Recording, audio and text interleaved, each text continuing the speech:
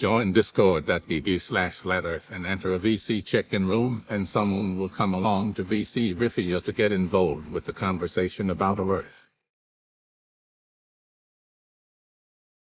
Lunatic.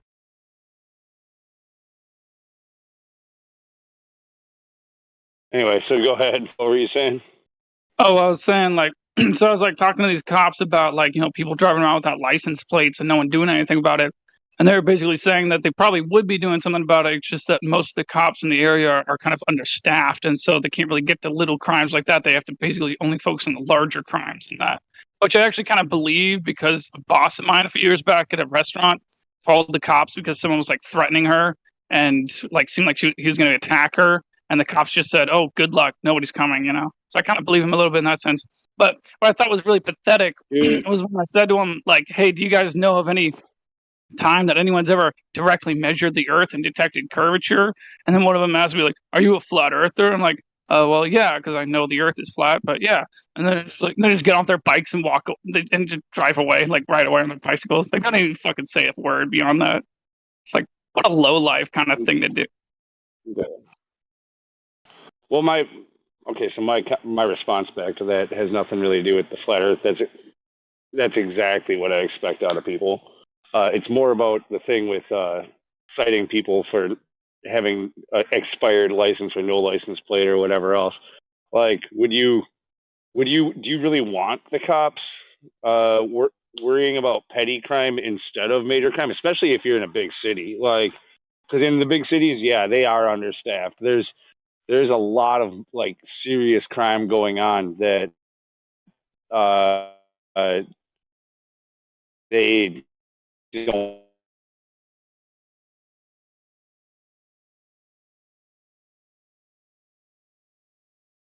Kind of robot at the end. Are you still talking?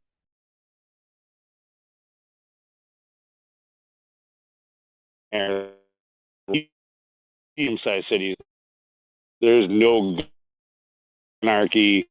You go in there and multiple SWAT vehicles and tear gas. They're just not going to. Any serious crime, all the car hijackings, carjacking, whatever, and all the home invasion and all the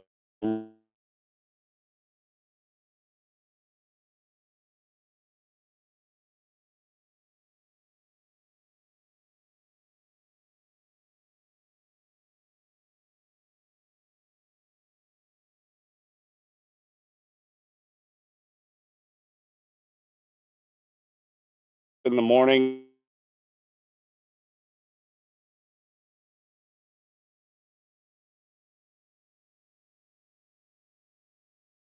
I got told I was disconnected.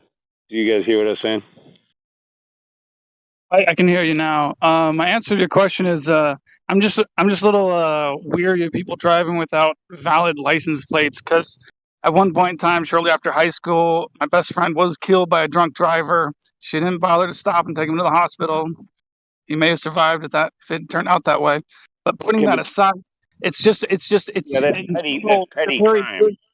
I know, but you got to keep in mind, it's just a very big hazard with hit and run problems. There's very different things that can go wrong with hit and runs. And when people don't have license plates, it just makes the problem worse. Well, but also you being the libertarian, don't you hate the idea of like taxing people for the right to drive on the roads and shit like that? Because that's what that is. Having to have a license plate with up to date stickers and having to have a driver's license. That's all just another tax on the people for something that they should have just the free right of doing regardless. And you're a libertarian. If you want to be consistent, you should take this stance.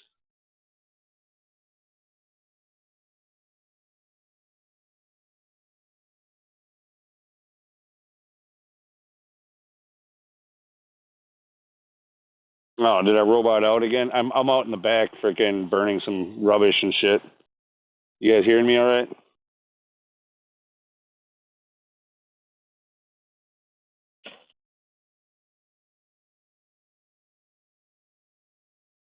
Check, check, check.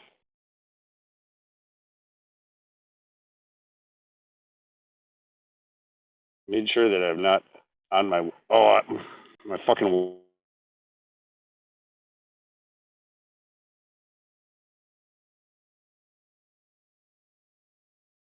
Hold on, you guys. I gotta turn that off for good.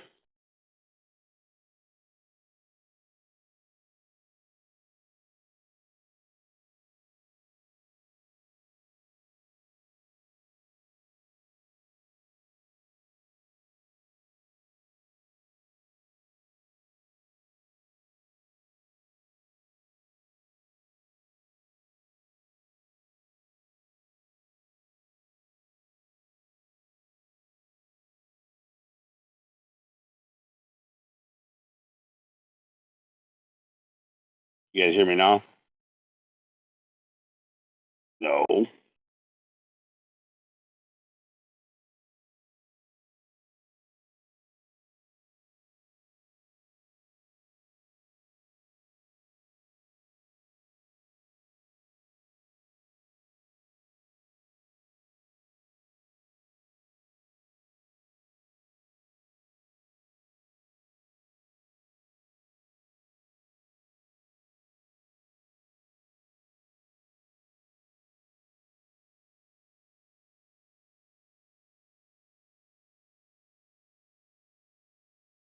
You guys hear me now?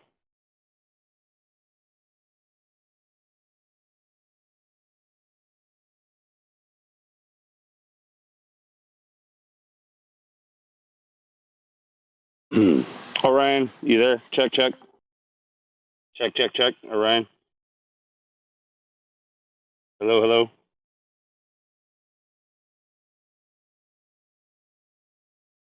Where'd he go? Do you think it was his problem? Or, yeah, he's still there.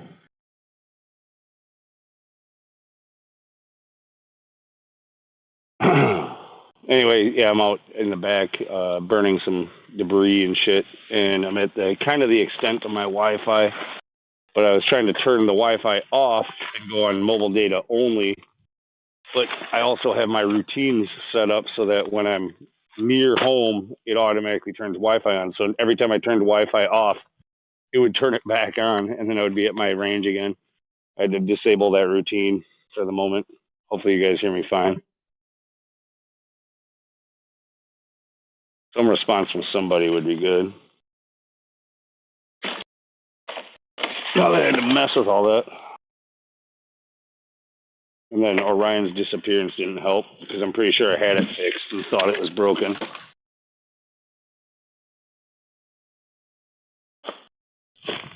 I had a good point I wanted to say to him. I don't know if he heard me.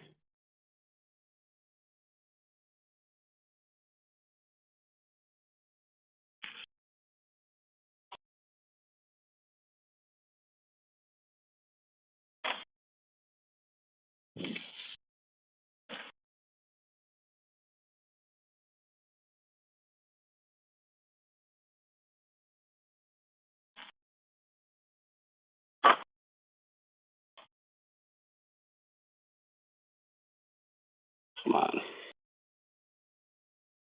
All right, continue with this stupid fucking bot.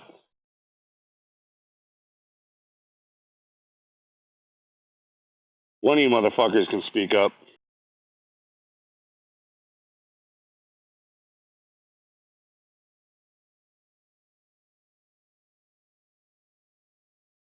God damn it. I'm going to go and rejoin fucking Geos and then get angry at them and leave again.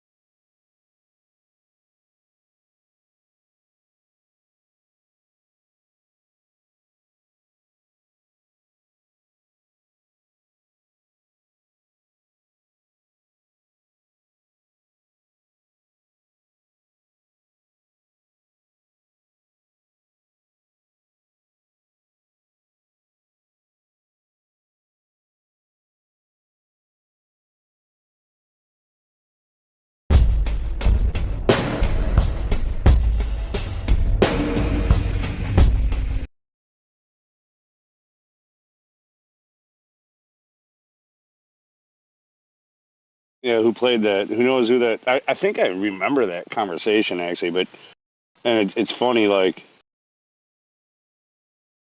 I know I've been told it that Glatt and I sound alike sometimes, but I think that was Glatt.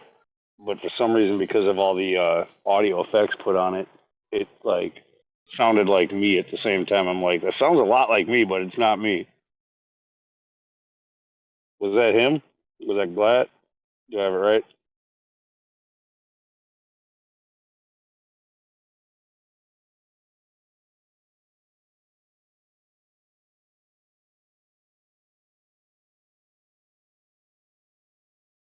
You fuckers even hear me?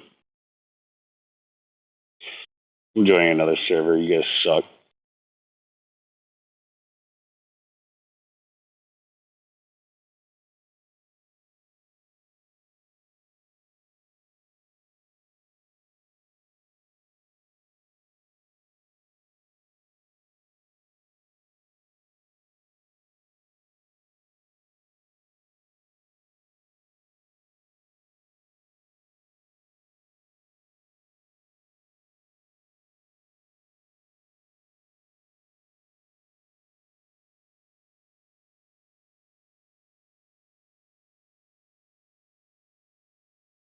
To answer your question, Lou, I think if we weren't allowed, if we weren't required to have up to date license plates, I would consider that to be lawlessness. And keep in mind, it's whatever, one person's lawlessness may not be another person's lawlessness, but I would call that lawlessness. But keep in mind, that's lawlessness, and that's separate from what I would consider to be freedom. Freedom is lawlessness. Yeah, so you did hear me. So you did hear me. I want to know how much you heard. You hear me right now, right? What about license plates? Yeah. Okay. So yeah, as far as extra taxes and licenses, like, should you be required to have a fishing license? Hold on, wait, hold on. You said extra taxes and licenses. I Yeah, think you should licenses are taxes. Licenses are taxes. These are rights that you just have to do. Like, but the government collects money in order for you to have the ability to do it without breaking one of their laws.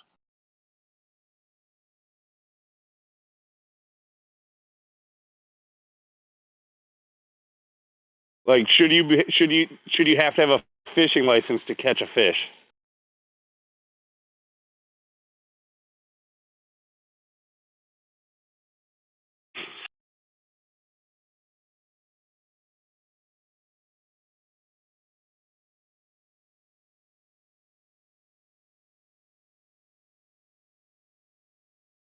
I love it. He just freaking disappeared and roboted out. Dude, like, this is seriously a huge like libertarian point, and he claims to be such a strict like libertarian, but now he wants to say it's lawlessness if you don't have the proper title, registration, and license to do things that just every human should be able to do. So you said two things there. One, I clearly was not advocating for. You just kind of assumed I think I was advocating for it. High taxes involved with getting a license to drive and license plates. Now, I want to be clear. A license is a tax. Yeah, okay, can you just let me talk and listen for a second? So I think that we should pay the fee for the cost of production. I don't know. Is it me or is it you? Your robot. You're gone again.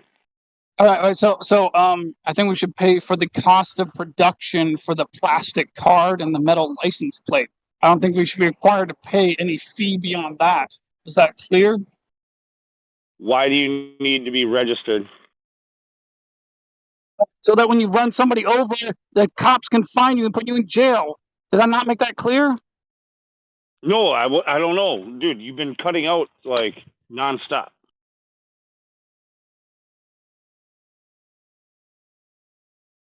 Now you know why. So what question do you have about that?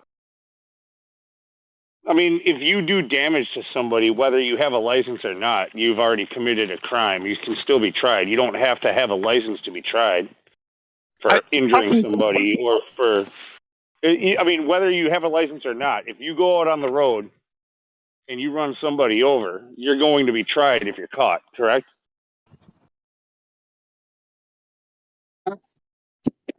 Yeah, dude, I said license plate. I said license plate so that the cops can more easily find you and put you in jail after you've killed someone with your car drunk driving. I'm not talking about someone's driver's license. I'm talking about the license plate. Can you hear me? Yeah, like I said, I'm not sure if it's me or if it's you because you keep on cutting out. That wasn't clear until now. Okay, yeah. Now you understand what I'm talking about. I'm talking about primarily license plates. Yes, it's very important that we have license plates so when people do damage to people or things with their cars, it's more easy to track them down and So prosecute. you want to be able to track down and identify everybody who's on the road at all times. Yeah. Yeah, So every I mean, hit and run, every hit and runner. Yeah, everyone who hits and runs me right, or but what someone that about I know. Yeah, what about things that are less violent or dangerous or like where nobody is really a victim, like where they get to track you because of your license plate for toll booths or for blowing a red light, which now that one could be serious, but if nobody got hurt, then is it? Or speeding, like going above the speed limit, just being able to track people for victimless crimes. What about that? I'd say I'm against all of that. Right. So you're talking about a one scenario, which yes, it's awful when it happens, but No, not one scenario, not one scenario. I've had a dude like you'd be surprised of what ass like if you're driving a big enough car, all right, and you're not looking both ways on the sidewalk, there's a good chance you've already run over some other stuff. You just never knew it because your car was fucking big enough. so you think people who have a big car are more dangerous? And they don't look both ways on the sidewalk, yes. Anybody who doesn't look both ways is dangerous, whether it's a big car or a small car. Both are equally deadly.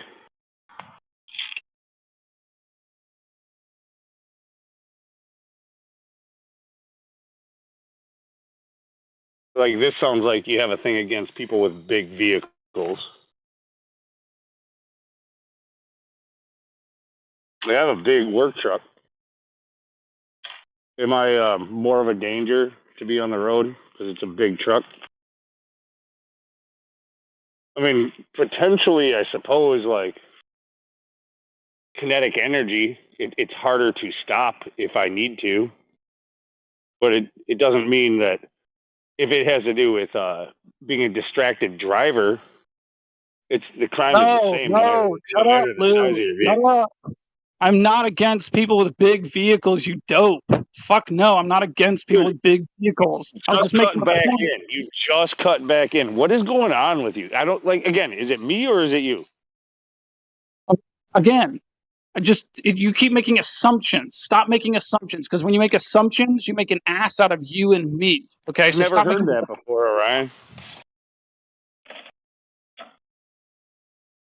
I was just simply making the point that if you are driving a larger vehicle and you're not looking both ways on the sidewalk as you're pulling out, it's easier in a vehicle like that than a smaller vehicle to actually hit someone. Although it's easy in both vehicles. Yeah, I mean, what if I have a little two-seater electronic thing and I'm paying no attention because it drives itself and it runs somebody over? Am I to be held responsible? Maybe I'd have to think about that one. The answer is yes. You're still in charge of that vehicle, no matter what it does.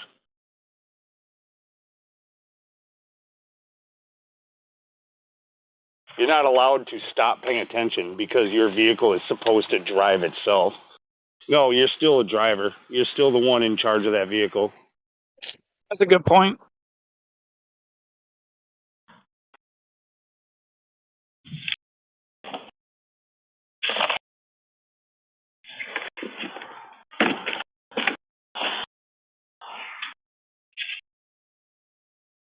Anyway, no, the point that I was making earlier was about it seems to be a big deal to you as a libertarian to make sure that everybody has a license plate on their vehicle. But that comes with a tax. Like I could see identification being proper identification if that is your argument, but that should be free. You shouldn't have to pay for that. They should just put it on your vehicle, and you should be guaranteed. If that's the requirement, then your taxes should already cover it. There shouldn't be an extra charge. And if there is a charge, then I would agree with you. It should be literally nothing more than the cost of the plate itself. I can make an argument of why it shouldn't be free. So let's say your neighbor's an idiot driver and he gets in an accident. He gets his license plate all bent up. So he goes and puts the form in for a new free one. So now you as a taxpayer have to pay for his stupid license plate because he's a stupid driver. No, it shouldn't be free. It just shouldn't be any more than the cost of production. Well, what about the first one being free and then replacements cost the cost of the plate itself?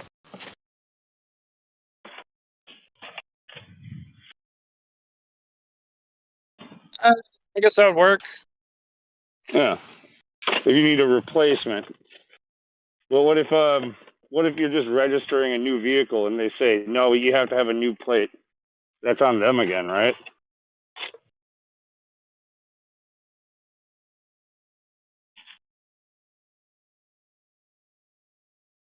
Yeah, I guess technically, yeah.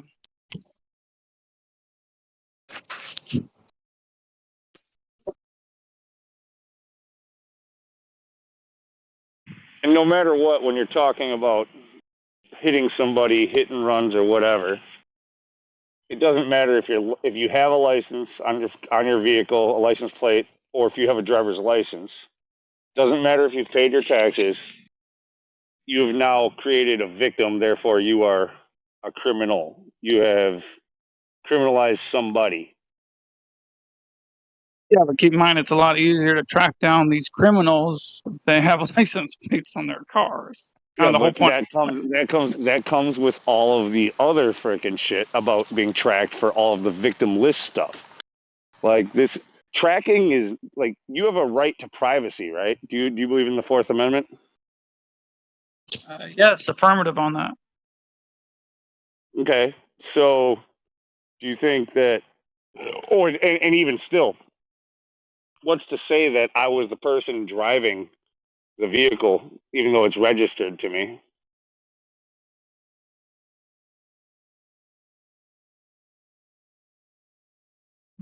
That's what you have a court of law for. That's what you have dusting for prints for.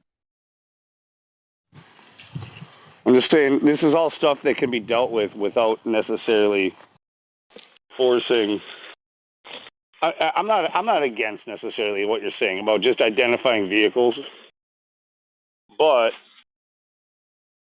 when it comes with the other stuff, the like the right to drive, like whether or not I would pay the taxes to register my vehicle every year to get new stickers, because that's really what it amounts to, right? Like that's the way they do it. It's not just having tags on your plate; it's having up-to-date tags on your car. They're saying that this person paid his annual tax to be able to be on the road. I don't think we should have that tax. I'm not advocating for that. Okay, well, I mean, but you were advocating about or against people driving around without plates. You're saying plates altogether. What if there's stolen plates? You can easily steal plates off of another vehicle. Does that solve the problem? Does that solve the problem? And I don't know what you mean by solve the problem, but I hope you realize that when police run plates, there's a make and model and color that's supposed to go with the plates. Yeah, but what And if I literally want to just go out and run over a pile of people, and I want to go and before I do that, I steal plates off of another vehicle. Does that solve the problem? No, because they can know that you stole those plates by running the plates. Unless, of course, you have exactly the same looking car. Yeah. What if I have a black '93 Maxima, and No, I then stole it it off sounds like of that would be an old that would be an old vehicle, but and I stole it off of that fucking car. Yeah, You you're see, talking about you better with extreme no plates, though. You see, individual circumstances. I guess, Lou, I You're guess right. You're right. I am. But, well, something especially if I'm talking about a '93 Maxima, um, but but no, I still, though, mean, Lou, as far as an investigation goes, keep in mind having the wrong plates is much better than having no plates. When you have why no is that? plates, because when you have no plates, then you have nothing to go on. Duh. If you have no plates, it's the same as having the wrong plates. No, it's not, because there are security cameras that can pick it up in certain places where it would have one set of plates, and security cameras can pick it up with another set of plates. Well, no, you can find the same make and model car without plates and run that on the cameras just as often. Do you know the term, Lou? Do you know the term cold case? You've heard that before. Cold case. You know what that is, right? How many of the same make and model are going to be driving down the road at that time with no plates? No plates is just as good of an identifier as wrong plates. No, that's bullshit.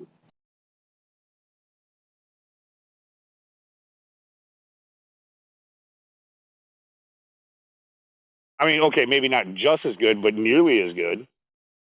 I mean, the chances of having the same make and model in the same time frame that you're looking for, caught on two different cameras, a certain distance apart, whatever else. If you're trying to find and track that vehicle, you can track the no plate car just as well as you can track the plated car if it's got wrong plates.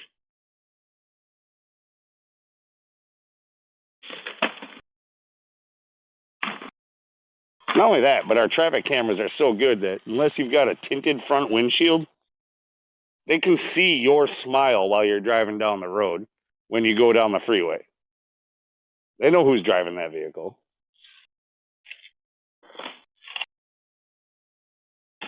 And they've got your location data on your phone to say that you were here at this time, right where we tracked it.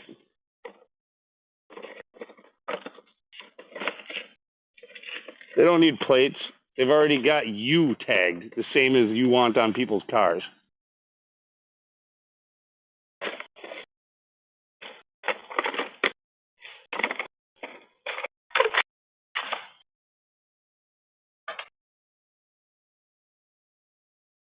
I'm just saying it's not. And look, I'm not really against your point of view. It's just that it's not very libertarian. That's what I was calling out.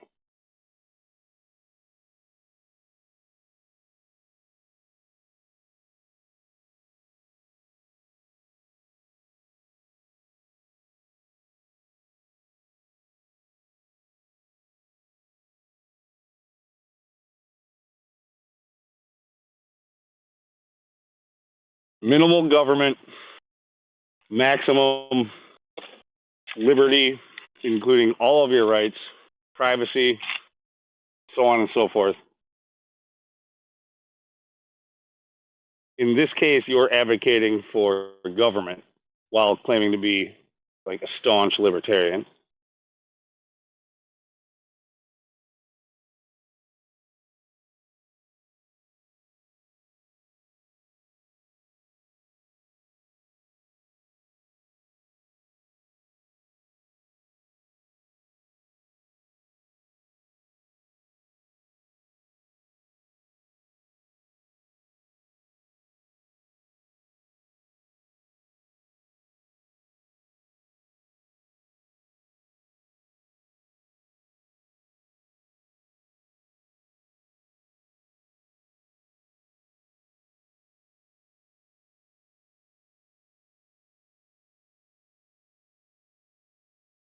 All right, feels good. I got all the old people's shit either disposed of at the dump or burned. Minus, I got to find something to do with an old clothes dryer and two big ass projection TVs. Probably going to roll them out of the back of the trucks on some deserted road and just leave them there in the ditch. What do you think about that, Orion?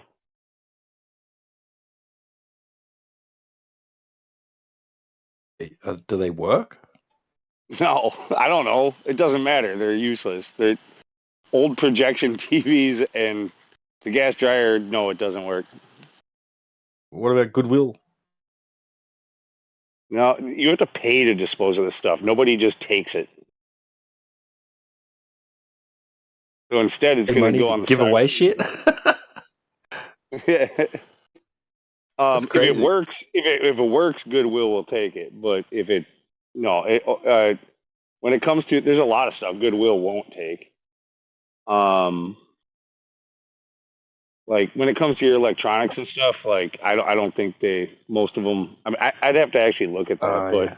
That's but true. like, Yeah. yeah, they won't take like any baby like stuff. Like they won't take any cribs or car seats or anything like that because they're always changing the laws on that stuff, and then they don't want to be held responsible for selling something that like wasn't up to date on the safety laws for those things. So you might have like a 3-year-old perfectly good fucking crib or car seat, and it costs a fortune. They won't take it. The mothers are forced to go and buy a brand new one, even if they're poor mothers in the hood. They can't take perfectly good 3-year-old shit that's donated to them.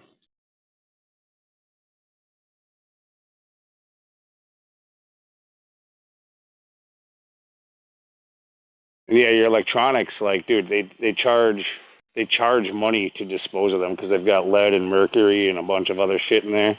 But that stuff is also valuable. Like there's a lot of copper and gold and stuff like that in those things. Um, the fact that they charge to dispose of electronics is ridiculous, in my opinion. If they're actually for the environment, like they, even if there's a cost to disposing of it, it should be taken free of charge, or else people are going to be uh, uh, more likely to illegally dump. If they have to pay, even if it's $5, if they have to pay $5 to get rid of it, they're more likely to leave it in a ditch somewhere. Our local place goes on weight, but sometimes they let you off if you've got like recyclables or things that because they've got their own little Goodwill shop going on there. They get stuff out of the dump and put it in their shop. And if you've got stuff that they think that they could sell, they might let you in for free as well. Well, it's just yeah. And you're in Australia. Sounds like, right? Yeah. Yeah. I mean, things are obviously different there, but I don't know your laws, but yeah, I mean, here in order to dispose, we live in a electronic society. Everybody's got old cell phones and old TVs and old fucking air conditioners and old this and washers and dryers and nobody takes the stuff. There's a fee to dispose of it, but it's illegal to get rid of it. Like you can't take it to the dump, you can't take it to the like so. So what does that encourage? It encourages people to do the illegal thing and throw it in somebody's woods or in somebody's ditch or in somebody's dumpster or whatever and bury it. It encourages you to put those toxic metals Yeah. and things into the ground by hiding it. Crazy. Like last time I was there at the dump, we dropped off some stuff. They had a skip bin there, like a freaking huge ass metal bin. I don't know what you guys call them. I didn't know she died. And was chock a block to the brim and overflowing with fucking TVs and flat screen computer screens and just like holy shit. I was like, back in the day, you barely see a fucking box TV at the dump, like. Dude, yeah, because your box TV, those old ones, you kept them for 30 years.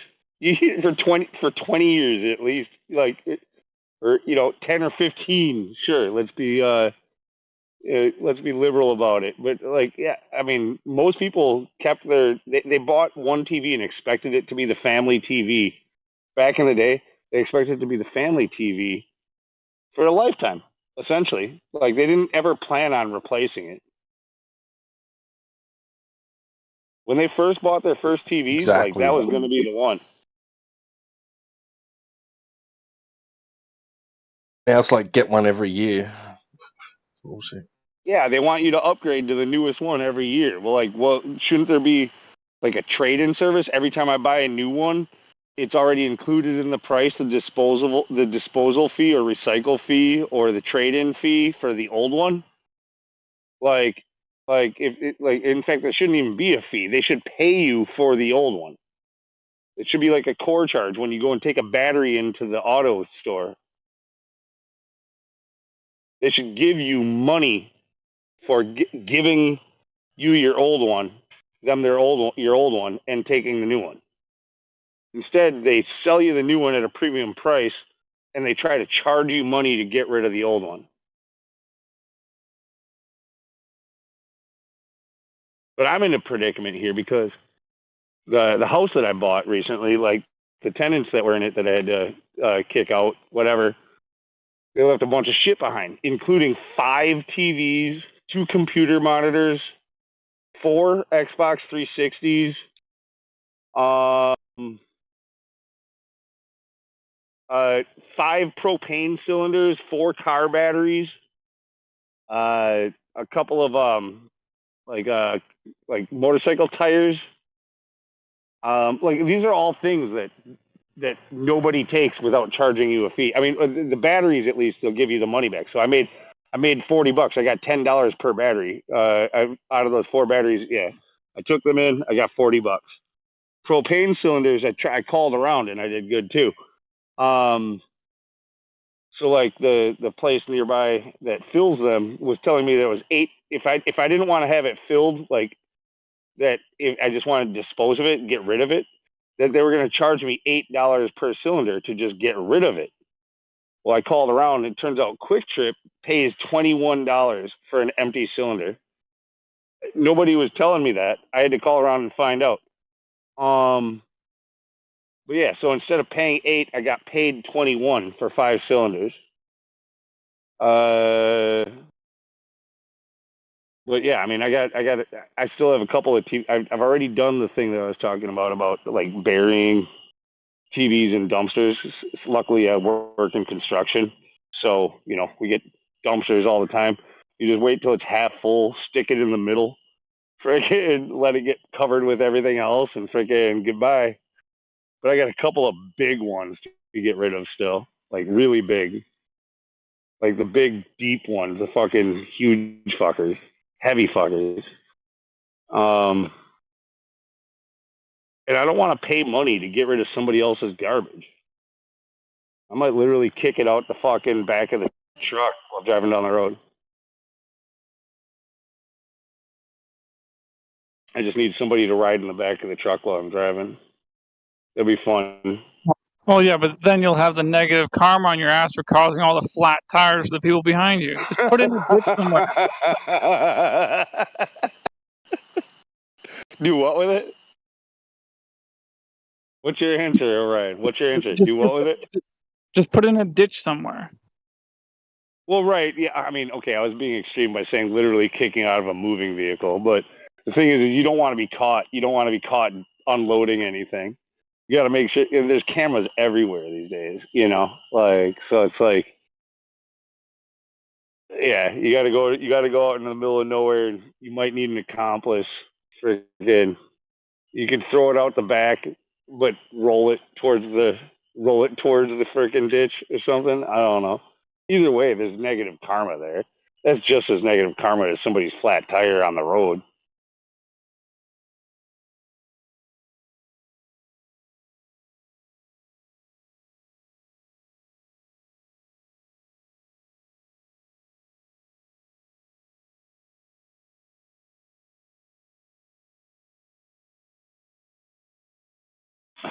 I literally got a cop that pulled in while I was in the middle of talking about this stuff at the business that's right next door to me. Figured probably got his windows down listening.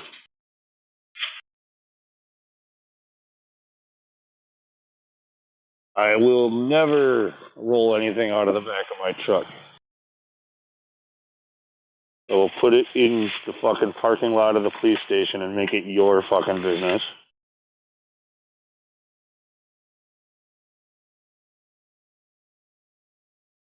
That would be hilarious too.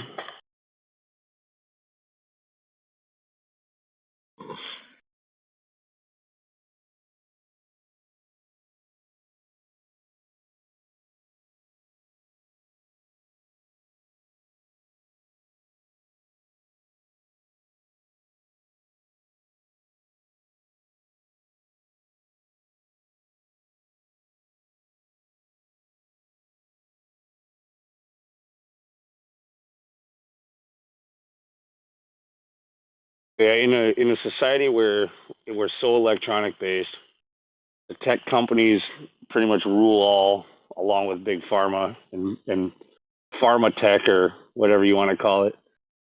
They're becoming a thing. These guys are the oligarchs of society. They got unlimited funds and money. Greedy is all hell. Like, no, we shouldn't be charged to dispose of their made to be disposable crap. They should be paying the fee for that.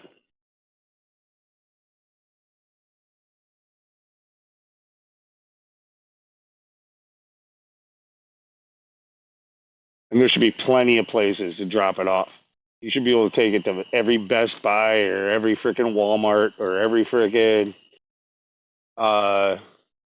any place that sells electronics or whatever, any scrapyard. And then all they have to do is send a bill to the fucking companies, get a reimbursement fee.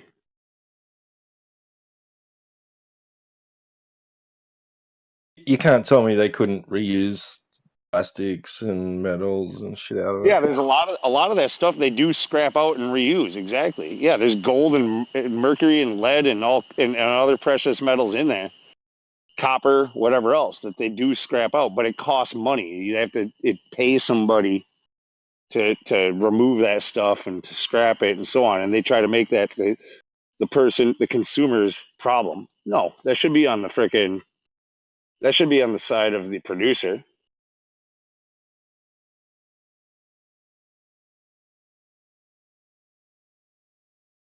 Apparently, it costs more to scrap the stuff than it does to actually just dig it out of the earth, new again.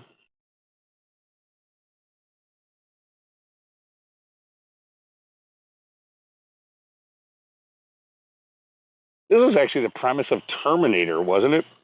Like the AI got so good, and then they started like learning how to create better AI, and then they were like destroying the earth and then scrapping basically all of our shit to freaking make better machines to do like, wasn't this that had something to do with like the original Terminator? We just use our landfills. All of a sudden, we were like little rats running around trying to avoid the freaking AIs that were running scrap yards to scavenge all of our garbage in order to run their machine world.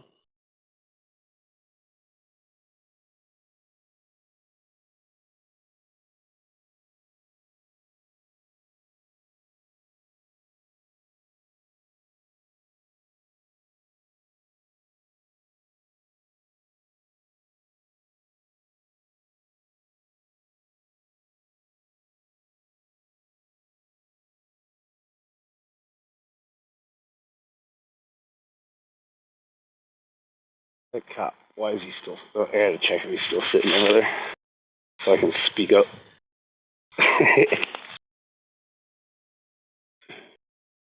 Yeah, he is. I don't even know. I don't think he knows I'm here.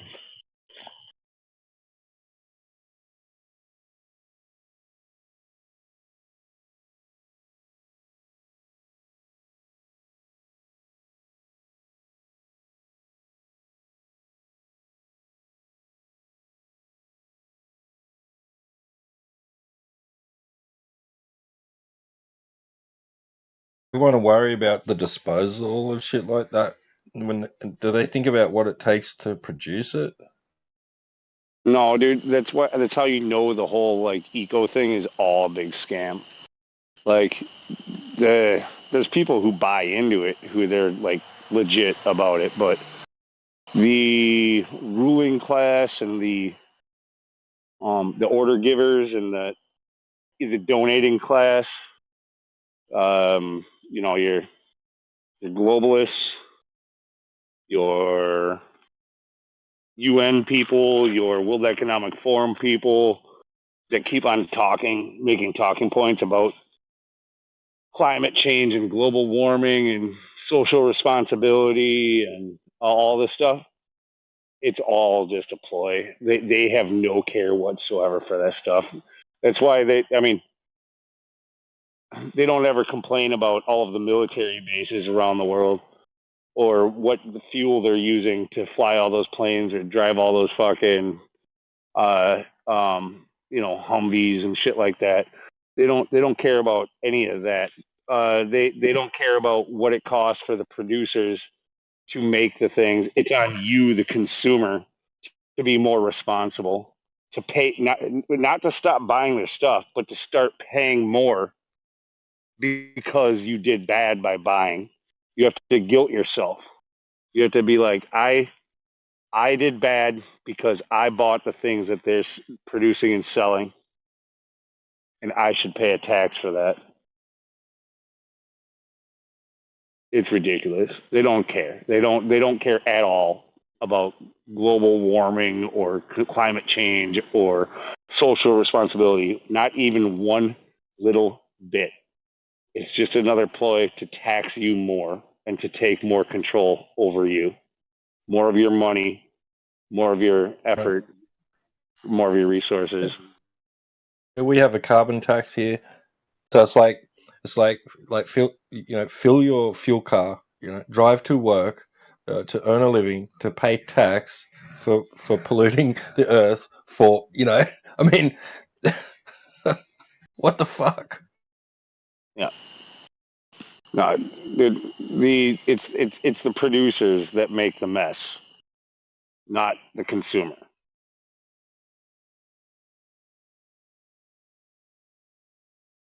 And they're insane if they think that they're In going to wipe California, out fucking cars. like in California, they just recently, Gavin Newsom just passed a ban that it's not in effect yet, but they're trying to ban any internal combustion engines whatsoever when it comes to like lawn maintenance. So like no more gas powered weed eaters, no more gas powered lawnmowers, no more gas powered snow blowers, no more gas powered freaking hedge trimmers, no more yeah, they're banned. Now that what that means is that I mean, so sure, that sucks. That sucks because the electronic version only lasts so long and it has way less power. So that sucks for the general consumer, but it sucks even more for your landscapers, your lawn maintenance professionals, where they're going job to job to job. Now, in order to like those batteries are expensive. You're talking, a couple $100 for a good battery. And if you're doing this all day, day in and day out, and you got a big company, you're going to need at least 50, maybe 200 batteries per day to be charged to be able to go and do that stuff. And you won't have the same amount of efficiency and power. Yeah, it's insane.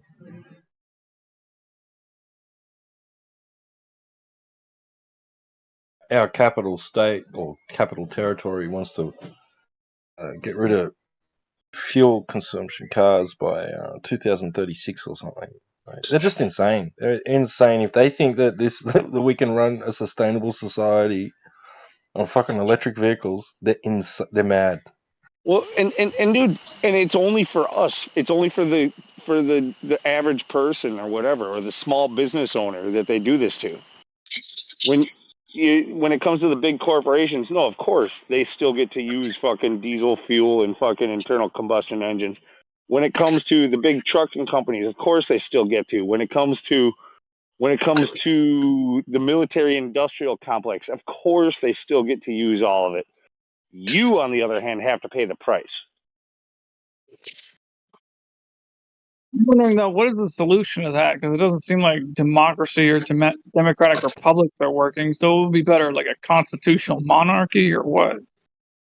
How about getting rid of banning things? I'm going to make a ban on banning things.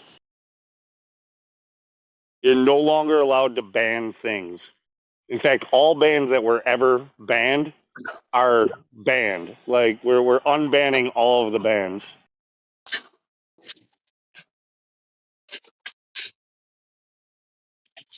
You're the libertarian. This should be obvious to you. Yeah, you haven't said anything I'm in contention with. Not recently. Yeah.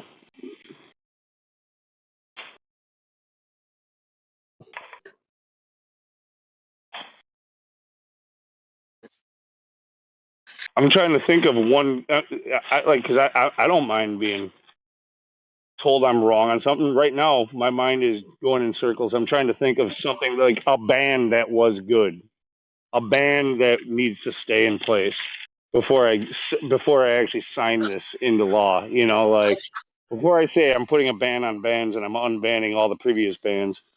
Like, is there a certain band that needs to stay in place?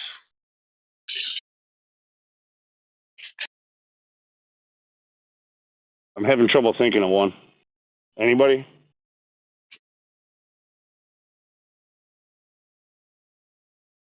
DEET? Should we not allow DEET as a pesticide?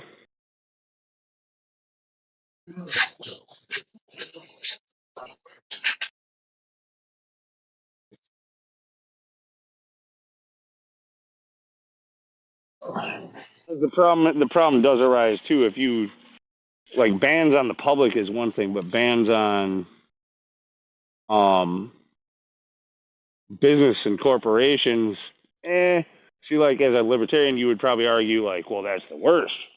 You know, like you need to allow the free market and allow the corporations to, just do it.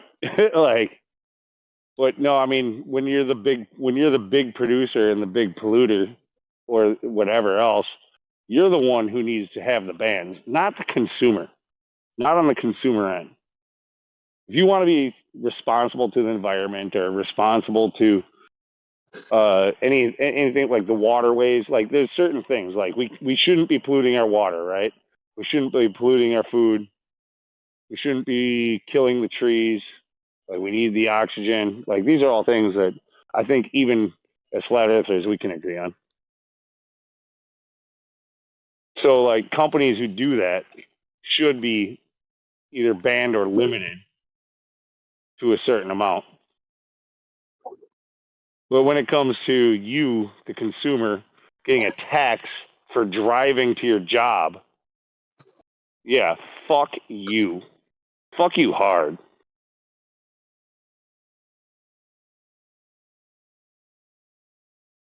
Exactly. That's what I was saying. Like, what am I driving to work for?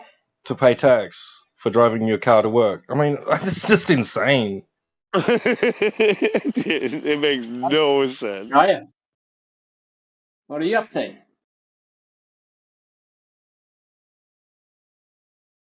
Hey. Yeah. Yeah. Looking very casual today. Hey, Chubbs. We're just talking sense, Sorry. 8 years ago. casually talking Some of sense. Jason.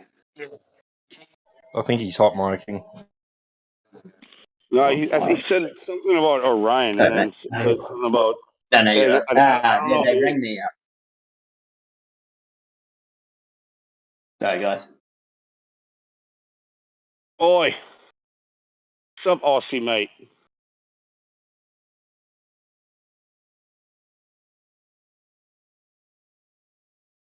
Have you had enough carbon tax lately?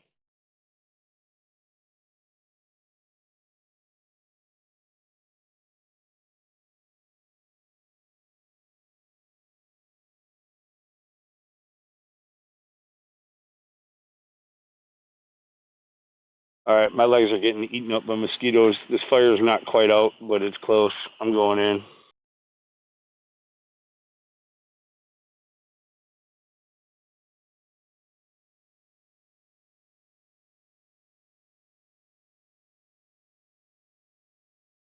Barely contained. Yeah. The woods burned down. Whatever. It's not going to my yard. I know that.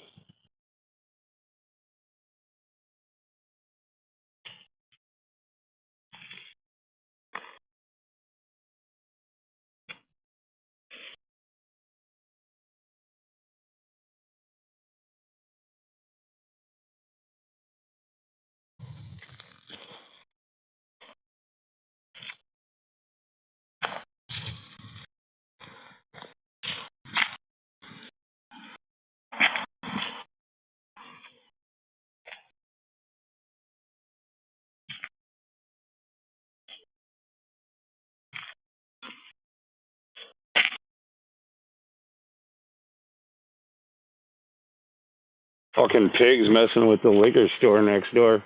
It's almost closing time. That's the business I was talking about. It's a fucking liquor store. He went in there, right? He showed up shortly before close, hour before close. Now, near close, 10 minutes to close, he went in there, and he's behind the fucking counter. What the fuck is he doing?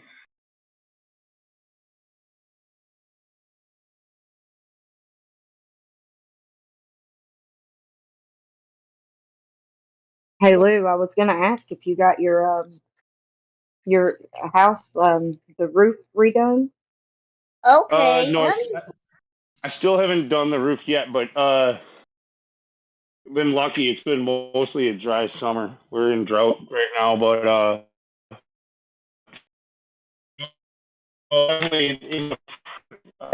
it's in the works. And soon. I'm doing a lot of other shit around here. I get the yard looking pretty nice. Main thing was getting rid of all the behind the previous times. Yeah, Your roboting. but the people who. Yeah. Oh, give me 1 second. I'm not sure what you said. Was it only me that heard him roboting? Oh yeah. Oh, he's roboting. No. Do you guys hear me now? Better? Yeah, Yeah. much better. Hello, hello? Yeah, I just turned the Wi-Fi back on. Yeah, I went in the house and turned the Wi-Fi on. But no, yeah, I bought, yeah, obviously I bought the house recently. The people who were living in here before were tenants, and they left a lot of shit behind. So like, it's been a lot of work cleaning up after them, getting rid of some of the stuff they left behind and things like that. They So leave any good shit? Did they leave any good shit, They Lou? actually they left a little bit. So they left a Honda Racing BMX bike from like 2002 ish that I fixed up and got it. Nice. I got it picked out for my daughter. Nice. And I mean, otherwise, no, they didn't really leave any good shit. Most of it, Yeah. even if it was good, They left you a headache. Yeah, yeah. Like I got a couple of bird cages still they're like good, nice bird cages. If somebody loves birds and wants to freaking pay for shipping, the bird cages are free. You just got to pay for the shipping. Well, I know someone. got a I know big someone one. in Australia that loves birds, but I don't think you want to ship it there. Yeah, I got one that's probably like a $400, $500 bird cage. Like it's a big one. It's a nice one, but like I don't want a fucking bird. I don't, Yeah, I'm sure you can find somebody in Milwaukee that'll fucking buy one. Yeah. Oh yeah. You know what? When worst comes to worst, I'm just gonna put it on the side of the road with a sign that says "free," and it'll disappear in a few days. Sure. Maybe the first day. But I mean, really, like it's something that I feel like I should be selling for at least 100 or two. You know what I mean? I mean, you're on Facebook or whatever. It doesn't matter. Facebook or Craigslist. Just put it on Craigslist, man. Fucking, it's sort of anonymous. You can put it on Craigslist. Craigslist would be. I would maybe do that, but no, I don't do Facebook or Facebook Marketplace or anything. I'm not friggin' dude. No, yeah, you can do it on Craigslist, man. You can probably get $200 if it's, if what you're saying, if it's a really good bird. Yeah, like the big one is probably at least a $400 or $500 cage. And I think if I could get 200 for it, that would be reasonable. The smaller one is not like a small cage. That one still is probably worth $100. But I mean, honestly, dude, it's more like I don't need it. Just somebody take it. Like that's really kind of where. Oh, sure, yeah. Yeah. Just like I'd rather clean everything out and just get rid of everything. I don't care about the money now. Yeah, I get you.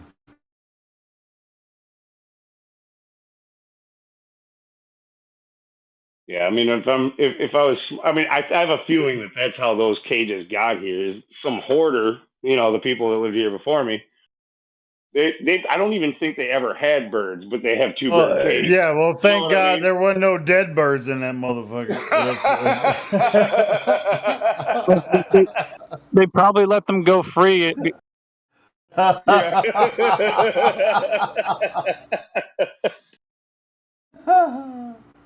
Oh shit. Yeah, I mean the big one would be perfect for like a African gray or like a macaw or something like one of those big birds. You know, like it'd be perfect for that. And those things don't come cheap. Those cages. The smaller one is too big for just a single, you know, canary or something. It would still have to be a good sized bird. Yeah. Um,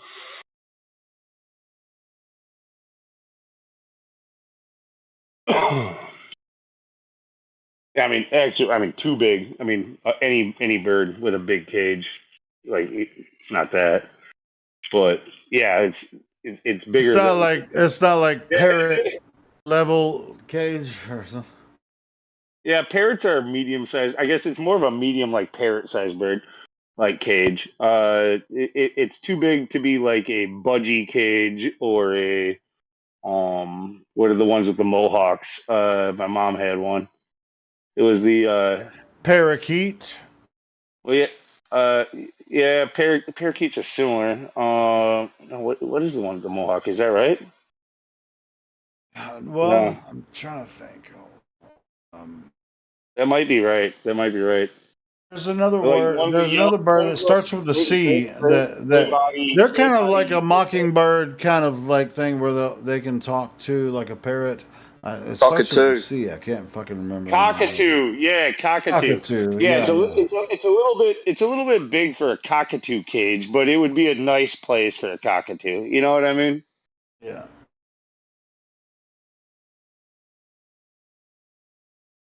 Or a galah.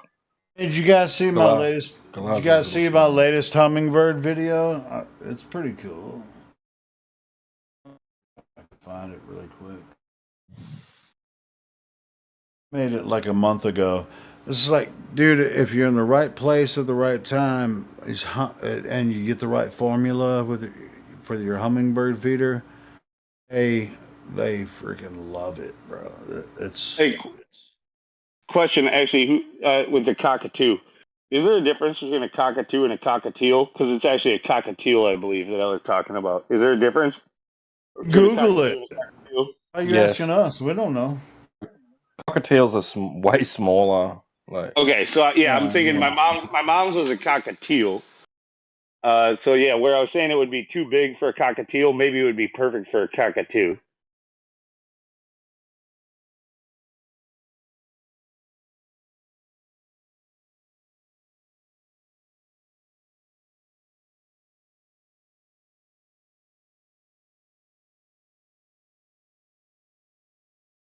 Two cocks is too many. Um, I think all birds would agree. your mom can have as many cockatiels as she wants.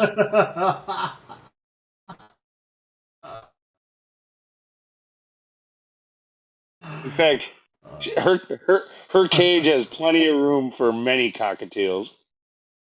You think so? Yeah. After all those cocktails, she can have all the cockatiels she wants. I wish my mom loved cocktails as much as I do. All right, so you're the one who's got the big bird cage. Yeah, certainly. I own that shit. don't underestimate the size of a cockatoo, man. They're huge.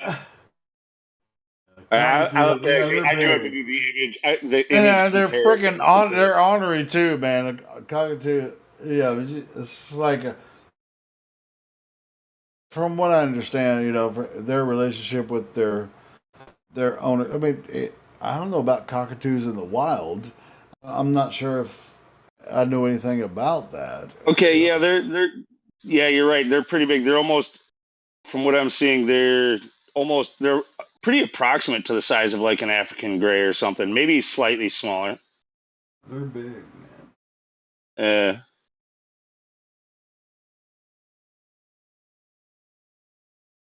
yeah, they're a little smaller than a gray, but but way bigger than a cockatiel. Cockatiel.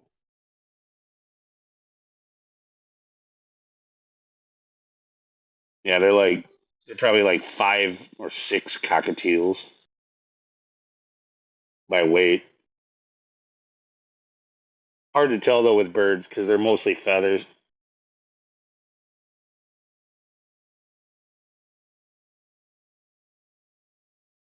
I'm looking at the These beak size. I'm looking at the beak these size. So like the beak size is nowhere near the size of like a gray or a macaw.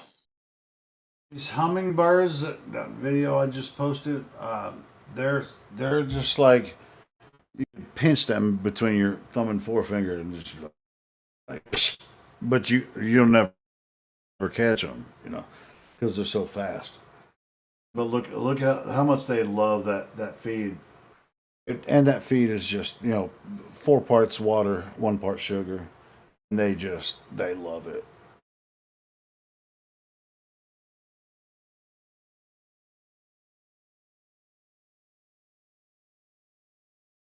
And if you have that feeder and they keep coming back, you can recognize them. It's like, oh yeah, I've seen you before. And they have all kinds of weird, different colors and the way that they fly and stuff, different attitudes. You can kind of just like you can just sit there and watch them all day and just like, wow. Timbo, you're doing the difference. I want to see. You're roboting really hard. I want to see the difference between the cockatiel sitting next to the cockatoo, because yeah, I can tell there's a difference between these 2 pictures, but I want literally to see one standing next to the other.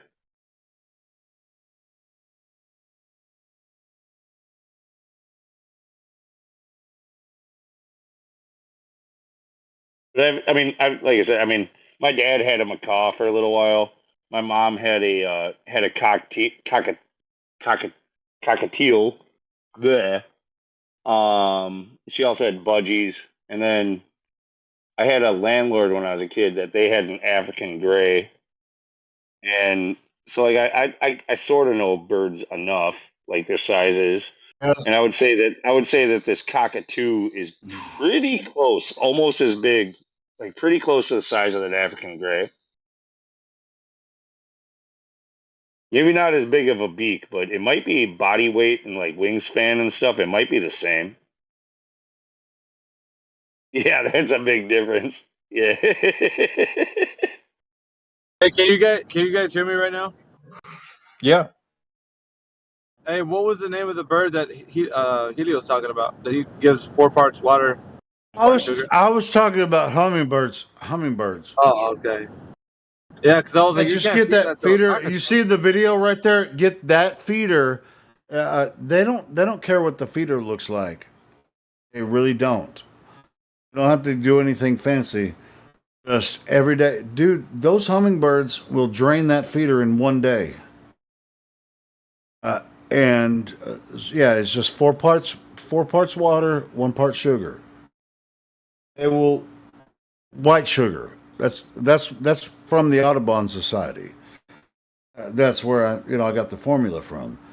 We'll drain that some bitch. They'll come back over and over again. They'll come back every season, more and more. Yeah, Timbo, by the way, thanks for the comparison in the same photo. Okay, so this is what I was saying. That cockatoo is even bigger than I was picturing. That thing might be bigger than an African gray. If that's like your average size cockatiel, then that cockatoo is at least as big as an African gray, maybe bigger.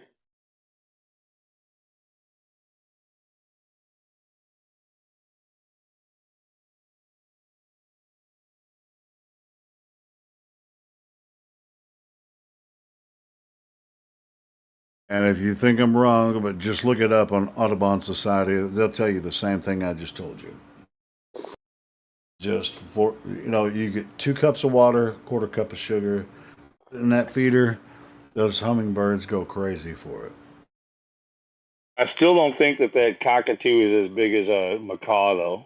Macaws are half a cup. a My bad. 2 cups of water, 1/2 cup of sugar. Go crazy. My dad had a blue and gold macaw, but that thing was like a dinosaur. It was so fucking scary, dude. Like, I don't know. Maybe bird people would have loved him, but everybody in the house hated that bird. They were scared to death of it. Like, because it just cracked walnuts with its beak like nobody's business. Like, if it got your thumb, like a grown man's like construction worker's thumb, he could take it right off without even thinking about it. Just, dude, no pressure. Just been like snip, gone. There goes your thumb.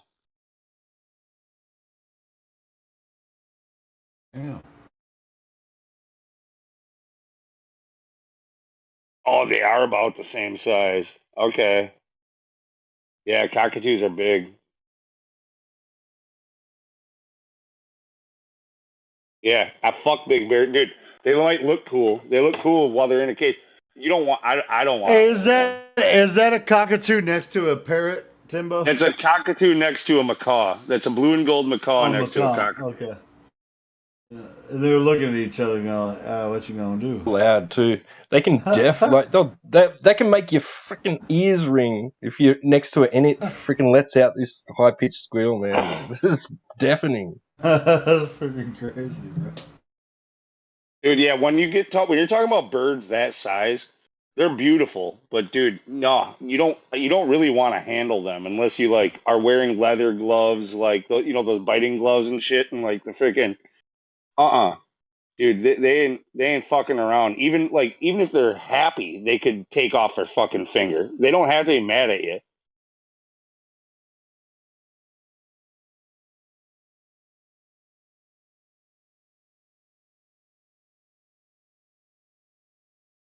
Yeah, a galah. Galahs are they're good value.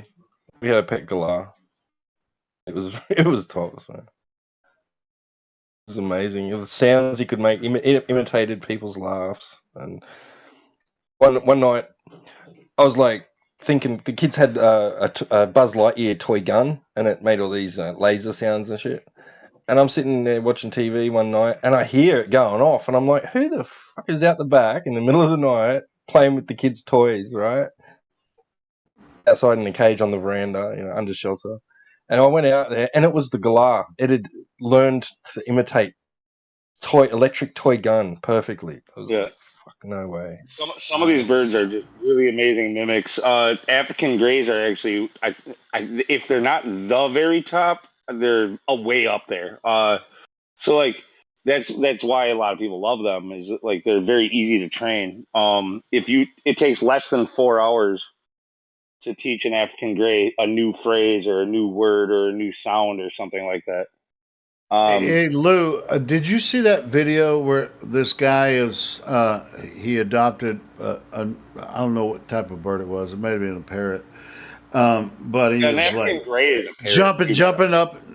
Okay, either way. But this dude is like jumping up and down, like on this cage, and the parrot's going, "Fuck yeah, fuck yeah, fuck yeah," or whatever. I can't remember.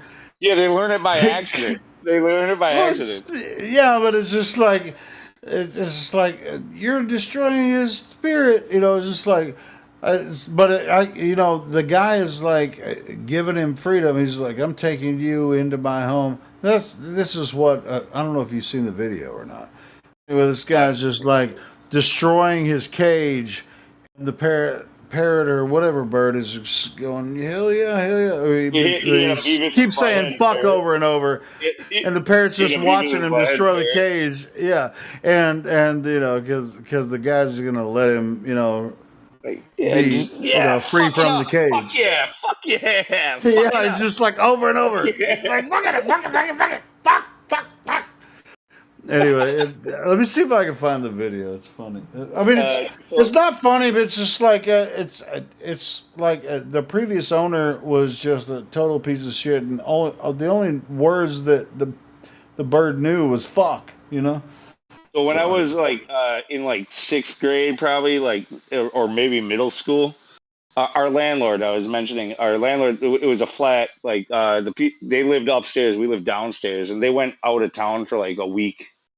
And they asked while they were gone, they asked us if we could watch their African gray, and we were like, "Fuck yeah!"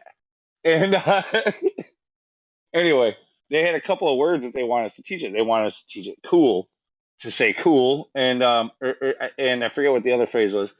That was the thing they were working on, and so it's funny because I was just in middle school. My daughter, or not my daughter, my sister is 2 years younger than me, so she was a little bit younger, and she wasn't thinking about teaching a bird to mimic. She was thinking about teaching the bird like you might teach a baby or teach a person, like like cool. She was like I kept teaching it cool, cool, cool, trying to get it to say cool, but my sister kept going cool, cool, and it learned both like really quickly. So it would be sitting there going cool, cool, cool, cool, cool, cool. It was kind of funny. And then, but it took only like 2 days or something. And all of a sudden, the thing was doing our doorbell perfectly. So perfectly that it could throw the sound around the house. You would literally think that somebody was at the door, that you were being ding dong ditched. This thing, we answered the door like 5 or 6 times before we realized, I mean, even after we realized that it was the bird that was doing it. It also did the telephone absolutely perfectly. We had this thing for a week. It did the microwave beep. It did the telephone. It did the doorbell. It did cool and cool.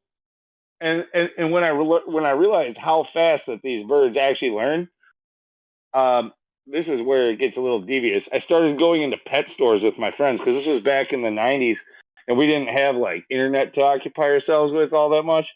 So we just rode our bikes around and went to like baseball card collector stores and comic shops and freaking pet stores and just looked at stuff, you know. And I would go and like go in there, drop in a few times a week and start teaching the birds in there to say like naughty shit, kind of beat us butt. Yeah, I got kicked out of a store for teaching a bird how to cuss. Told never to come back. Basically, I destroyed like $1,000 bird because now it was going to cuss. Yeah. You're so dirty. You're so dirty, Lou. You're a dirty man. I posted that video, but yeah, it's a cockatoo. I think that this dude like is taking his cage and he's just like looking at him. He's asking him questions. He's like, "Watch me stomp this cage," and he's going, "Fuck, fuck, fuck that fucker."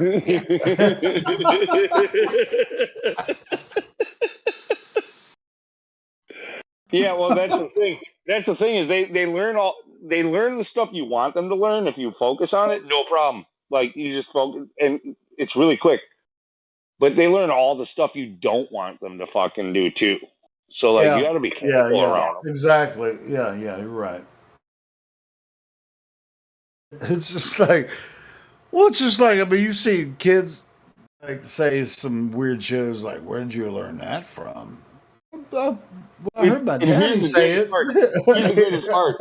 Those birds, like an African gray, lives to be like 100, 120 years old. Like, dude, you've now destroyed like a 3-year-old bird to saying "fuck you" for 120 years. Well, I mean, are they stuck from what they learned when they're young? You might be able to get them untrained, like if they, because they get kind of hung up on words that like when they learn something new, they do like to mimic it, and maybe it gets kicked out of their brain. You know, it might be like, "Fuck, I love you." I fucking love you. Let's use that. My favorite video is when the bird's going, "What the fuck?" What's up, Larry? Man? Did you know that Teos recorded that shit we were talking about last night and played it this morning? Who? Teos UK. Somebody in here recorded it? Yeah, TOS-UK. I just call him Teos. I don't know what he wants it to how he wants it I pronounced. see him. Look at his latest video. It was us talking last night. It's actually a pretty cool video. Was it good? Yeah, because I woke up this morning and I turned on the feed and I was listening to us talking last night and I was like, what the fuck? This is like, I just fell asleep to this because it was me and Larry. I was like, how am I hearing myself back again? And Flatsy and the troll. Yeah, and Flatsy and the troll. So yeah. Teos made a video out of that shit. So anyway, I'll post the video. It was funny. It was really good. Yeah, I mean, just to sum it up on the birds, like just to how authentic the sound is. Like I said about them being able to throw their voice, like the bird was in the living room. It was like a whole different room, the kitchen, around a wall and everything. But you could be in the living room with the bird, and it could do the microwave beep, and you would be sure that something was done in the microwave, and just go walk in there to check it out anyway. It would throw the sound around the corner into the kitchen so that you walked in there. Like, that's how good they are. It's incredible how they do that. Unless you know there's nothing in the microwave because you didn't put anything in there. You would know that, but you'd still be like, it was so authentic that you had to check. Like, did somebody? And then it gets taken to some, like, he was kind of at a standstill. Like, he didn't, he was almost there and he had it mostly put together, but it wasn't proof until he heard about a story from the Japanese that talked about a big ass earthquake that happened there that fit the timeline that he was looking for. And none of this to me is like, it's like, okay, maybe. So what was his tag? Was he an archaeologist or an anthropologist or both? I don't know. Listen, I don't know. The point is even if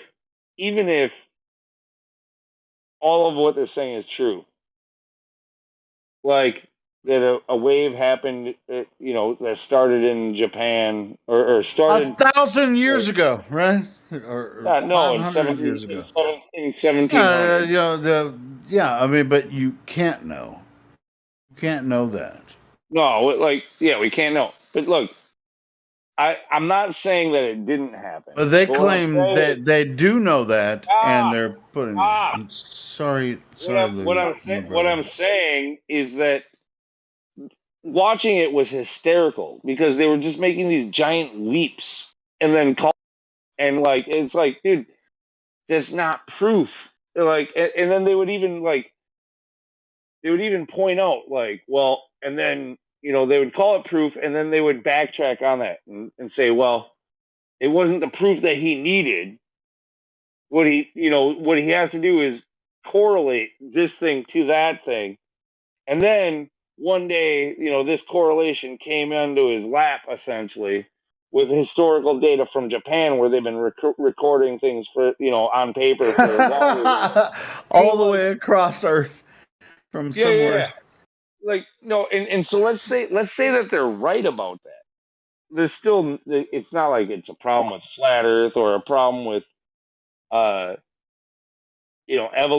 or tsunamis or nothing. Like I don't argue with. I mean, sure. Okay, some people do say that tectonic plates don't exist, but I'm not one of them. Okay, like this idea of land being able to move a little bit over time and slide over another little bit over time doesn't prove that you live on a globe. First of all, there's something to tectonic plates, but not the way they describe it. Yeah, it doesn't mean anything about a globe. It doesn't mean anything about a globe. Yeah. But so even if that was true, because this whole show was about tsunamis and then like proving the existence and cause and trying to better predict like future tsunamis and shit like that. It's just when they were talking about the science, my air quotes should be relevant here. Like the so-called science. I can see it. Yeah. Like when they're talking about the science involved in it, It's like just rolling my eyes back, like into my head so hard. It's like, dude, that is not science. And they showed the dude digging in the mud and the smirk on his face, like literally just telling a tall tale, and loving the attention he was getting for it. You know, like he knows damn well that he has no real proof. He's not doing science at all. He's just I'm a famous anthropologist or an archaeologist. Look, watch me dig. Dude, he wasn't even digging at dry earth. He was digging at muddy, wet earth on a riverbank and calling it proof from 1700. And then one of the things that they showed was a bunch of dead trees, like in a marshy land, where like they were, just the trunks standing up. And they were saying that in 1700, the tsunami came and washed up this land. 300 years ago. So they're there today, just a bunch of trunks. But in 1700, a tsunami came and fucking saturated the earth. From Japan. I just drove by a fucking farm field that had a bunch of the same type of trees, and when I was driving by it today, I go, yeah, a tsunami probably came in here in the Milwaukee area. Milwaukee. Hello. Hello. Hey. Oh, hello. My best friend. This. Yo, you're on a new account. Oh, I remember. Yeah, I remember Devil Eyes. You're on a new account, Helio. Well. What happened? Hey. Well, I had to. It's still me, but yeah. Discord. He was a victim of the purge. Yeah, I was a victim of the purge at a point, but yeah, it's the same. Well, it was there was another server that I was on that got purged, and I was a victim. What server? It was. Was it a porn server? Is that why you don't want to say? No. I'm just I'm trying to remember the name of it. So we have a new member, guys. We have a new member that we just VC verified. His name is Fool, and he's here to hear about what we have to say about the flat Earth. Why would she assume that it was a porn server? I'm just wondering what it was. No, it was non sequitur. One of the members that is a moderator here. His server got shut down, and I happened to be a moderator over there, and so Discord. So I verified you, by the way. Whose server? I verified you, by the way, Bull, and you have control of your microphone. Wait, she's whose mining. server? Don't answer her. Don't answer her. She's mining for something. Mining? The fuck? I'm my just mic wasn't curious. working for a second. I guess I had to join and rejoin. Did you bring a metal detector? That happens Devil sometimes. Eyes?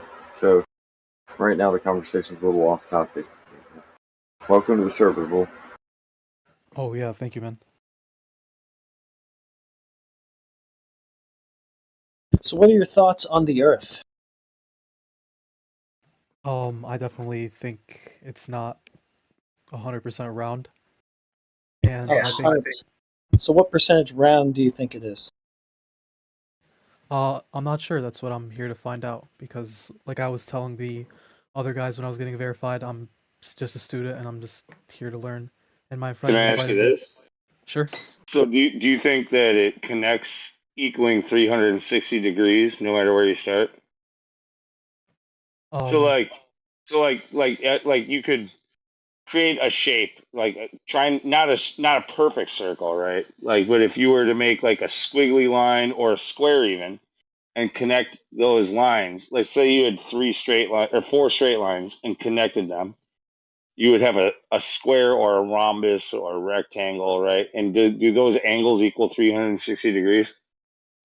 I mean, I would assume so if you were to calculate. Yeah. So do you think you live on some type of object that all angles equal that 360 degrees? So like, I'm not asking for perfectly round, like perfectly spherical. I just want to know if you think that you live on an object similarly so. Yeah, I'm not sure if it's 100% spherical. Obviously, if I were to look at it like on a map and basically look at that angle, maybe it might be the case. But Why do you I, sound so nervous? No, I'll cut to Hold the on, chase. hold on. I'll cut to Yeah, the chase. cut to it. Cut I'll to it cut to the quick. chase. Do you think that you're going to get us with a getcha by saying it's an imperfect sphere or an oblate spheroid? no, I don't think so. I think what he's saying, he's not 100% convinced of the sphere. Yeah, Right, which Yeah, is that's why what I was getting. I mean, yeah, he has some questions. Hey, yeah, I'm not 100% convinced that the Earth is flat or round or whatever. Sure, yeah, no, and what Lou was getting at, with the triangles or any angle from that you triangle. observe on Earth. Yeah, sure. I mean, there's no you can't observe the Earth as a sphere from Earth. So. All right. So alternatively, what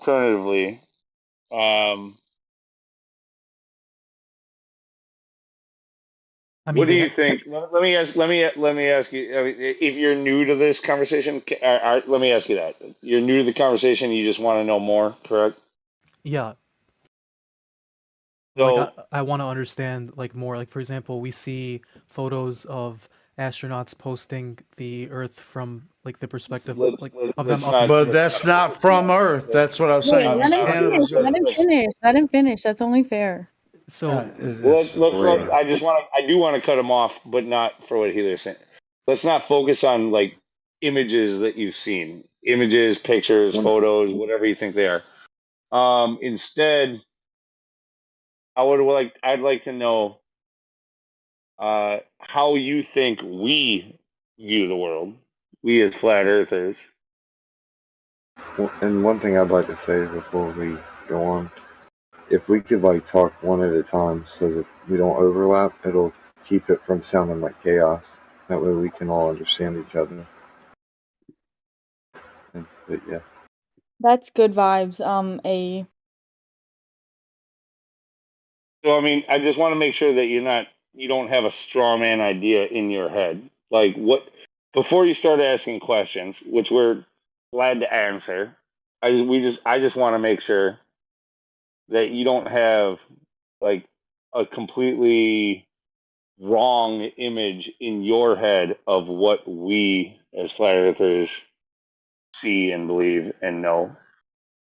I never operated under the assumption that flat earthers think the Earth is like this flat pizza-shaped object that's floating in space, and I also thought that they had legitimate reasons and concerns to think that the Earth is not 100% round. And when I was, told by Devil Eyes that there's a server that people talk about this, I was intrigued. So that's why That's a good answer. That's why I'm here to learn more. So. Yeah, that's a good answer. It's just you have to understand most people do come in with that wrong idea about us. That straw man idea. It's a preconceived notion.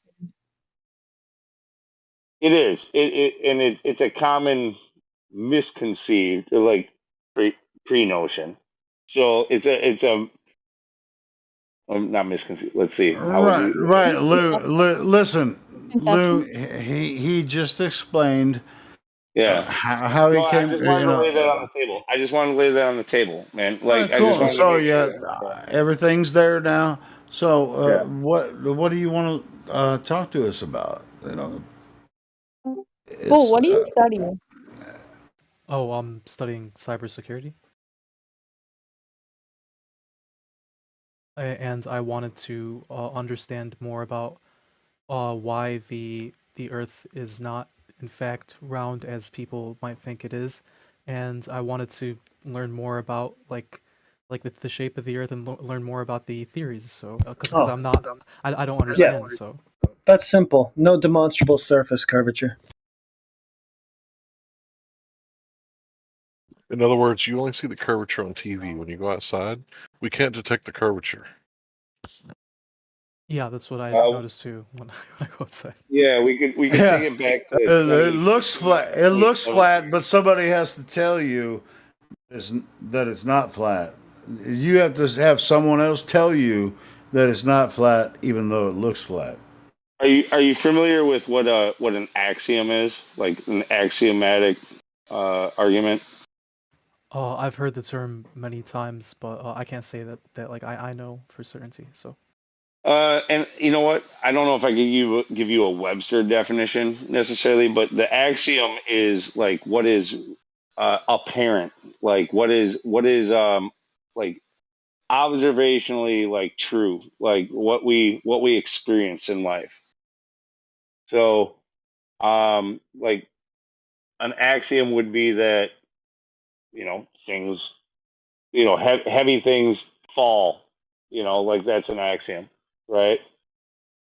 Light things rise, or that we experience the earth to not be moving, or that we experience the earth when we look out over at the horizon to not be curving. So this is the axiom, the base axiom that we're starting with. So like all of our knowledge comes from what we experience in real life, right? So you can assert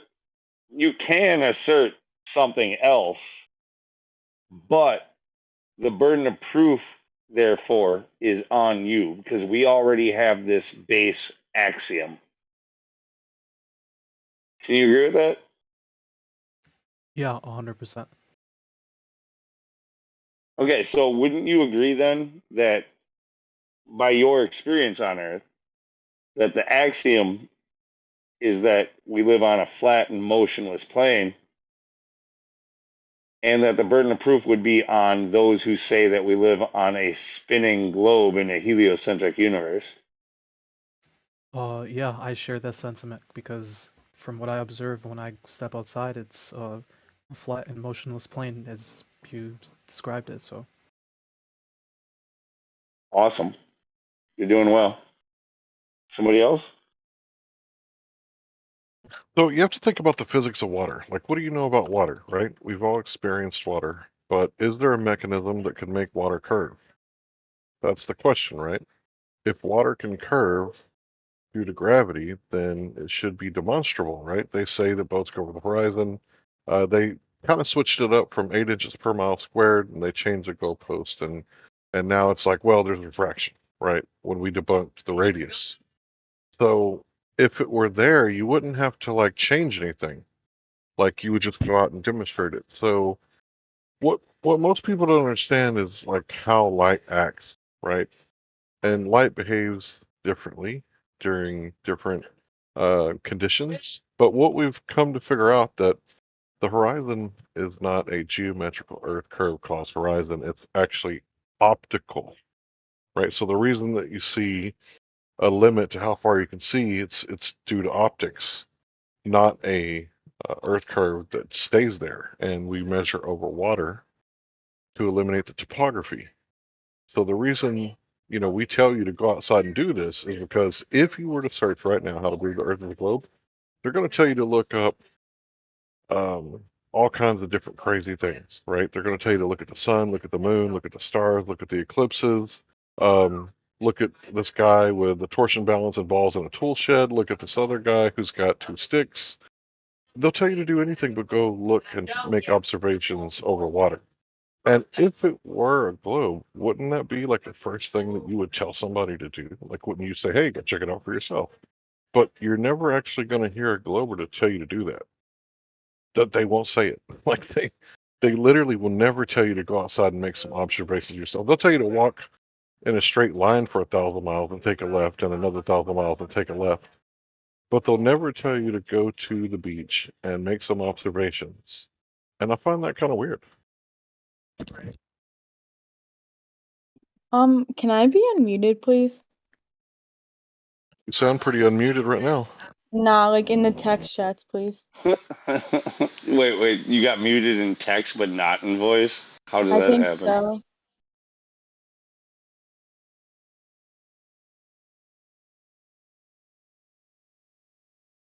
Oh, I've never heard of such a thing. Concern trolling aside. Feel free to keep going with bull. I'm sorry, I wasn't trolling. You're doing it even now.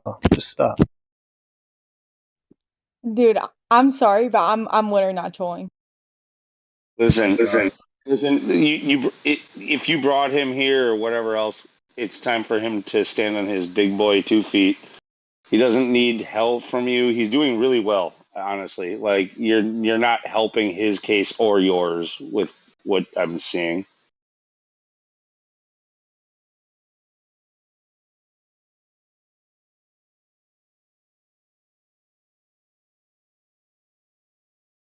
Yeah. So, let's get back to that conversation with the bull, who was not being bullied. Oh, no, dude. I didn't mention the word bullying. You guys did. I'm sorry. I'm not trying to. Shut up. Dude, Bull, put your woman in place, man. I don't know what's going on, dude. I'm just chilling. I don't really know what's going on either. She keeps butting in to say that you're being bullied and whatnot. So let's just try to get back to the convo. Oh, yeah, I don't feel like I'm being bullied. I'm just having a conversation. Yeah, that's how it sounded. Well, I'm glad we could get past that sentimental outburst. So back to the physics of water, right?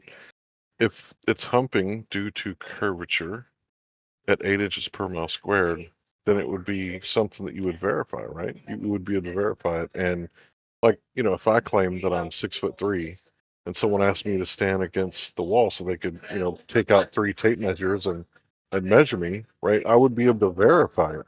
It wouldn't be something to where I would say something like quoting Neil deGrasse Tyson, you're too small to detect any curvature on the earth. Meanwhile, at the same time, Bill Nye the Science Guy, you can measure boats disappearing going over the horizon. Now, wait a minute. Both of those can't be true at the same time. It's either one or the other. Right. I mean, I share like the sentiment of the fact that like people don't often verify information that they readily like and wholeheartedly accept and agree. Like, it's like general consensus. And like I'm not like 100% with that. So I always like to get like different perspectives on the matter before coming to a conclusion of, oh yeah, this is what I legitimately believe. So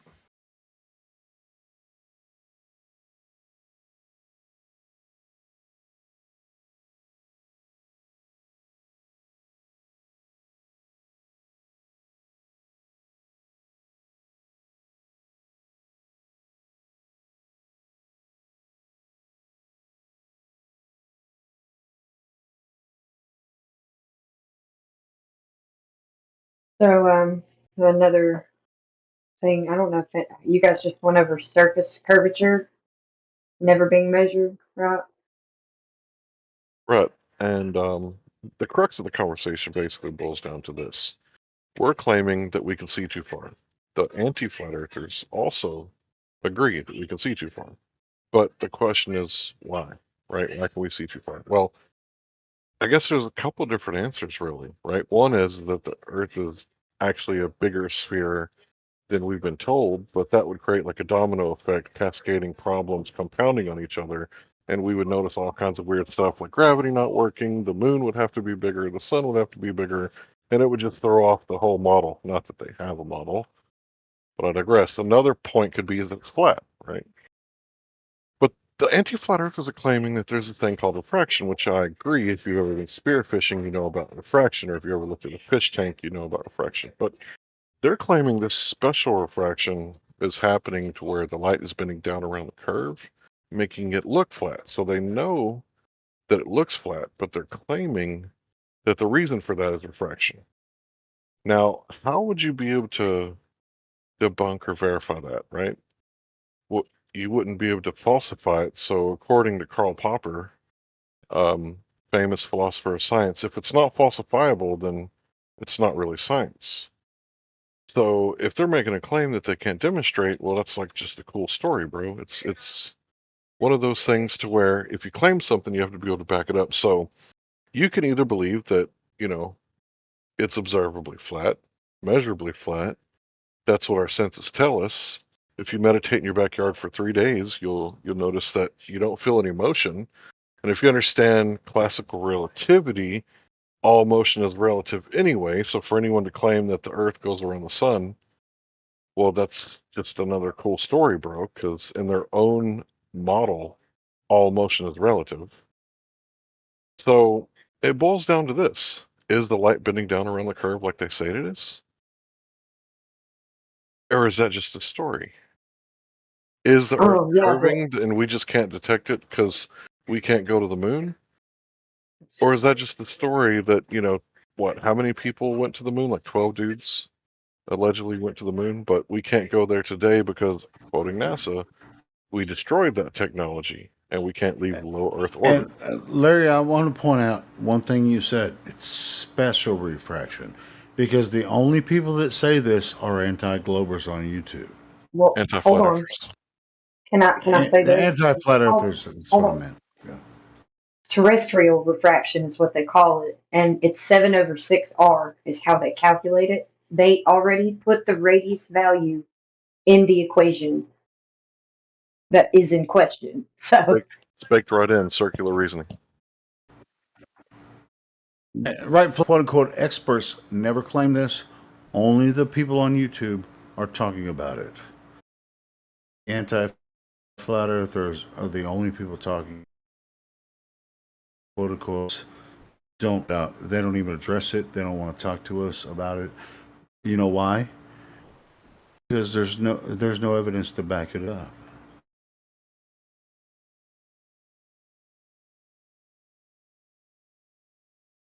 So Karl Popper. Go ahead. Go ahead. No, I was just going to repeat myself. Go ahead, Larry. he's taking a minute. He has to excuse himself. We'll be back in 5. Okay, cool. No, listen, Bull, don't go anywhere. Just message her. Like, guaranteed she's calling because she just got, like, whatever happened to her. Dude, you were in a conversation. Don't ignore the conversation you're in. She'll be back shortly. Okay? So sentimental. It's all good, man. Hey, we do this as a public service, don't we? Public service announcement. Not everything they call science is actually science. No, I want to point this out too. I mean, truly, when it comes to her, I didn't hear her say anything about being bullied. Maybe I missed it, but I kind of feel like she might have been strawmanned into that.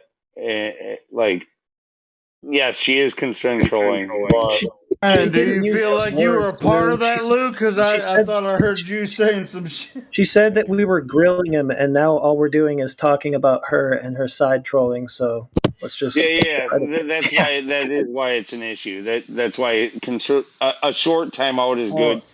I just want to be sure that it's nothing too extravagant, nothing too. Yeah. Okay. She's not gone for good. She's just she just can't. This isn't a comfort zone. This is when you come here. You're coming here to witness. You're meeting people that go through the facts of obvious information. If you get butthurt, that's your fault. Nobody here freaking cares about your feelings. I mean, you said it's a fact. That means it's a fact. Girl butthurt is different than boy butthurt. You understand that, right? Oh, girl butthurt is different than boy butthurt. Yeah, it's way different. It's way different. It sounds like you guys have butthurt that the girl is butthurt. It sounds like a butthurt conversation only. I've had boy butthurt, in this forum many times. But anyway, it do what it do, don't it? The hammer of justice is unisex. That's right. It's like if you're curious about Earth, that's what we're here talking about. We're talking about Earth. Now, if you're talking about a shape of Earth, Earth doesn't have a shape. I don't know who told you that, but you're in the wrong place if you think Earth has a shape.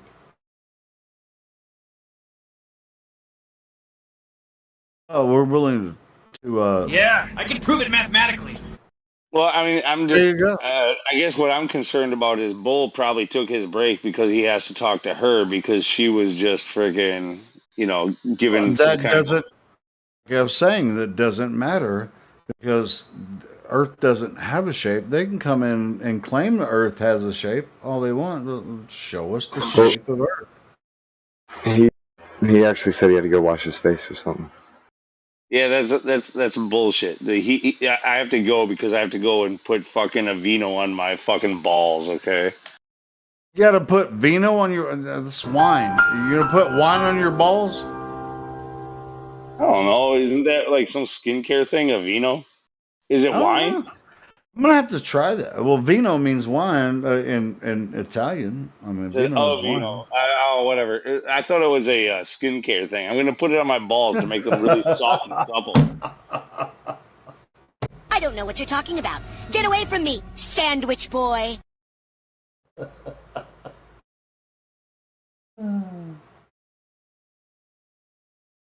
So how long was I monologuing and he totally wasn't listening?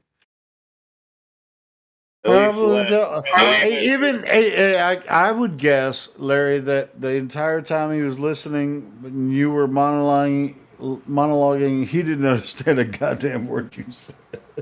No, he seems like a smart dude. I bet if he's capable of paying attention or not, I don't know. Oh yeah, that's a different. There's a difference there. Like with the way that she's trying to interject, and he came in with her. Like he's concerned about her and not the conversation that he's in. Okay, so like if you can just get her instead of instigating her or whatever else, just try to appease her, get her to chill out and let him have the conversation. That would be the best way to go about it. Like because he's doing fine on his own, and he's not an idiot. Like he did pretty well on a couple of test questions that I gave him. I think he can have this conversation. It's just like whether she's defending him or feels like she needs to interject. Like that's not her place. Like she brought him here. She did her job. Now either she needs to regret what she did, or she needs to wait and see what happens.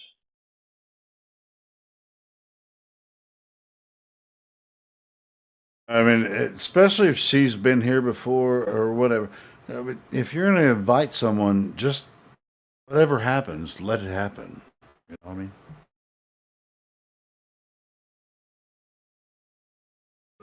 Yeah, we do enough babysitting around all here, the right? guys say, man. Whatever happens, just let it happen. Yeah. That's right. Oh yeah. Bro. I just got back. Don't press that button. You I'm don't not know sure what if you're she was doing. defending me or not, but I can't say that it's coming from a good place, and I don't think she meant any harm per se. But if she did offend you guys, or if she ruined the conversation, I want It's to not. apologize. So It's not that she's offending anybody. She's just derailing the conversation. That's all. well, regardless of the situation, I'm Even sorry. that, even that we're Don't worry, talking don't about it worry. right now is derailing the conversation. That's what I'm saying. Can we get back on track? Yeah, let's get back on track. Yeah, absolutely. What was the last thing you heard me say, bro? Glad you're back too, by the way. You were discussing the light refracting against the water and whether or not we were able to verify that sort of information, and I was just kind of going through your theory. This was all, it's not necessarily all new information to me, but I was still learning, so I was just quietly listening. Right, so it's not that we can verify refraction happens. Obviously, that's a thing. But the special refraction that they're claiming is happening to where the light bends down around the curve. So imagine I'm a hunter or a photographer. I'm looking at a bird or a deer on the other side of the hill. Right? Now, how is that possible if they're on the other side of the hill and the hill is causing obstruction? Is there any amount of atmospheric conditions where light is bending around the hill where I could take a picture of the bird or shoot the deer? No, like it's obstructed, right? Like a tree in the middle of the road. Like it's not getting past the hill. Same thing over water, right? if there's a hump of water, then when I went to Corpus Christi next to the USS Lexington and saw Ingleside 10 miles away, Ingleside on the bay is 10 miles away, the water is up to my armpits, so my head is like barely sticking on the water. Now, if it's curving at 8 inches per mile squared, how am I going to see beach houses at 10 miles away when there should be 66.6 feet of curvature? Like, there was no 6-story buildings over there, there were beach houses. So how did I see the light reflecting off the houses during the day and the street lamps at night? And we're talking about beach houses on the beach, not on a hill next to a cliff, like right there on the beach.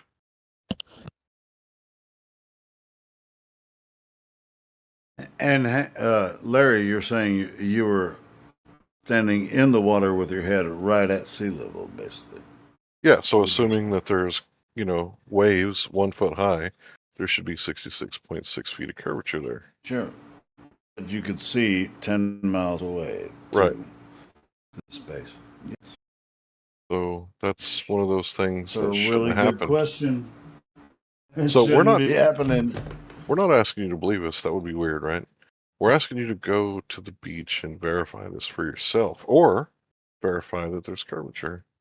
Because either one could be true at this point, unless you've been to the beach. Then I guess you would already know. But ask yourself this: why is it when you Google how to prove the Earth is a globe, they talk about all kinds of weird stuff except for going to measure the curvature? Like, they want you to look at everything else: sun, moon, stars, eclipses, Eratosthenes, Cavendish.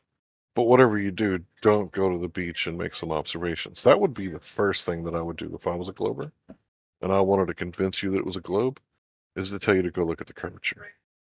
But they don't do that. And I think it's telling. And I think anybody with, a little bit of common sense would, figure it out pretty quickly that why wouldn't they tell you to go look?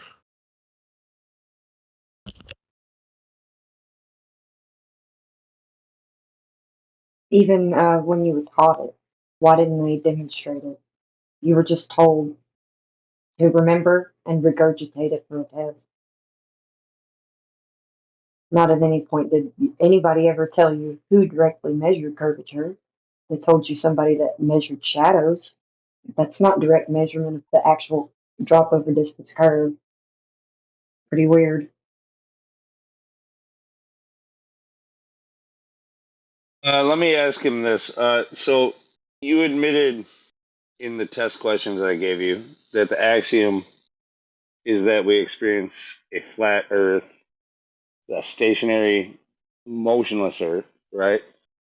So, following down those lines, what have you asked other globe proponents, or what have you researched for yourself to try to prove to you? Like, you agreed to me that the axiom is on our side and that the burden of proof is on their side. So what have you done to try to falsify their claim? To try to say that the Earth is indeed curving and that the Earth is indeed moving? To be honest, right now, nothing. I haven't done anything yet. I'm still learning, so. So, I mean, if you're just here to probe kind of at the questions, I think this would be a good one to take away from here. And maybe the burden of proof is like, we're not necessarily here to convince you. We don't really care if you believe that the Earth is flat. It's not about that. You need to prove that for yourself. If you're going to do that, if you're going to prove it for yourself, then the question lies upon the globe proponents to prove to you that our axiom is untrue, beyond a shadow of a doubt.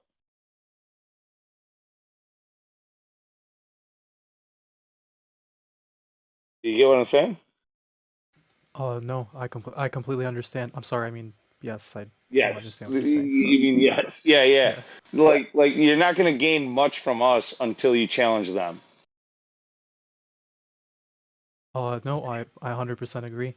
So what ways do you think it's like is ideal to challenge their perspective? Like, Ask them for any definitive proof of, or like, like real measurable, physical, tangible proof of Earth curvature, not just pictures from space.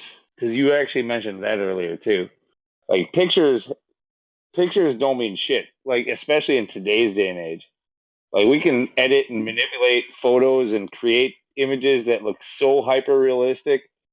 It doesn't have to come from reality whatsoever, but it can look realistic. If images are your burden of proof, then you are setting yourself up to be fooled. So what you need is physical, tangible measurements. And if you ask them for those, they will give you none. But I challenge you to challenge them for such things.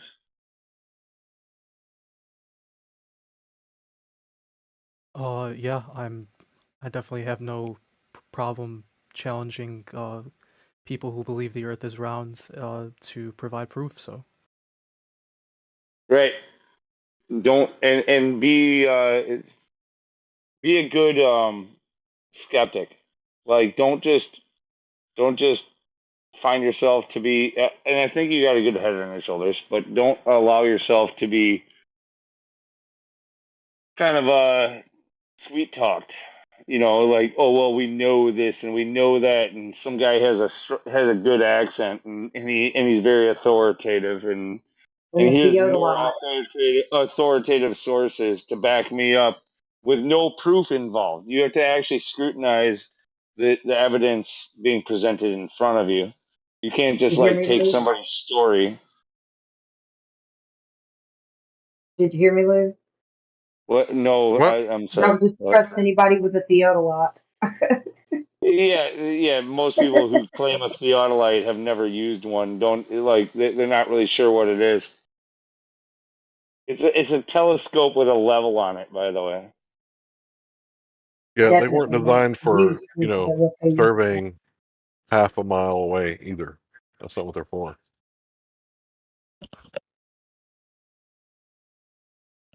So if you wanted to do something tonight, right, you could look up the cosmological constant problem, and there's plenty of other problems like it, right? There's the helium catastrophe, Dr. Eric Lerner. But the cosmological constant problem or the crisis in cosmology, if you look those things up, you're going to see that when they compare the theory that they have for the standard model of cosmology, what we observe, it's off by an incredible 120 orders of magnitude. So that's 10 with 120 zeros behind it. I've never heard of such a large number in my entire life. But that's how bad off when they compare the theory of the expansion of the universe to the background medium known as 0 point energy to being the cause of that, right? So they say that the universe is expanding, right? And that the standard model of cosmology has dark matter and dark energy. Once you learn that 96% plus of the universe is comprised of dark matter and dark energy, like if that doesn't make you question cosmology, I think there might be something wrong with you. So this dark matter and dark energy that we can't directly observe, right? We can only indirectly infer that the thing that we're seeing must be caused by dark matter because we know that gravity works at the galactic level. When it actually doesn't, if it did, you wouldn't need to invent dark matter and black holes in the galaxy to make the gravity math work in the galaxy. You need dark matter and black holes to make it work. Larry, he hasn't brought any of that stuff up though. So I don't know if this is. I would love to hear if that was one of his arguments. I would love to hear that for a response. But like he hasn't gone astronomical in any type of way, sense, or form. He literally stayed grounded, which is what we're always begging for. Let's stay here. Okay, go ahead. I was just giving him something he could chew on tonight.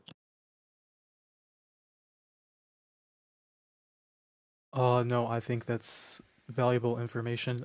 Like he mentioned previously, this is all still relatively new information to me, and I'm still investigating it. And like I said, I'm just still trying to learn. So, whatever advice you guys can give me, it's appreciated. So. If you're authentic, I just don't want you to be overwhelmed, because if we talk about too many things or go too far, you none of it will make sense. You just sound like we're a bunch of crazies. Like, you have to take it one step at a time.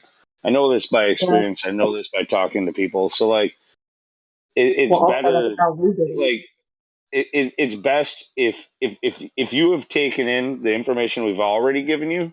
It's probably best that you take a break and let it soak in and do a little bit of research and even question us. Talk to other people, like opponents. Talk to opponents of us and see what they say. Like, and then come back.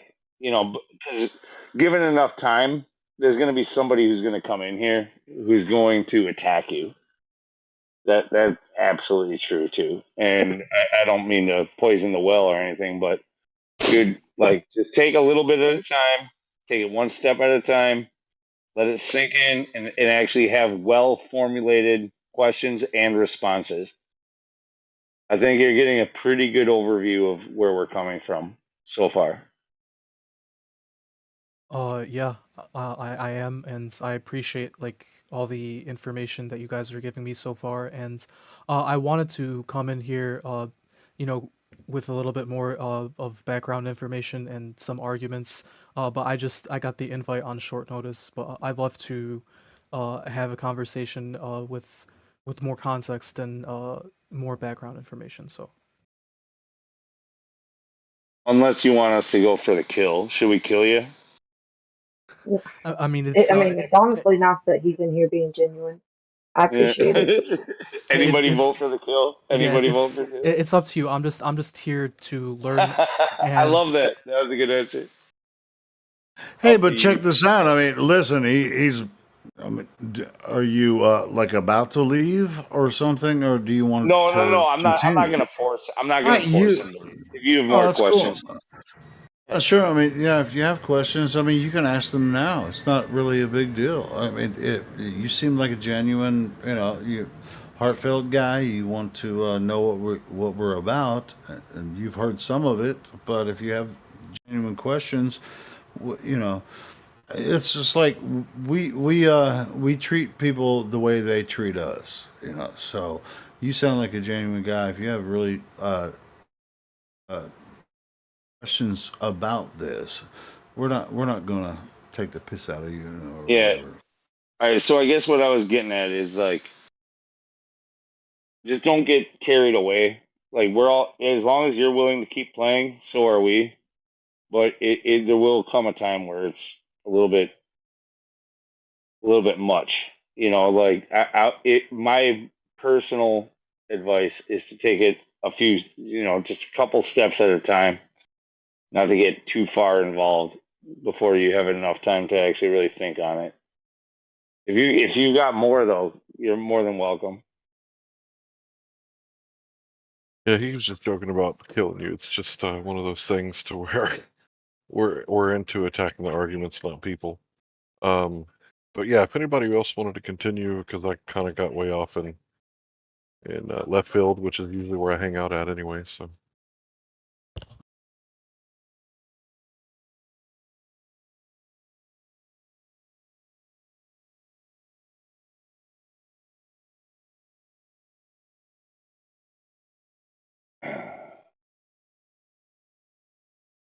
I think he's taking the advice, which is good, because also note, flat earthers, that we're typically a bunch of sharks or piranhas in a tank looking to frickin' get a toe tag on somebody.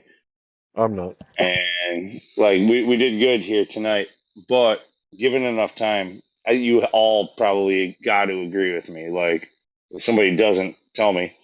But like, if he would have continued for another hour, there would have been somebody who came in just irate, yelling at him or trying to fucking pigeonhole or toe tag. Like, Hey, Lou, the night is young. The night is young, so who knows what's gonna happen. Yeah, I don't really want to toe tag the guy. I mean, I say you should be kind to your normies. We're not talking Yeah. about, someone like Kosho or Zanuck in here. Like, this is just a regular dude who's got questions. It's only 10:30. That's only 10:30, right, Hank? It's a rare Larry? breed. Someone coming in with honest questions. So Right, I'm yeah. not trying to get a notch on my belt. You don't want to right? cut their I'm not heads trying off. yeah, I'm not trying to get Genuine. a notch. It's just like I'm genuinely curious. Well, so am I. Welcome to the club.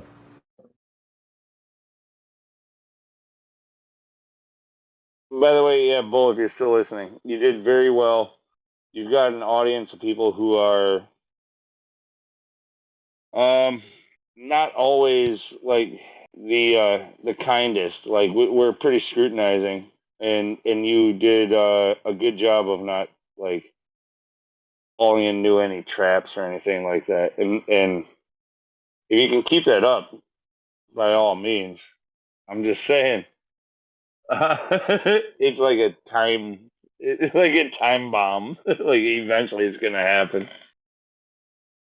I wish somebody had a clip of the guy that came in here. What was his name? He was like, "You don't know you live on a planet," and then he starts laughing that really ridiculous maniacal laugh.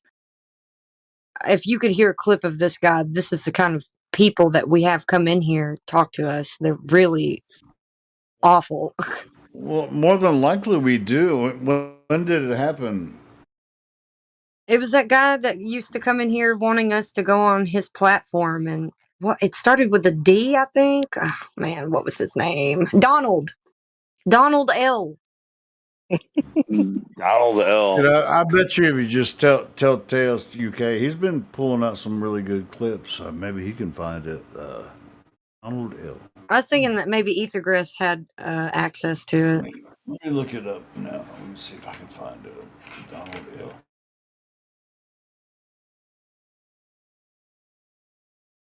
Whatever you do, don't mention disc golf in front of Lou. You'll spend half an hour talking about disc golf. Oh, he can spend. You just He did can it. You spend just more did it. time Oh, than that shit. talking about all kinds of shit. The number one rule of disc golf club is don't mention disc golf club. Sorry, You Dick. just fucking did it. Yo, like literally, check I was this out. looking for Donald and I just typed in disc. Oh, brother. Yeah. So the new house that I'm in though, I was out in the back burning rubbish that the old people left behind, and I think maybe I mentioned this earlier, so that's why you're bringing it up. But dude, no, I heard him. He was cracking a fire, and also was hearing chains getting smacked every once in a while, and I'm like, I know that sound, and I yell out through the woods. I go like, hey neighbor, like are those disc golf chains I'm hearing? And he's like, yeah. And he's like, I'm like, awesome. I got a couple of baskets myself over here. And then he came hiking through the woods and he got talking with him. And yeah, like, so he's a young dude. He's a carpenter. Your new best like friend. me. Yeah. Well, I don't know. We haven't really like hung out, but no, he's a carpenter like me. He's in the union. He's a union brother. I just recently joined the carpenters union. And so, but yeah, he's a union brother, and he was burning some cedar in his backyard while I was burning some shit in mine, and he was smacking some chains with some plastic, dude. Fucking, yeah, dude, we're gonna fucking burn some rubber together. We're gonna we're gonna smack some chains. We're gonna burn some rubber together. What was that? Bro, you just told me not to talk about the cosmological constant crisis. So you're talking about rubber.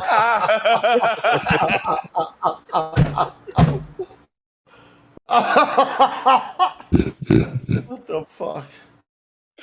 No, man. No, it's cool. Like you mentioned, don't talk about disc golf, but literally, like my neighbor in the backyard, like through the woods, like I just happened to yell out to him, and yeah, well, he was playing some disc golf too. So yeah, no, disc golf is a great game, by the way. It's very difficult. The only reason I mentioned it, like 2 weeks ago, I mentioned, or no, you were talking. There was some Glober in here, and you were asking if he thought it was like a disc Earth or a disc. And then, anyways, disc golf came up, and so I just remember. Look, I've been gone for the last 2 weeks. You guys are obfuscation experts. No, disc golf, dude. If the Earth was a disc floating in space, let me tell you, I can tell you how it would work. So, like, it depends on if you're throwing forearm or sidearm. Like, if you're throwing forearm or sidearm, and it depends on which way it'll fade. You know, like if it's a disc floating in space, like if you want it to curve right and you're right-handed, then you'll throw forearm. But if you want to turn left and you're right-handed, then you're going to throw sidearm. But vice versa, you know what I mean? Like, that's just how discs work in space. And I can prove it. Cap and redirect. In fact, I think QE was here that night. You were talking about that stuff. It's the Magnus effect. I don't know if you remember that night, Lou. That's all I'm going to say. No, I do vaguely remember it, but I think I was pretty wasted that night. Yeah, we had a fun time with you. Yeah. Is the new guy still here or what? Oh yeah, I'm still here. You ever played disc golf? Oh, I have not. Oh, you should try it, man. You should also try archery. QE's big into archery. I've always wanted to try archery. I haven't had the chance yet. You want to make friends? Oh yeah, sure. You're now into both. You're now into both, big time. You threw him to the wolf.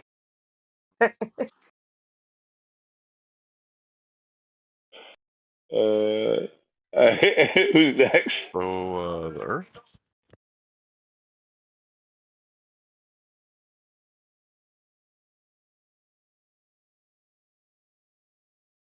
So, new guy, I don't know your name. Sorry, apologize for that. But did you look up any of the proofs for the globe? Did you look that up when I was talking about it earlier?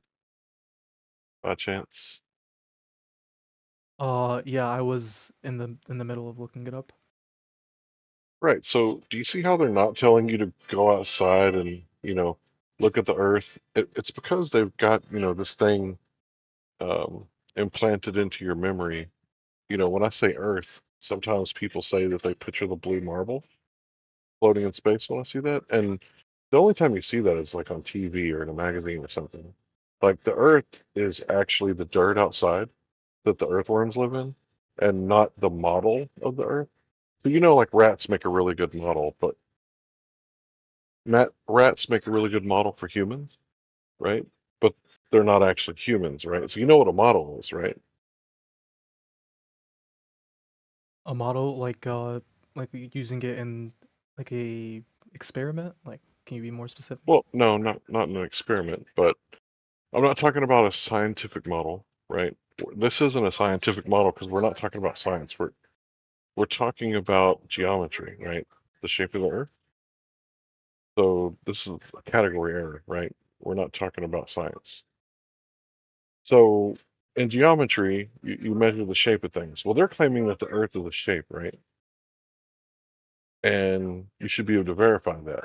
If that's what they're claiming, and they've known it for 2,000 years plus before Christ, according to some, they've known it for this long, then if, some guy 2,000 years ago could figure it out, then we should be able to prove it, right?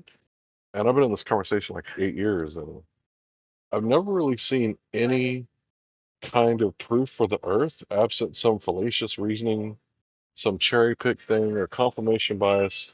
It's usually based on the reification fallacy, right? Where they add concreteness to ideas like space and time, which are really just mathematical concepts, or they add concreteness to a model, and the terrain is the map when the map is just a map, it's not the terrain. You see what I'm saying?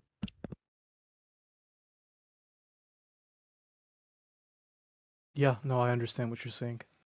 If you're looking up the so-called proofs for the globe, you notice how there's something missing? They're not wanting you to go outside and directly observe the curvature that they claim exists. Like, if you could find that anywhere, I'd love to see a globe earther or an anti-flat earther, is what we call them, telling you to go outside and make some observation.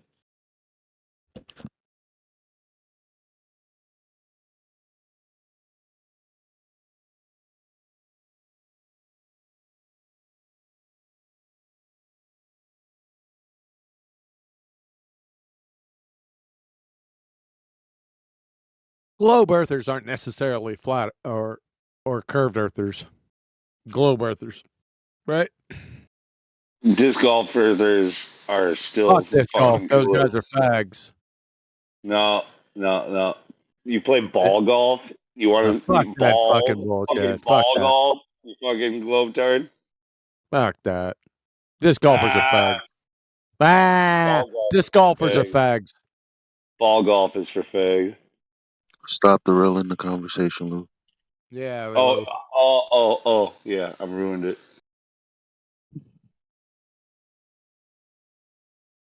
Yeah, Nah, not all disc golf not is I'm gonna fucking mute you.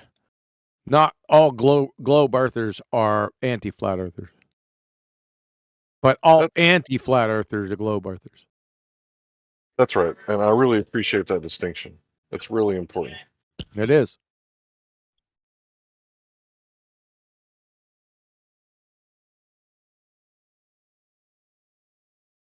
Yeah, because the numpties are either frauds or they're liars. Or well, no, frauds are liars, or they're just dumb.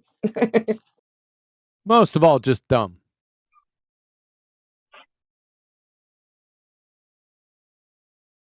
Chewy's got the sickle, just cutting them down. I've been actually binge watching your channel today, Kiwi, but on one of the when you used to do the every Tuesday with Laura. Who? Isn't it? No, Paula. Is it Paula or Laura? Cathexis. Not Betty? Well, Betty was there, but it was a presentation by someone else going through the Bible. Yeah, that happened. Paula was on there a few times. Yes. Yeah, the biblical literalist or the Bible literalist. Yeah, that's Paula. Yeah, Paula. I said Laura, but then I corrected myself. I'm sorry. Yeah, Laura Ingalls. I don't know. It was just a mistake on my part. My bad. Isn't it always? Is that a Is Little it? House on the Prairie reference? Yes.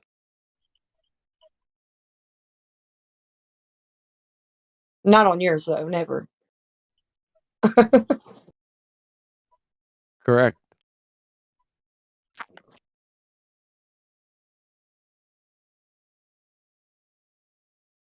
No show tomorrow, by the way.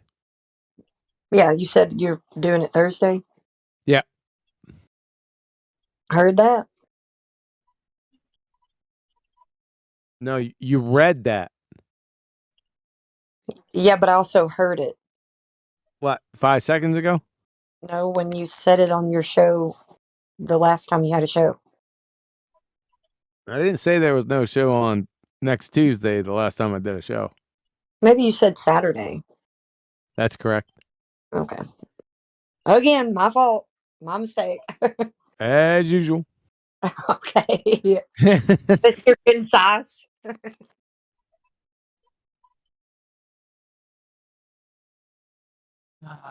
You're a peach. I know it.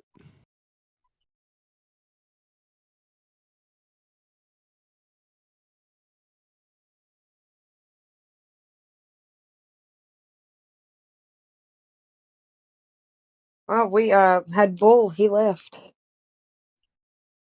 Got the normal rat in here.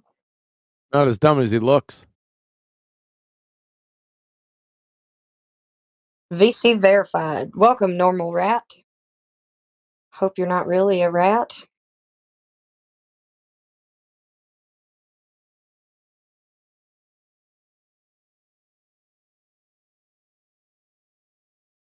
Anyway, welcome to the server.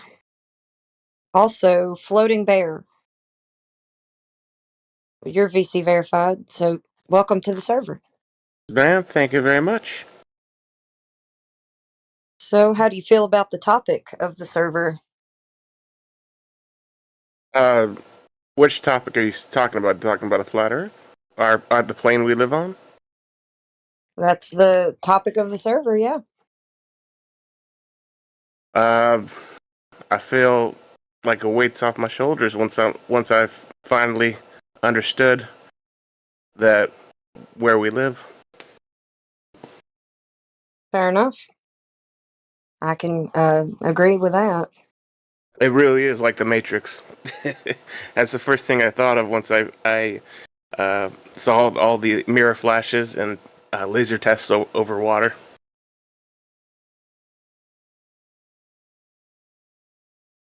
It's good stuff, yeah. Yeah, Taboo Conspiracy on YouTube has excellent content. Yeah, I'm subscribed. I like his content. Especially his new video where he has the pilot with the going northeast, and he shows the stars not going as predicted in the heliocentric model. Heliocentric model. What's that? Yeah, in that model they're supposed to go twice as fast upward above our heads, but they don't. They just rotate in the same way that they Is usually that do. what the model actually? Can you post that model so we can see if that's the case? You mean post the link to his video? No. Post the link to the model, heliocentric model. Let's check. I can't provide that right now. I mean, You not only cannot provide it right now, you can never provide it. Doesn't exist. Doesn't exist, exactly. Except on Google Earth. Yeah, that's not the heliocentric model.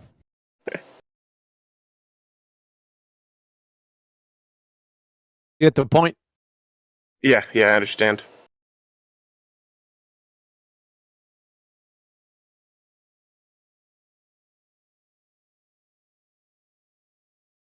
Well, welcome to the server.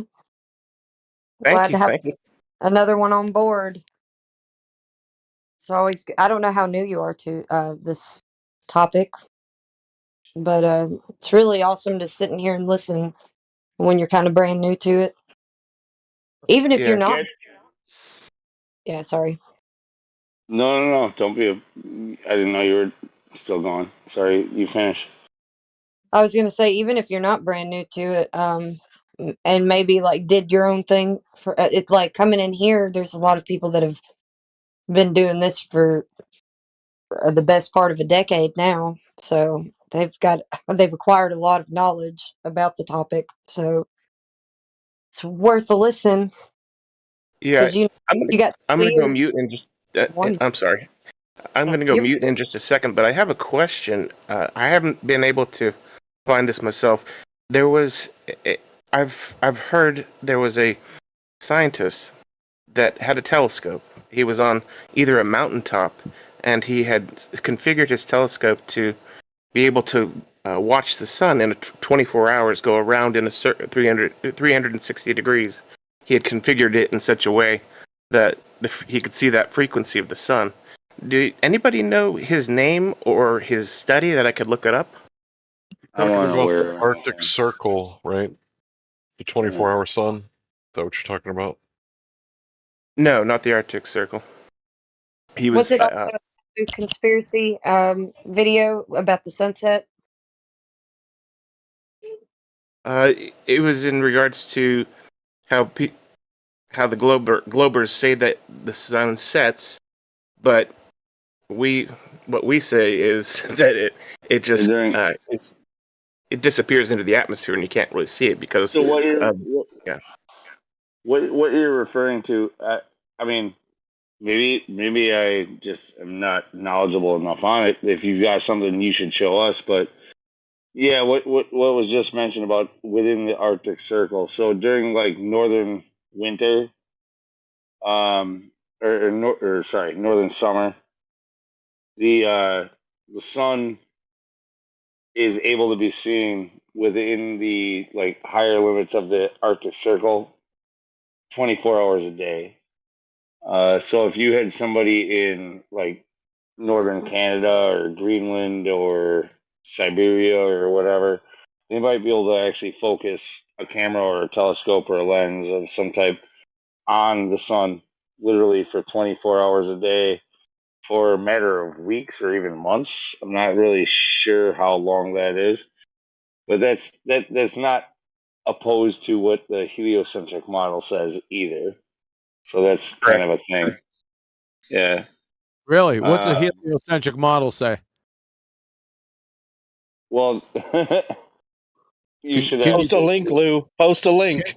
I thought we just went over this like 2 minutes ago, but go ahead, and I want to see the heliocentric model. Go ahead and post it. Yeah, no, I'd like to see it too, Quantum. Yeah, Look, no. I would like to see it as well, Quantum. Then why'd you appeal to it then? No, dude, everybody on Earth can actually go to the 60-degree parallel above the equator. I'm not talking about that. I'm not talking about that. You said according to the heliocentric model. Well, okay, post it. Let's see if that's true. I wasn't speaking for the model. I was saying for the heliocentrists that that's not what you said. I'm sorry. That's not what you said. No. I wasn't advocating for their model. What model? Oh my God. All right. Oh my God. So you said heliocentric. I don't have their model. They speak of a model. They don't present a model. Okay? But then why'd you appeal to it? Okay. Then why'd you appeal to it? Then I guess I meant heliocentrism. Okay. Yeah, you're fine with that. As long as it's speaking like a religion. Yeah. It's heliocentrism. According to heliocentrism, you can see this on a globe.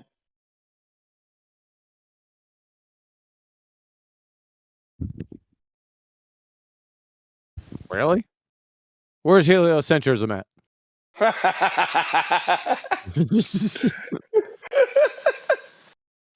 Dude. Yeah, I got you laughing. All right, look. Yeah, where is it at? The heliocentrists, what is a heliocentrist? They believe in an idea or a model or a belief, right? Like they any one of these things. You could call it a religion or a faith. If I'd say one word, are you gonna always friggin' say like prove it for me? Like I'm not claiming to prove their side. I'm talking about them. Did I ask you to prove it? I asked you to show it. Why would I have to show it? I'm not one of them. Well, because you appealed to it, Lou.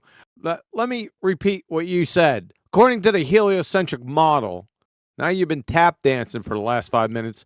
We went over this about 4 minutes ago, that there is no heliocentric model, but you appealed to it. So I held you account for it. I want to see it. Well, it doesn't really. It's irrelevant because both on the flat Earth, and I'm not going to talk about a model here, but for most flat earthers, like we can, everybody who has lived in the northern hemisphere, can witness. No, whatever. Oh my God, dude. Okay, He isn't going to help you. He's not going to. He's not going to help you. He's not going to help you. He's not going to help you here. He's not going to help you here. He's not going to help you here. I'm going to get it in, Lou. We have to rewrite my entire verbiage in order so that nobody understands me. Yes, no, because you're talking absolute bollocks, right? So yes, you do have to reword your vocab. Yes, correct. Okay, but nobody will understand me if I do that. Well, no one understands you now. It's together a clusterfuck of nonsense. No, you understand exactly what I'm saying. You're just picking at it. No, so you are divining. Have you ever met me? No, I have not met you face to face. Yeah. So you're trying to divine what I'm thinking that you said? No, I'm just going by what you said. That's it. Listen, don't try to divine what I think. I don't care what you think. I'm talking about just what is just general.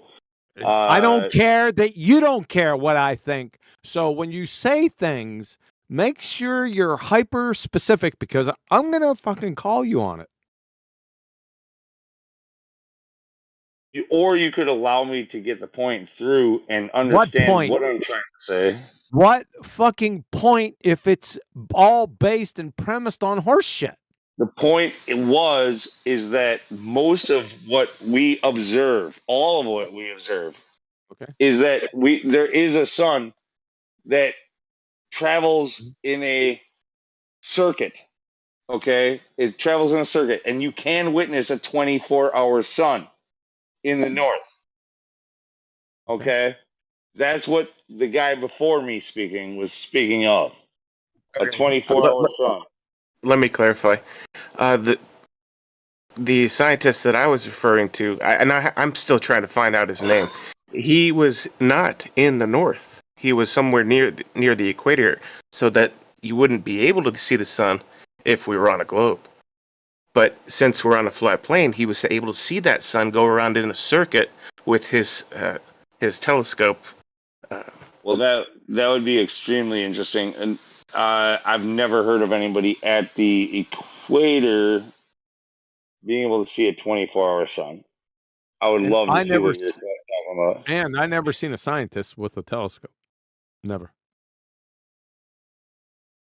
Yeah, that's why I was asking the question, because I've searched for it. It was just I'm just talking about a rumor of a scientist that I'm trying to figure out. So I'm not saying it's fact. Yeah, you would have to back that up. Yeah, I was just trying to fishing to see if you guys had information that I do not.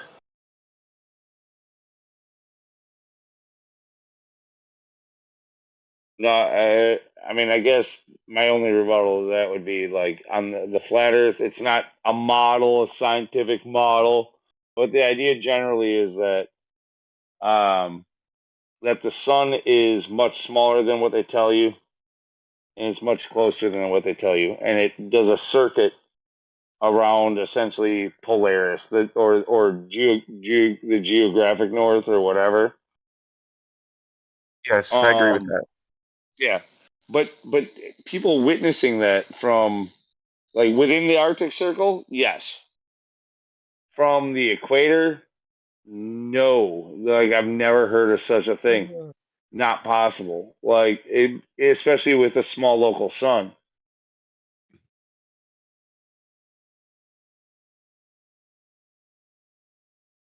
Unless, of course, you could see the frequency from a device that our eyes are not able to see.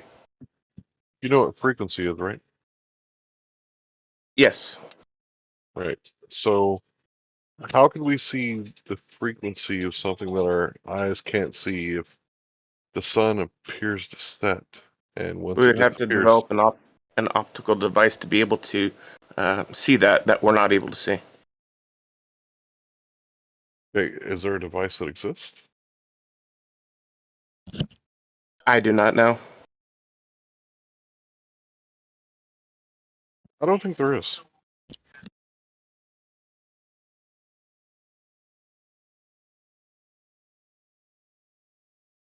As far as I can tell, when a celestial body sets, like, there's no bringing it back. Like, no matter how hard you pray for, the so-called super refraction that these people talk about, I'm not all coming sure. back. I'm not sure exactly where, but I have seen.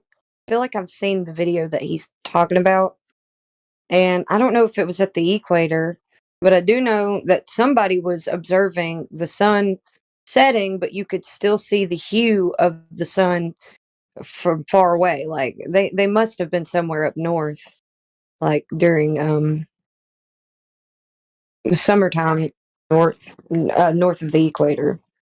So I think I've seen it. I'm pretty sure I have. I don't remember where.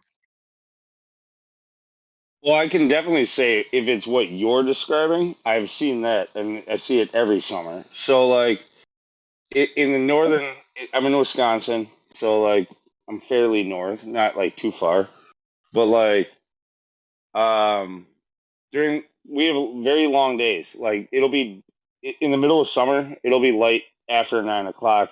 The sun goes down around like almost 9, but it'll still be I'm sorry, maybe it's only like 8:30, but it'll still be daylight for quite a while afterwards. And if you really want to be observant, now unfortunately, like we have a lot of trees around here, so we don't have like a flat desert or anything like that to like try to witness it down around the horizon. The sun sets over the trees, not over the land. But you'll still have daylight, and you will see that daylight until 10 o'clock, or maybe even after 10, where um, instead of setting in the west where the sun was headed, it doesn't set in the west. It sets in the northwest. Like it actually curves while it's setting towards the north, and you will see light in the northwest instead of just the west.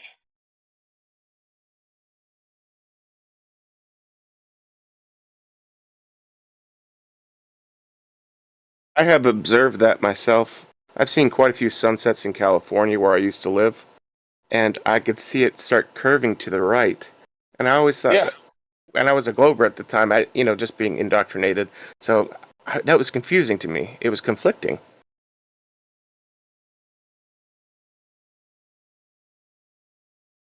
Yeah, when you go out, when you go and observe where that last little bit of twilight is coming from, it's not in the west. It's in the northwest. It may be more west than north. So like I guess west north or something. However they west northwest. However they say that. But it starts trailing off towards the north.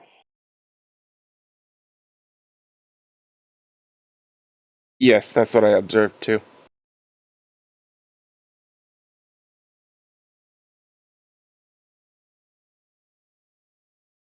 Which is exactly what you would expect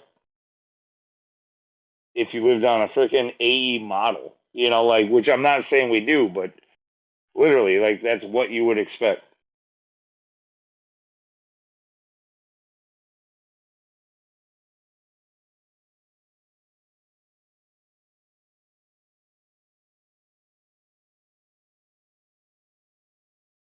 Well, anyways, I'm going to sign off here.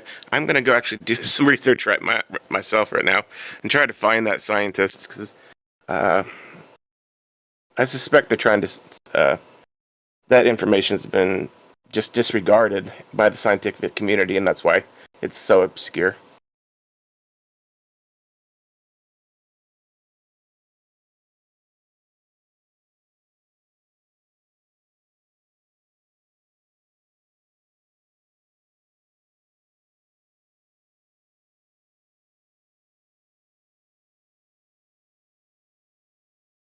Dickhead, fuck with Jag off fucking.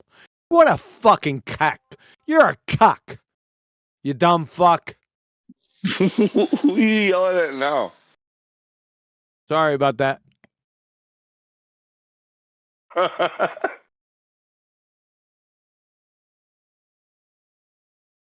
Cuckoo, cuckoo. Okay.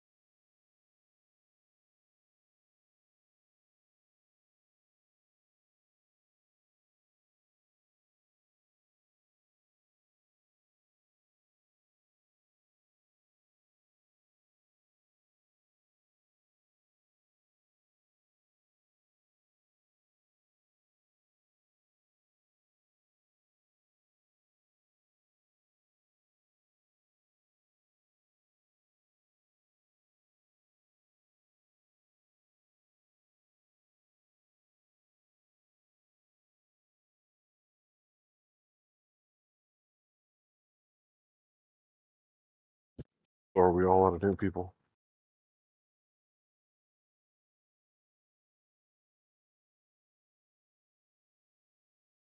Pay each player $50.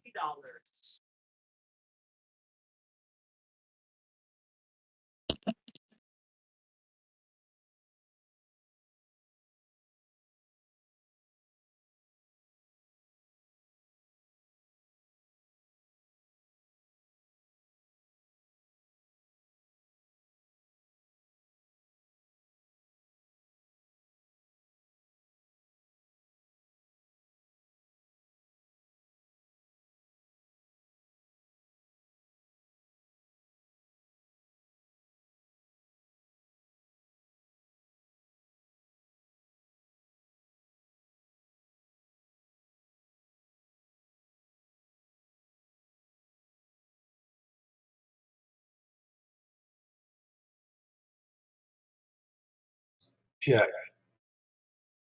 Mic check. Can anybody hear me? 1, 2. Yeah, man. All right. Does it sound okay? 100. 100%? Yeah. How you doing, Holy brother? shit. I haven't had that in like 10 years. What's going on, guys? Anything? Dude, that's probably a good sign that you need to take a nap, old man. Oh, shut up, Lou. Ah!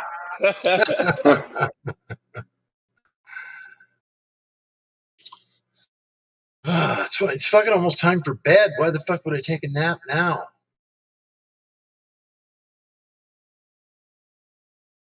Good heavens. I usually don't go to bed till like 4 in the morning, so I kind of lied to you just now. It's really not bedtime. So you can take a nap so that I guess take a nap so you can stay up till 4 in the morning. Yeah, I don't take naps, but that might make it worse. I'd like to get to bed a little earlier, but I just can't sleep. I think I got what's called insomnia, maybe. I don't know what that is, but I think it means you can't sleep very good. Yeah. Maybe I need some good sleeping pills or something so I can become addicted to something new. Truth is the more that you're addicted to blue light, LEDs, and screens in front of you, the more insomniatic you become.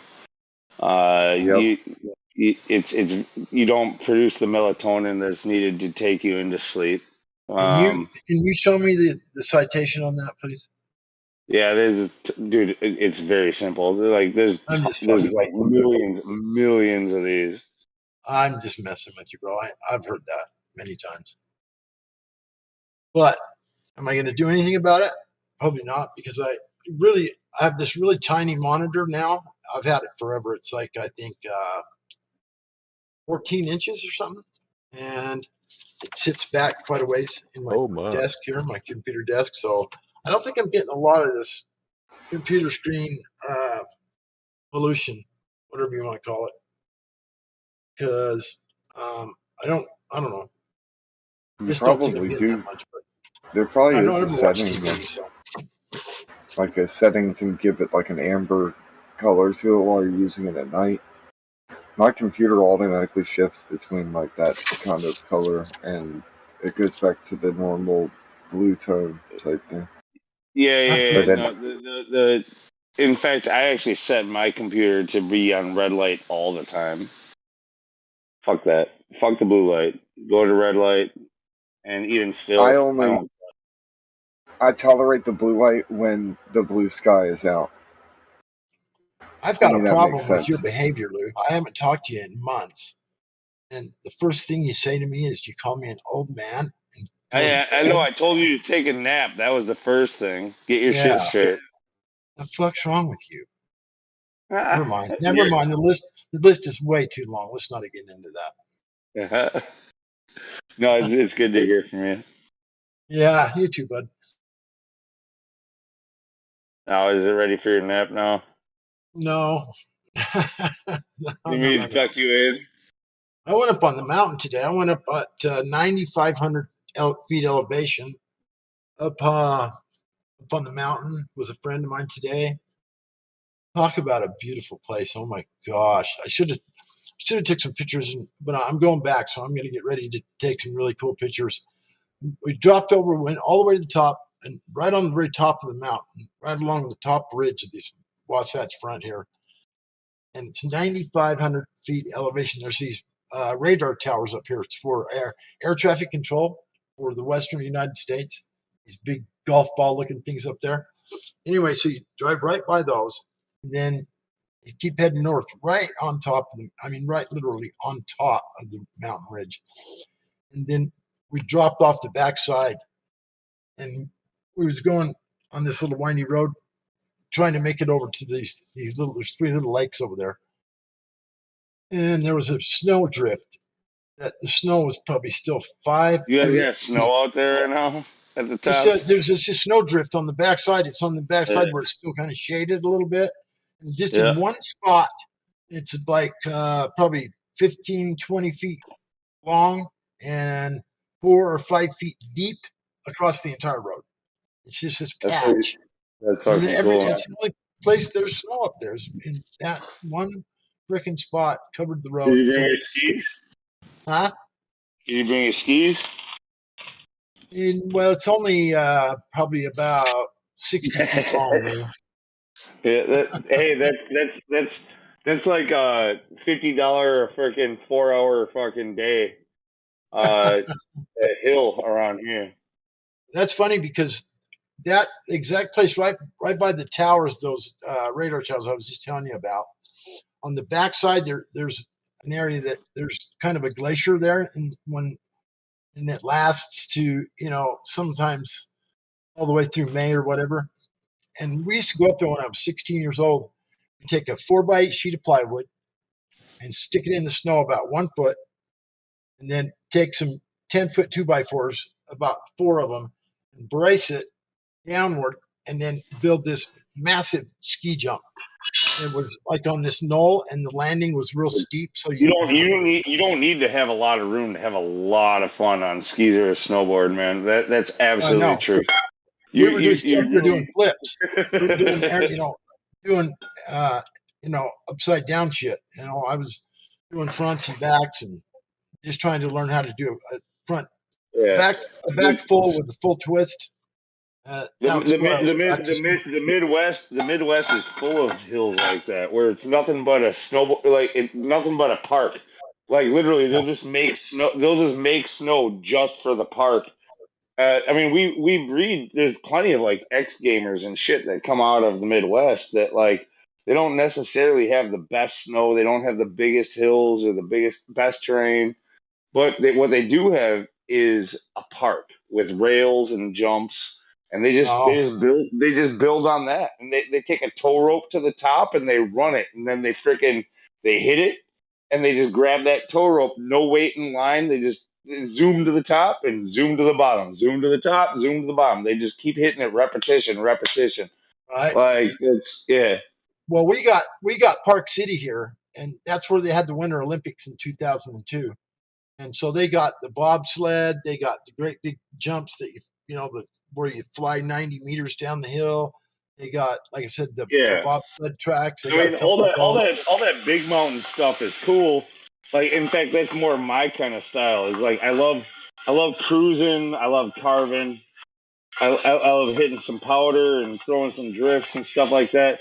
But we don't get that around here. You know, when I've been out to Colorado, I've been lucky enough to see it a couple of times.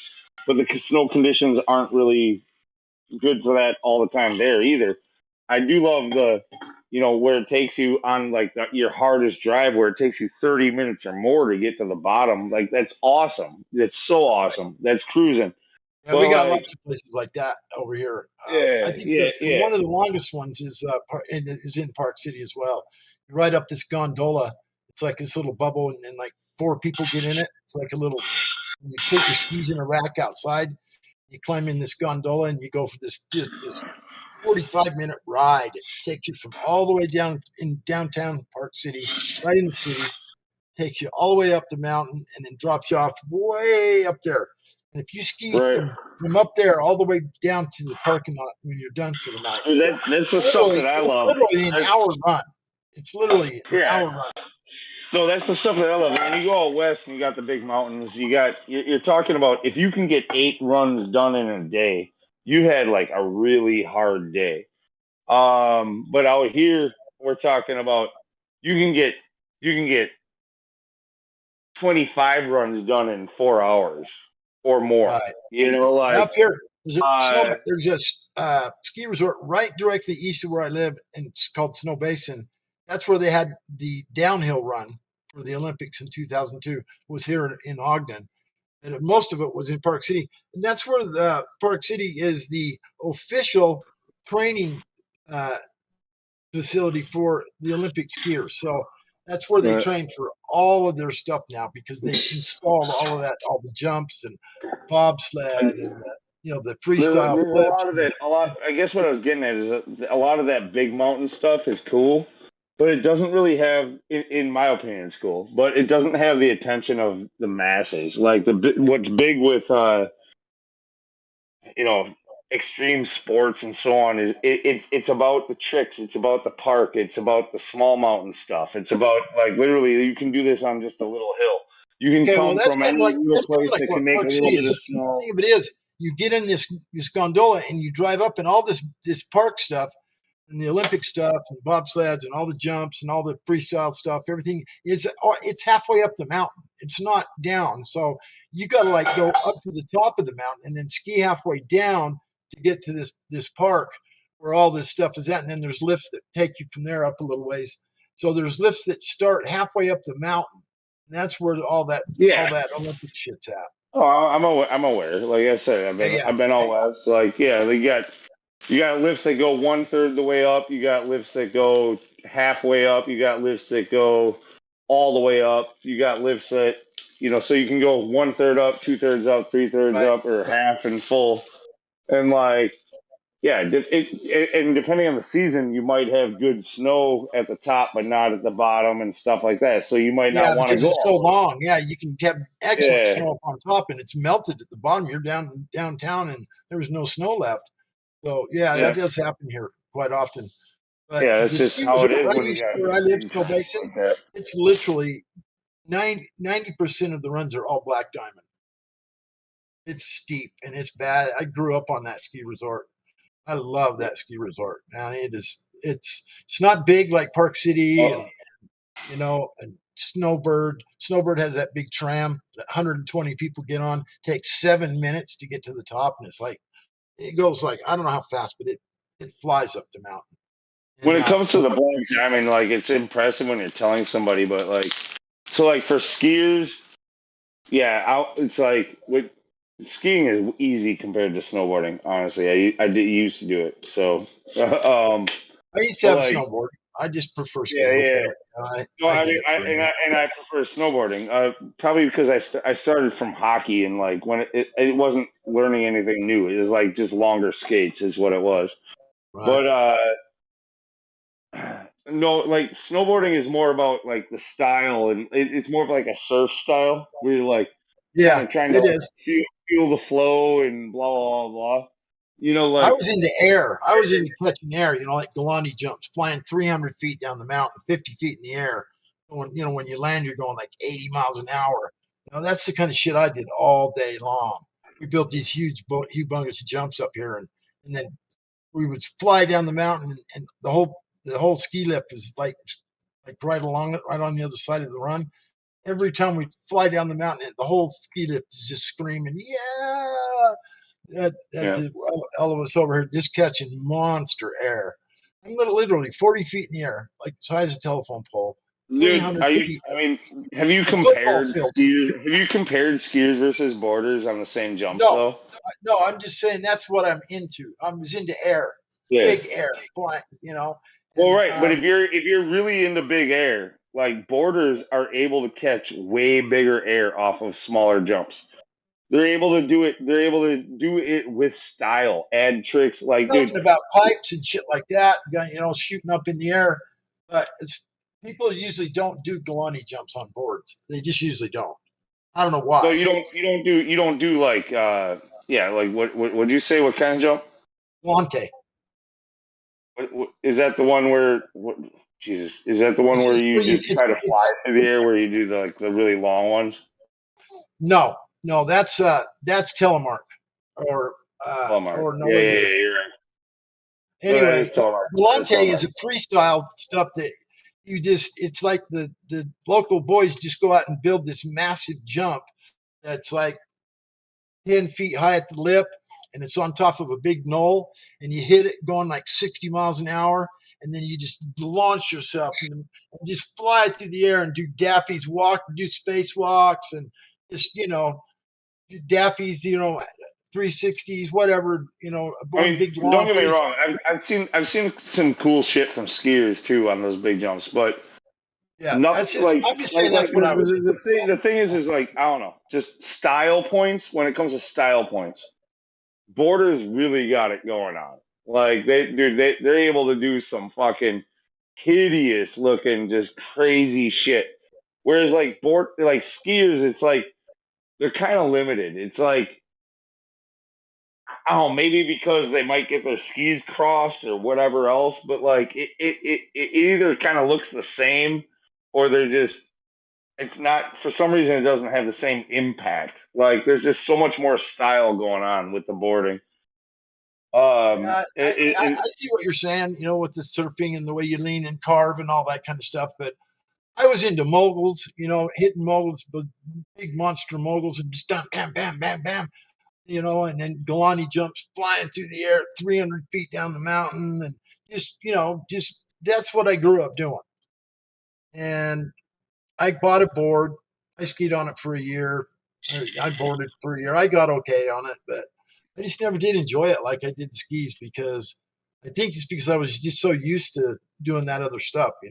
I just loved air. Well, I mean, I'll tell you this. I'll tell you this. If you were already kind of addicted to the skiing, it would have been hard. It would have been hard to switch over to boarding because it's a completely different Oh yeah, I know. attitude. I know exactly what it is. So.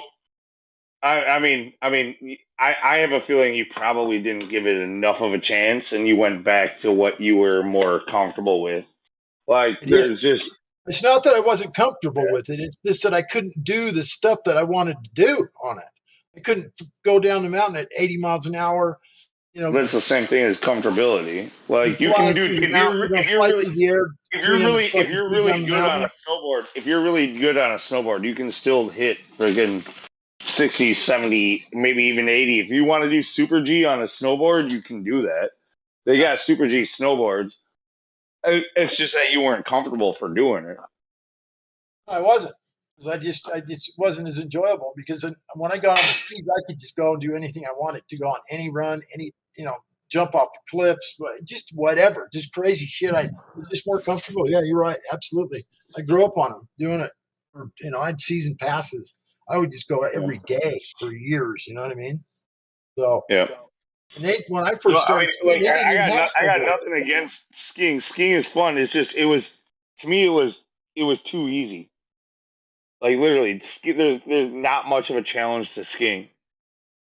It's kind of like I'd like to see you fly 300 feet down the mountain at 50 feet in the air on a board and say that's not a rush. No.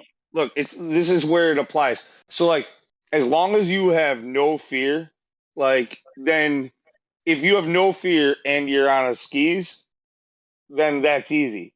If you have no fear and you're on a snowboard, well, it's not as easy. Now you better have real confidence. So you better really know what you're doing, especially if you want to throw the style points into it. No matter what, if you have no fear, you have one of you is gonna hurt yourselves, on skis or a board.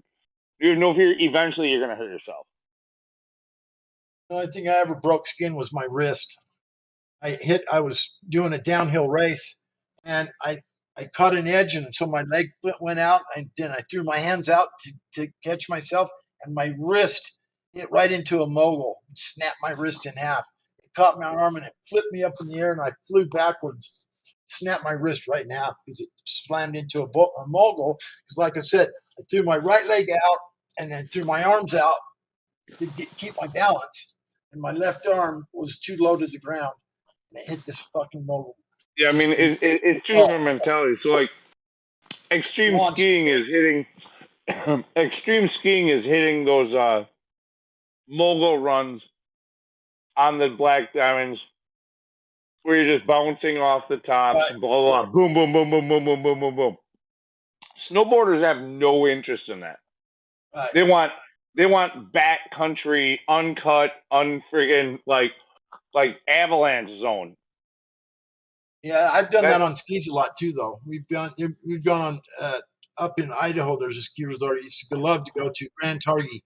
They had this. You were talking about a tow rope run. This you'd ski up to the lift, and then you'd ski over, and then you'd take this little tow rope.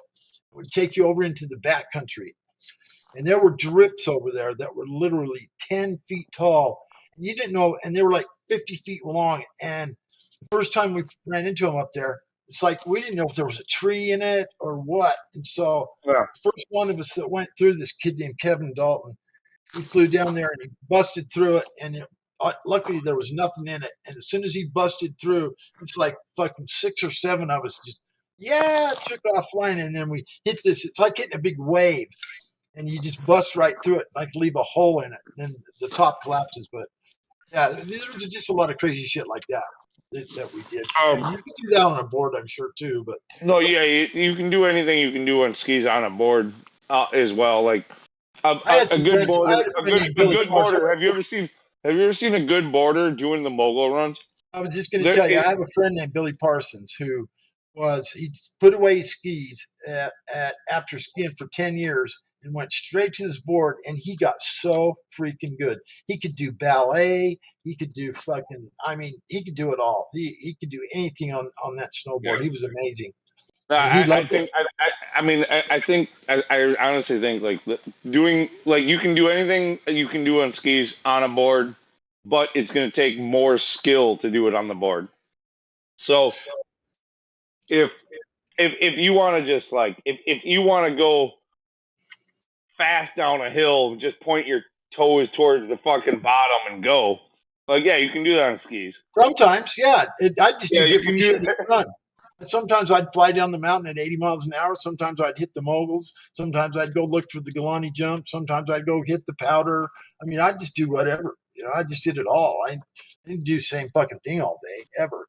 I just did this one run, the next run. We had these big ridges that you come down and then you hit them. It's almost like a tube, like a snowboard tube, but it's just one side of it, and you go up it, and then you get a big long run at it from this other run, and you cross over, and then you hit this ridge, and you just fly. I mean, it launches you straight in the air. Honestly, I'm analyzing it. You know, the reason why I say I think it probably takes more skill on a board to do the same thing is actually because you're either regular or goofy. So you're either pointed left or you're pointed right instead of pointing straight, where everything is symmetrical. So now, like doing things like if you're a skier, you're going down and you can go left or you can go right, and it's just like bounce, bounce, bounce, bounce, left, right, left, right, left, right. When you're on a snowboard, you have a toe edge and a heel edge, and one Yeah, I know. I used to have one. One you can carve harder into than the other, and one you're more confident on than the other. Or if you got to turn around and go backwards, you can turn more comfortably one way than you can the other. Where it doesn't really matter so much on skis. So it's like you have to have more of a I guess awareness of like what's coming up. I would say and your ability or be really good at doing what is the more uncomfortable side. Well, all I know is I grew up on skis. I loved it, and I was just an extreme skier, and I did some crazy shit, big jumps, and I just had a blast doing it. And I did try boarding. I didn't really like it that much because I wasn't that good at it yet, and I didn't feel like spending a whole 2-3 years becoming this awesome boarder. That's exactly it. It's a painful process becoming a boarder from a skier. It really is. The thing about it is, my friend I was just telling you about, Billy Parsons, he picked it up in 1 year. This dude was, I don't know how he does that. I don't know how he did it, but he picked up a snowboard, and it's like he'd been on one his whole fucking life within a month. Crazy. It was just so, I don't know. It was an Well, amazing he was probably already into either surfing or skateboarding or both or something like that. Because if you're already big on board sports, then it comes pretty naturally. Yeah, I don't know. I think he might have been a little bit of a skateboarder, but he was mostly a skier. If he was into skateboarding, then that would have helped immensely. He was just one of those guys that just every now and then you run into a guy that just picks it up and makes it look easy and just can really do some crazy shit real quick. And within a year, he was like the best snowboarder on the mountain. He was that good. And he was almost that good of a skier too. He was really good. You're not sure if he was. I mean, if he was that good of a snowboarder that fast, he had to have been. Yeah. You when it comes to skateboarding, he was probably a really good skateboarder too. Yeah, I don't know how much he skateboarded. I never really talked to him about that. I used to live with the guy. So yeah, or when I was like 21 years old, something like that. I had a divorce from my first wife, moved in with him and his wife, and yeah, we just went skiing almost every day. It was fun. And he switched over to the board, I think, the next year or two later. Like I say, he just picked it up so quick. I just couldn't believe it. So I had a little bit of a struggle, you know. It took me a couple runs before I could even make it down without falling. And he like picked it up. It's like, fuck, by the end of the day, he was just like, first day, he was like just carving it up, dude. I couldn't believe it. Yeah, I didn't figure it out that fast, but He was just one of those special guys, you know. You every now and then you'll find. I'm sure you've seen people like that before. I mean, I was close with that though. I mean, we're from the Midwest, so it's small hills. But like I played ice hockey, so I was, and then I started skiing, and all that came really quick, really easy. Skiing was like nobody had to teach me. I already had all the fundamentals. The first time they put skis on me, I said, "All right, see you guys at the bottom." You know, I hit a jump literally in the first 2 minutes of being on skis. I hit a jump and landed it. See, when I first learned skiing, Blue, there were no snowboards out there at all. They didn't even come along until I'd already been skiing. No. When I started skiing, there were no boards either. So I'm talking about in the early night. I mean, there were boards, but like nobody was riding them on the resorts and shit. Like especially out in the Midwest, like it was very very rare.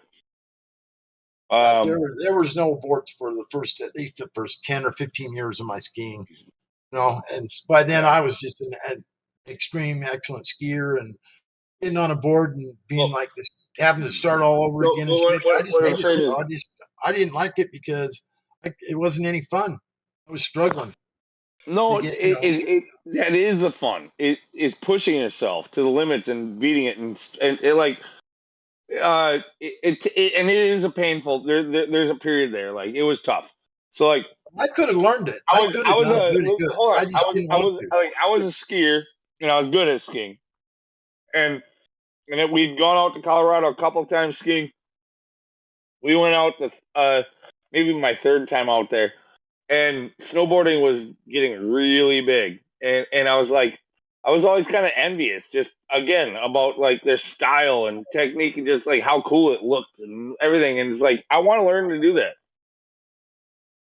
and so we rented a board for me, and for the week that I was there, I could have spent all week on skis that I knew and kicking ass, but instead I rented a board for the week, and for the first 3 days, I was on my knees and then on my ass, and then on my knees and then on my ass.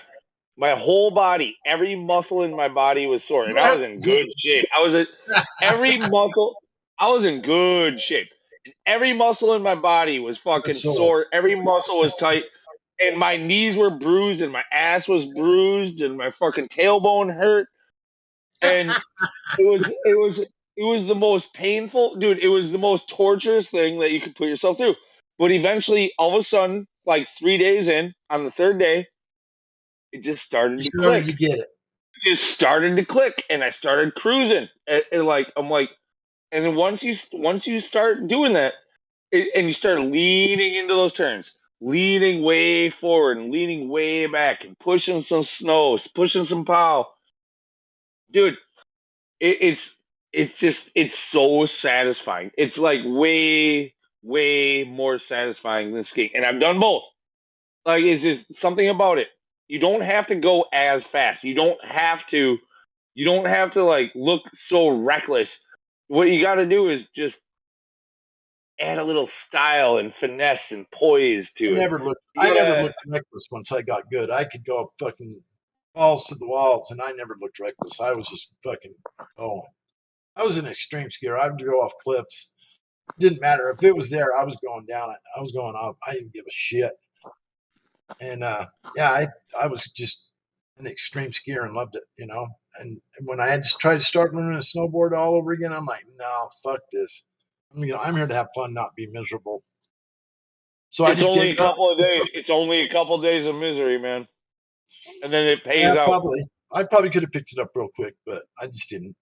I gave my board. I bought a brand new board away, and at the end of the day, I went down to the parking lot and found this young snowboarder who was like just kind of starting out, and he looked like he was doing okay. I had a brand new Sims, a really nice board. It cost me a lot of money. I just walked it up to him and gave it to him. I said, "Here, would you like this board? I'm giving it to you, bro. Here you go." I went and got my skis, and I didn't ski that day. But at the end of the day, I went to the parking lot and found some young kid and gave him my brand new fucking board I just bought. Yeah. No, it's a shame because I think you would have probably, if you would have given it another day, you probably would have fallen in love. Yeah, probably, maybe, I guess. I don't know. I don't regret any of it because I always had so much fun on my skis. But I mean, you're a good example of why why I'm teaching my daughter snowboarding first.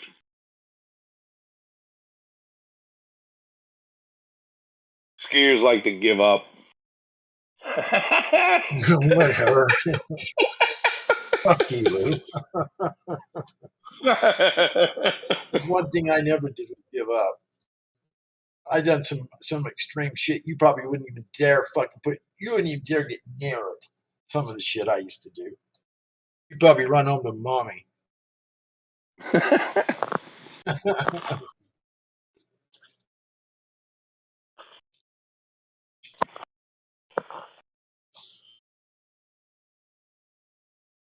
My daughter, That's first off, cool. I mean, I know part of the I've thing seen between skiing videos. and snowboarding also is I've seen videos of you teaching your daughter. You showed me when she first started out. Looks like she's doing pretty fucking good for her first day or two. Dude, as long as you don't teach them skiing first, they learn snowboarding really fast. Yeah, you showed me a video when you took your daughter up. I can't remember whether it was her birthday or something. I don't know, but she was just learning. He was just teaching her the first day or two. It was the second or third day. I don't know, but she was starting to get it, and you were pretty happy about it. So was she. It looked like. Yeah, dude, I got a bunch of videos. I'd be glad to share again. I'm so proud of her. That was just in one winter on small little bunny hills, beginner areas here. She learned so much. Like where it's possible we might even take her out to Colorado this year. We can take her out west. Like she's learned the fundamentals already. Now, You should try Utah, bro. If you're going to come all the way to Colorado, you should probably just come over to Utah. Ski Alta, Park City, Snow Basin. I mean, these places are huge fucking mountains. I mean, they're fucking monstrous. We got a family friend who's a partial owner at Breckenridge. So like there's we can stay for free and he's one of the owners. So like that makes a difference for sure. Yeah. Breckenridge is it's not the terrain that we got here, I can guarantee you that. Breckenridge is like moderate skiing to me. Well, when you go out there and you know that guy, all of a sudden, Vale, Beaver Creek, Keystone, you got a nice place to stay and all that shit. Yeah. Well, and all those places, all of a sudden you get like for free with a single pass or whatever. Like it's. Yeah, I get it. I probably would do the same thing. I'm just saying, if you ever get a chance to come to Utah, I think you would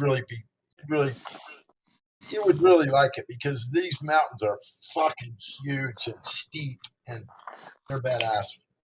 We got the best snow on earth, they claim around here. I don't know what it is. That's just something they say, but it's probably not. But it is good snow. Well, I'll tell you. The big backcountry borders and stuff. They really love that really really cold like powdery snow that they get it in Japan and they get it in the Upper Peninsula of Michigan. Right. We get it here too, bro. Sometimes. Yeah, and I mean, yeah, sometimes it's kind of a fluke when it happens, but all of a sudden you get a big storm of that shit, and that's heaven to these extreme borders, man. Friggin', where you're like it's like you're floating in a crowd. You're floating in a cloud. Yeah, I know. I've skied deep ass powder, really light, fluffy stuff that chokes you. You got to wear a fucking mask or something. Gets in your lungs and you fucking can't breathe and shit. Yeah. The unfortunate thing is finding conditions like that usually means you're like in negative temperatures. Oh yeah. Yeah. It's cold here sometimes. There's no doubt.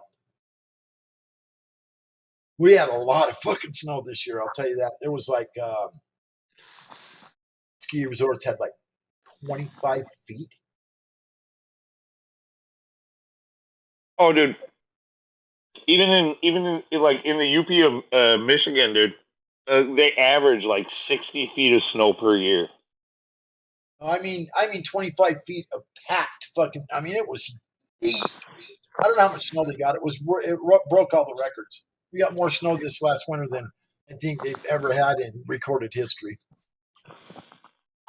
There were like houses buried, and they had to tunnel in to get to the front door, and tunnel to get their cars out. It was fucking deep.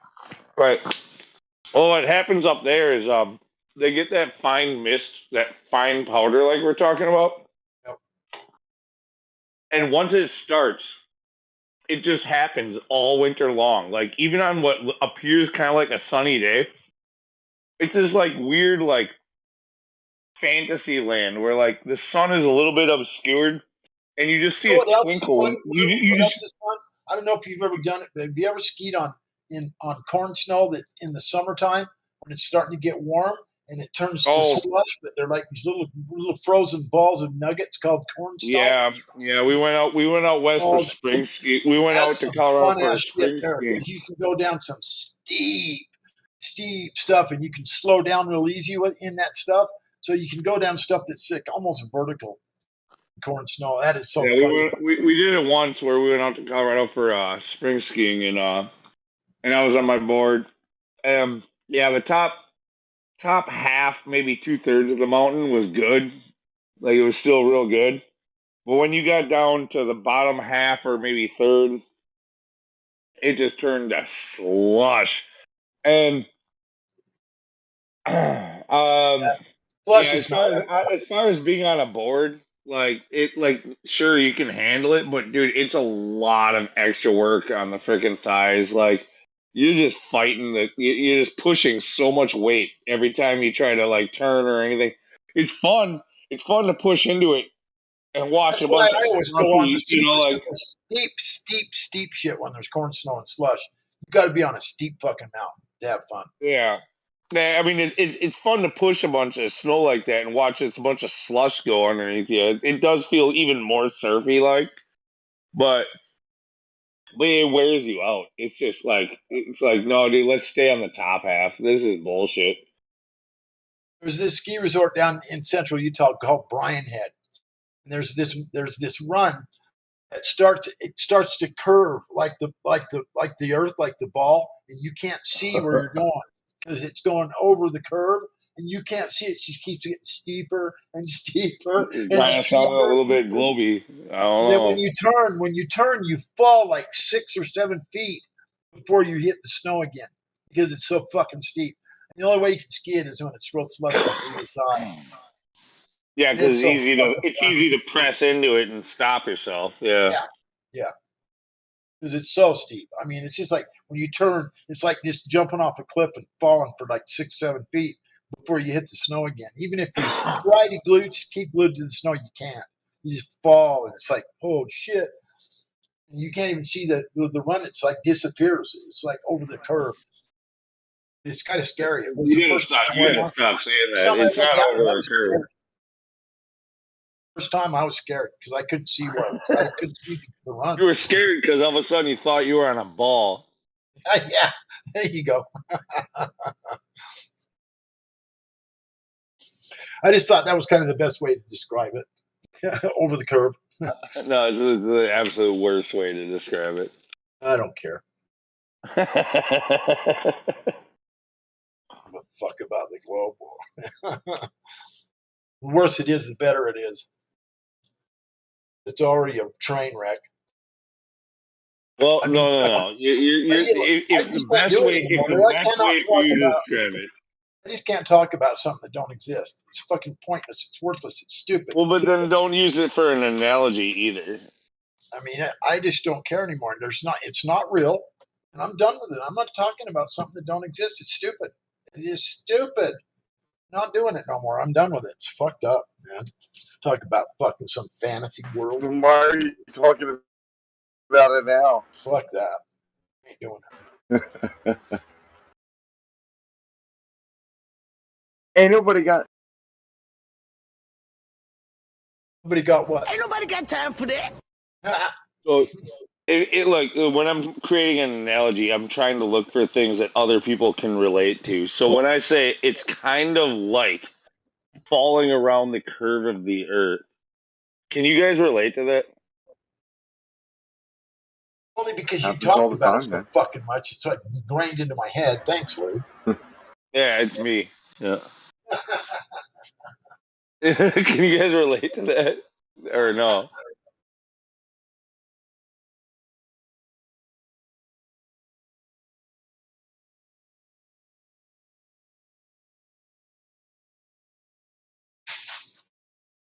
Anybody have another example of when they were falling around the curve of the earth? Dude, this last time that I was falling around the curve of the earth, dude, it dropped my stomach. It felt like I was I thought I was gonna pee my pants.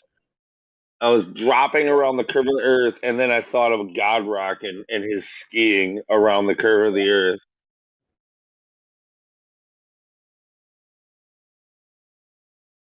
Or maybe it was a mountain.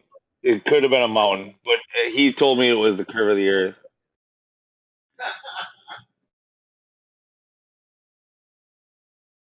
You believed him, didn't you? Hey, God Rock, man.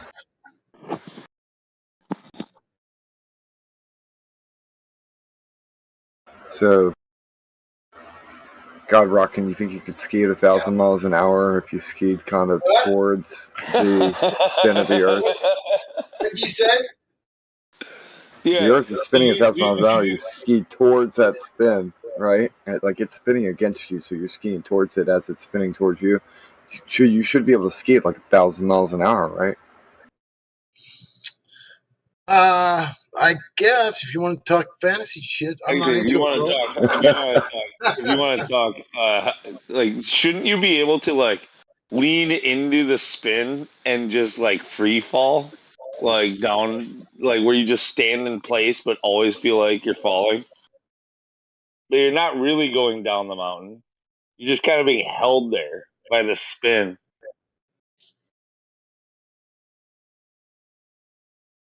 Shouldn't that be possible? Not about as possible as the globe. The impossible. Could you imagine pointing your ski tips down the mountain, down a black diamond, and just like you go like 3 feet and then you just stop and you're just like, why can't I go anymore? And I'm headed towards the rotation. Believe it or not, when you said that, I actually imagined standing on this ball while it was spinning toward me, and I wasn't really going anywhere. There was like this something off to the side of me. I imagined that I was just staying right with it, but the ground was spinning up toward me so fast. I was just skiing in one spot. Didn't go anywhere. You might be able to tuck and like gain a little bit, but it's not much. I might be able to tuck and gain a little bit. So if you started to, I wonder how fast you could do. I wonder if we got like a high-speed vehicle, how fast one could do a donut at the North Pole.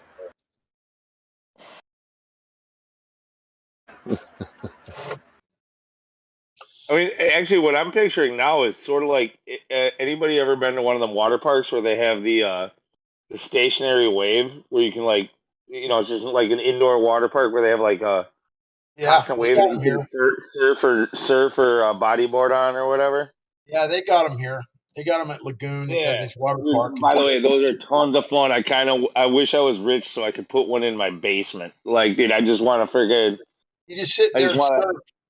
There's like Dude, a 4 or 5 foot wave behind you, and it's just constantly there, right? And yeah, yeah, you're not going anywhere because the water yeah, is like going underneath your feet. You stay on exactly. this wall of water. I've seen it. I've never been on one, but they've got them here. They are cool Dude, as they're fuck. fun. You need to get on one. They're They're fun. cool. They are I'm sure it will fun. be fun. Yeah, Yeah. I was on one earlier in late spring.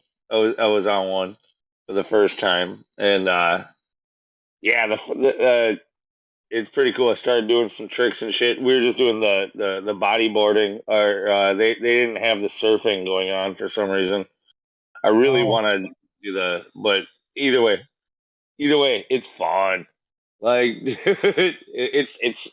it's a workout too, by the way. Well, moving that much water that fast, having to come up, and they Yeah, got one hell of a pump. Tell you what, moving that yeah, much water. they got multiple hell of a pumps to do Yeah, that. that's what I'm saying. Yeah, I'm sure they do. Just saying that'd take some effort there. Make a Dude, wall of water to like throw that. it I mean to throw it. I mean, I saw 300-pound men get slammed against the wall behind them, fucking when they fell. Like, yeah, it pushes them uphill like 6 feet and then slams them against the wall when they fuck That's up. probably because they got so much body mass that it catch so much more water. If you're thin, you could probably avoid that. But being a big old ball, No. I mean, yeah, you can streamline yourself. Like if you know how to work the wave, but if that's the case, then you know how to bodyboard or surf. You're not gonna fuck up. You're already doing the right thing. For when guys are just jumping in for the first time and they don't really know how to orient themselves or to work the water, like or that force, yeah, dude, that water it slams you. Yeah, they got. I mean, the whole back wall is padded by like 12-inch fucking pads because of it. yeah, 12 inches thick. Yeah. Yeah, I can imagine. That would probably hurt if they weren't there. Probably kill you. Oh, dude, you knock some people out, man. Freaking absolutely.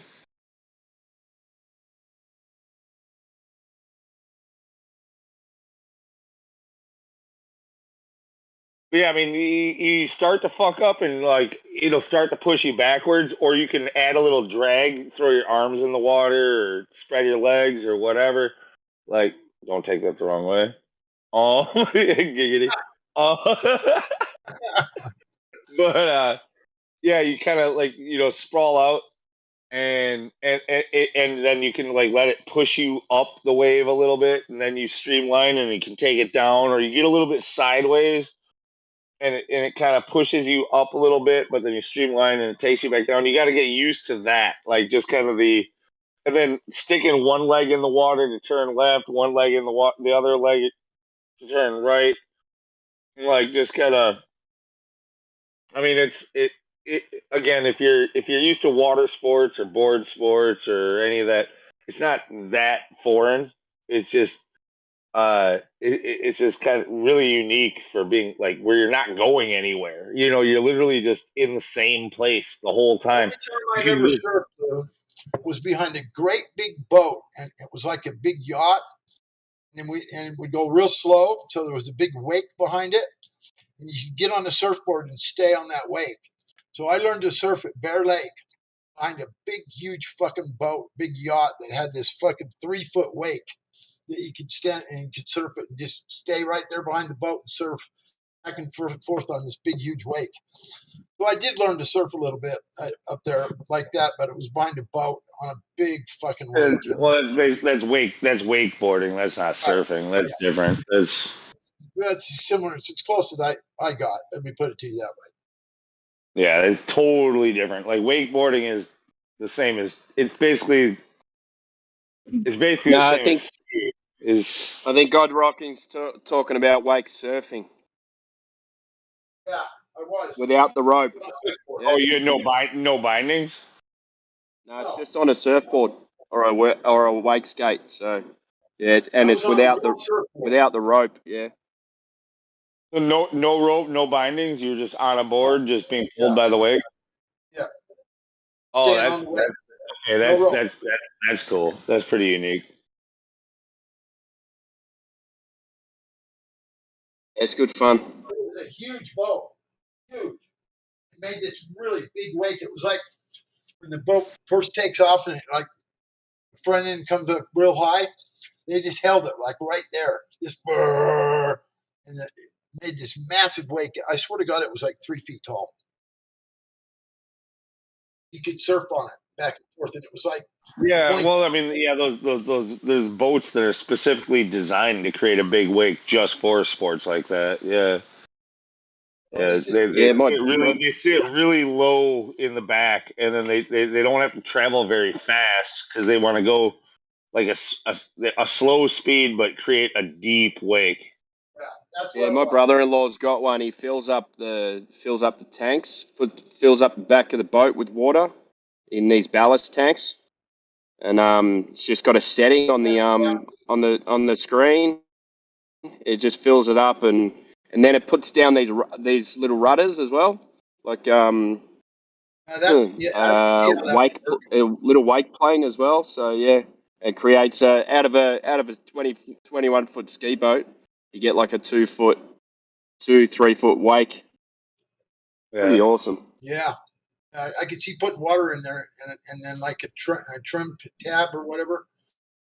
Yeah, your nose is way up, and your back is just super deep, just going whoa, just pushing water like a plow. Yeah, that's it. That's Yeah. what they did. It was just bogged down, just like trying to, like when you first take off the boat, they just kind of held it in that position. It was cool. Yeah, it just sits back, and then you go at like 20 k's an hour.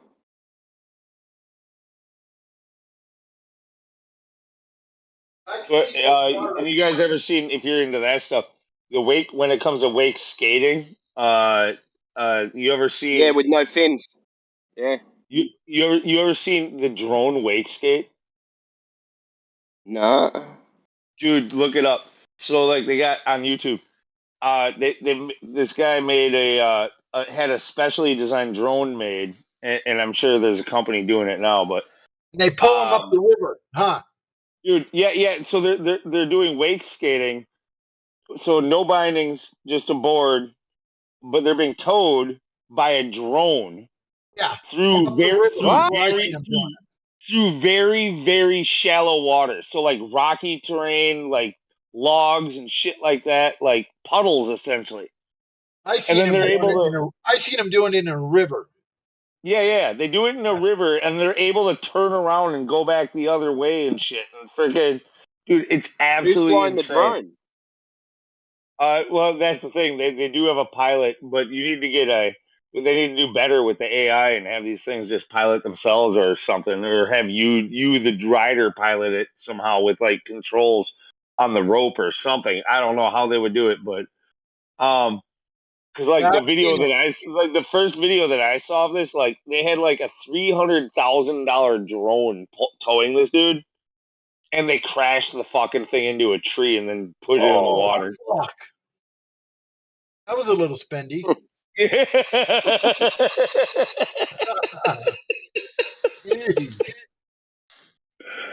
But no, I mean it was made to go get submerged, so like they fixed it up, they put new props on it, whatever, and they fucking dried it out and they launched the thing again. But like, dude, yeah, and those props, I'm sure those props on that drone are probably 10,000 for the props. How long were they? Like about 8 inches or something? It was a sizable drone, dude. It was no regular quadcopter. Like, yeah. Were they 8 inches per mile squared? Yeah. The props followed the curve of the Earth.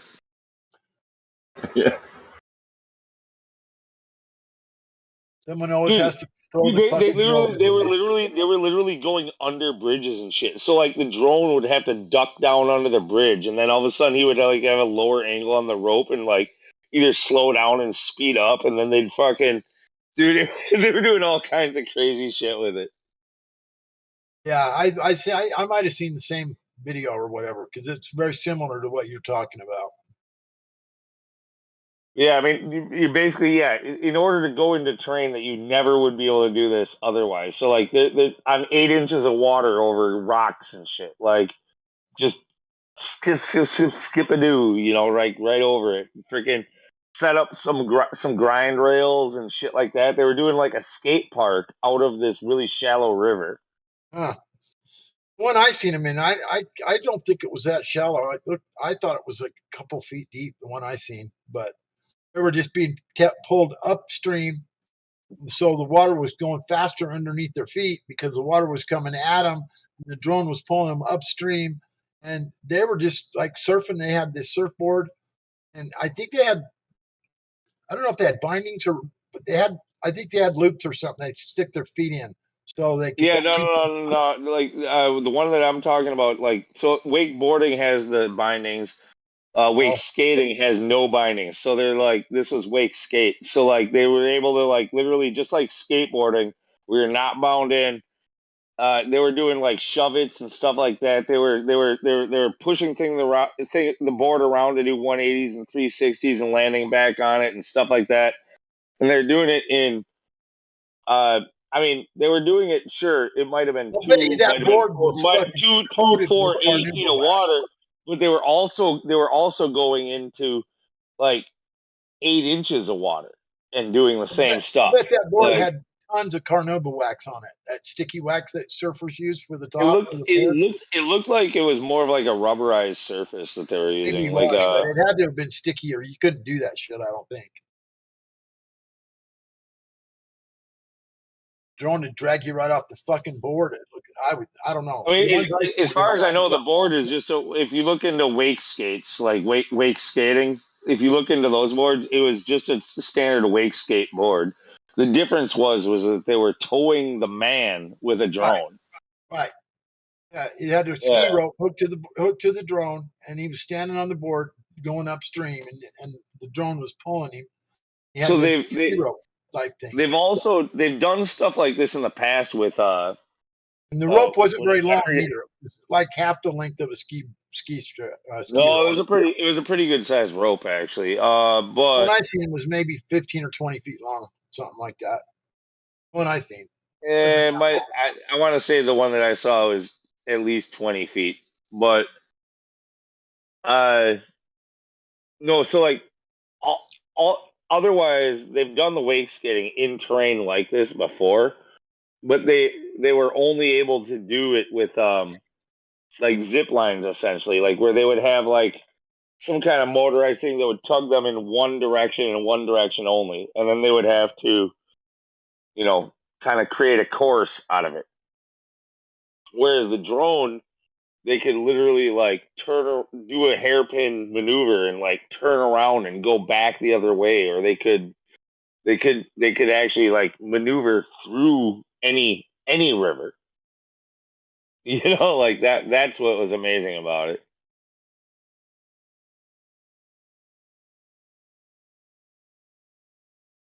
I'm watching some guy do it on a lake right now. And the drone's got about a 50-foot rope on it, and it's like, Yeah, it's a long rope. It's a long rope yeah, with the really long drone. rope. Yeah, he's on this really huge lake and just a regular surfboard. Just look up drone wake skate, and the number one video that pops up should probably be the one that I'm referring to. It's pretty impressive.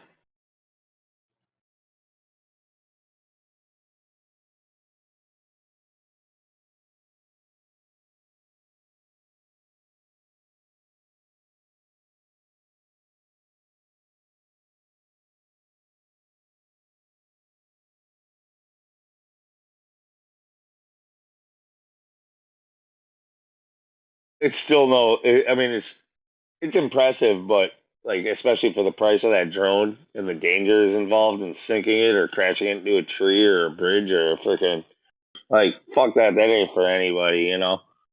It's still no extreme sport like I don't know wingsuit flying or downhill like downhill longboarding where these guys are hitting 70 miles an hour on a longboard and fucking just grinding the curves like dude, like I can show you so many really cool fucking like extreme sports. A lot of the water sports are cool, but especially with the technology stuff, like, but it's just some of it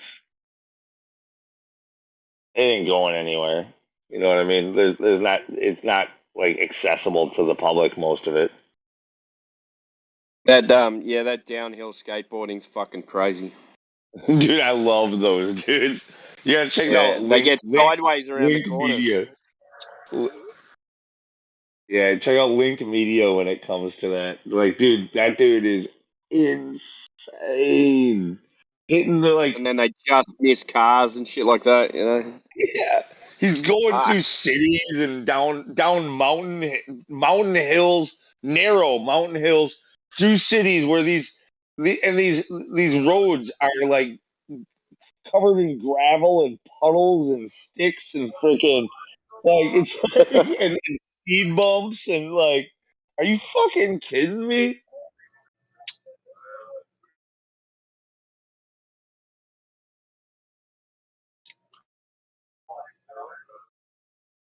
Yeah, those guys are some of the nuttiest I think I've ever seen. Yeah, that and it's downhill mountain bike riding, like through the. Have you seen the one where they go through the favelas in Brazil and stuff like that? Like They got these fucking narrow, like really narrow tree stairs. paths. Yeah, Yeah, those no, they guys go are. through cities. You know, they start from the top of a mountain through a city.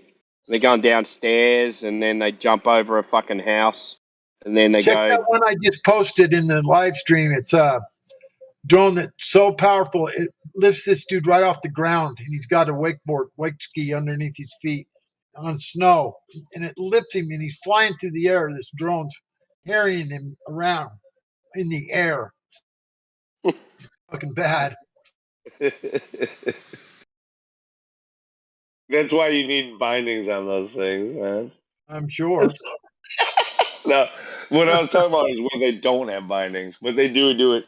Yeah, they had some guys doing it with bindings on like wakeboards, and other guys doing the wake skate.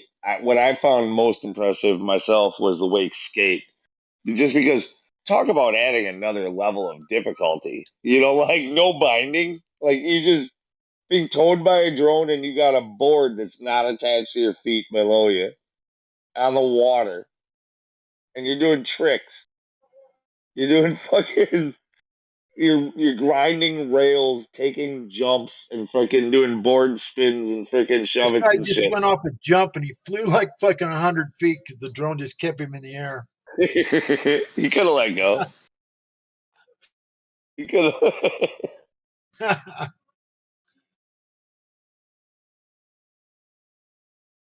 Built the drone himself, I guess. Yeah, these are. I mean, either not self-made, but they have them built. Yeah, It's not that there's a company that like just makes these things that you can buy. Like they have to This be guy's kind of just flying through they're the air. specialty made. Now he's got smoke on his board. Now he's going to be putting up fucking red smoke. He's flying through the air. Fucking moron.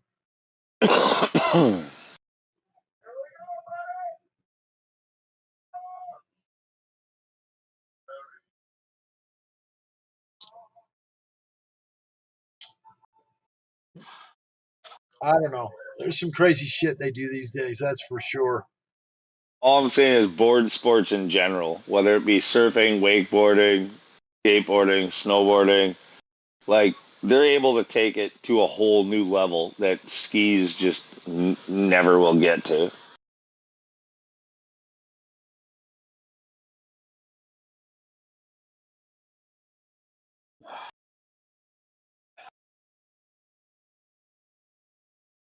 Are you trying to convince God Rockin' to go snowboarding? Yeah, go snowboarding with me, Scott Rockin'. Come on. What? Go snowboarding with me. Well, snowboarding with you? Yeah. Yeah, maybe. I'm 67 years old, bro. I don't know.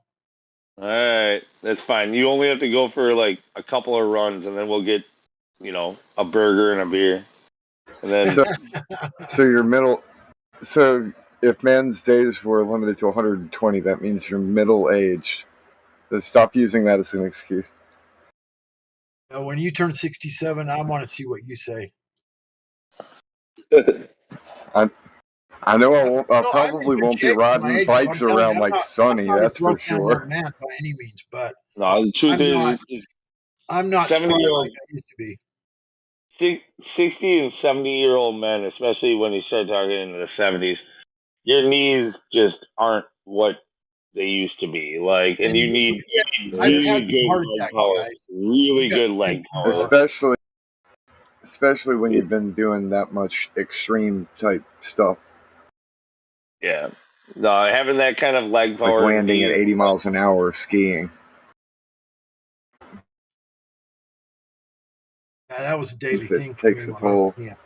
On 70 miles an hour. It can take a toll. Every day, at least a few times.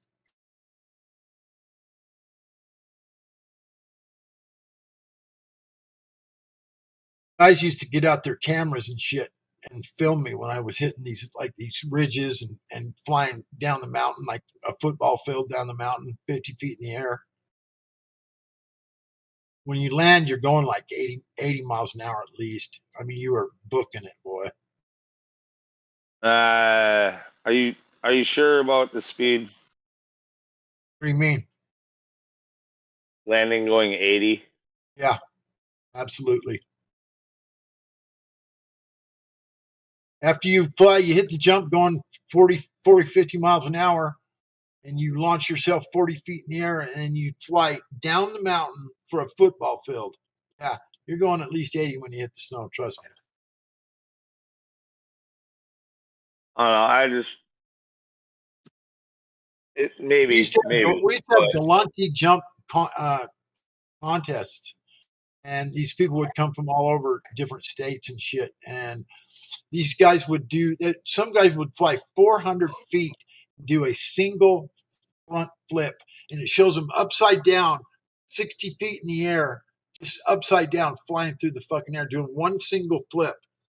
So it's a real slow rotation, and they fly 400 fucking feet. I've never done that. I've never gone that far.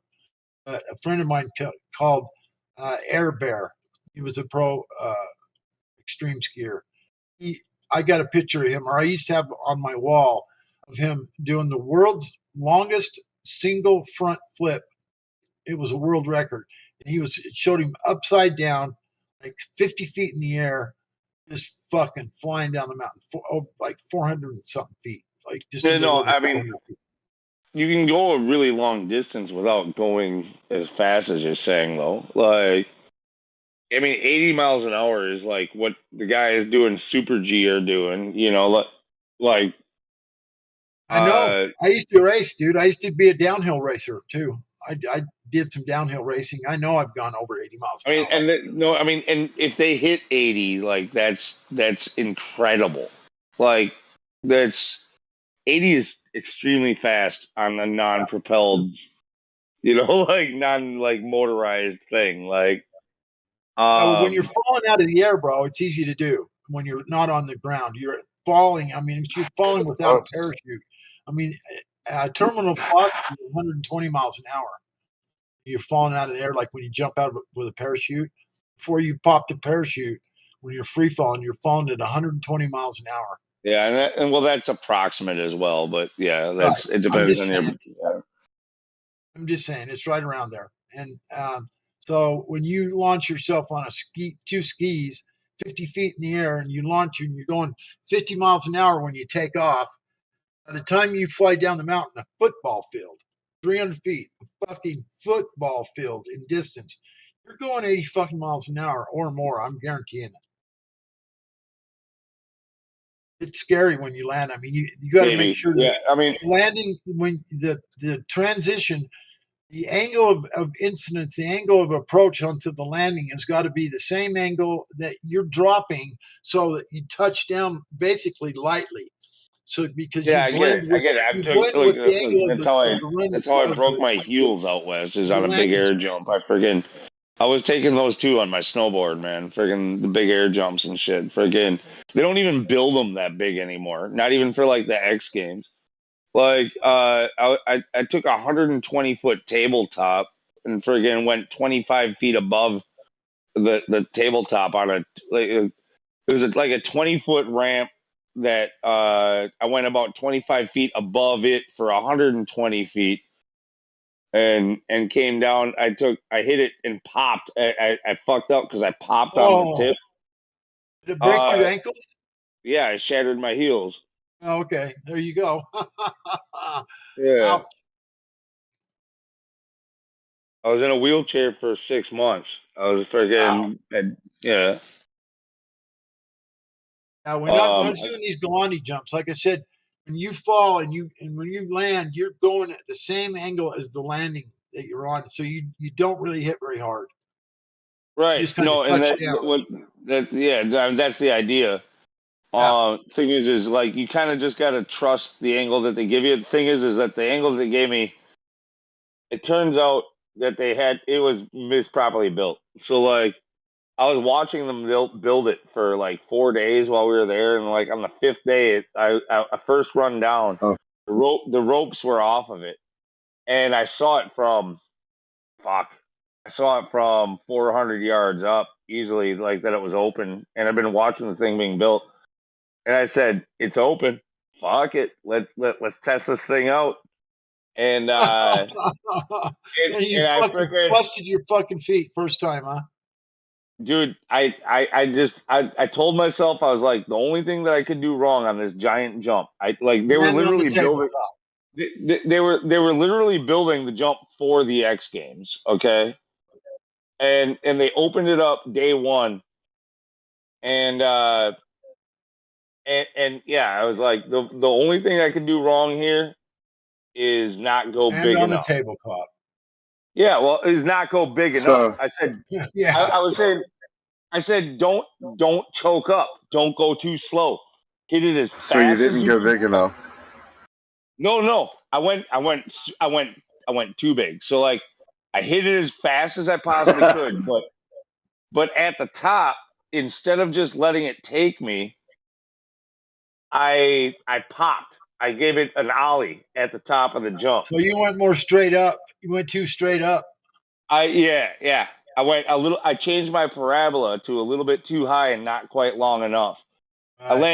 I landed 2 feet short from the decline on the flat Oh, and damn. freaking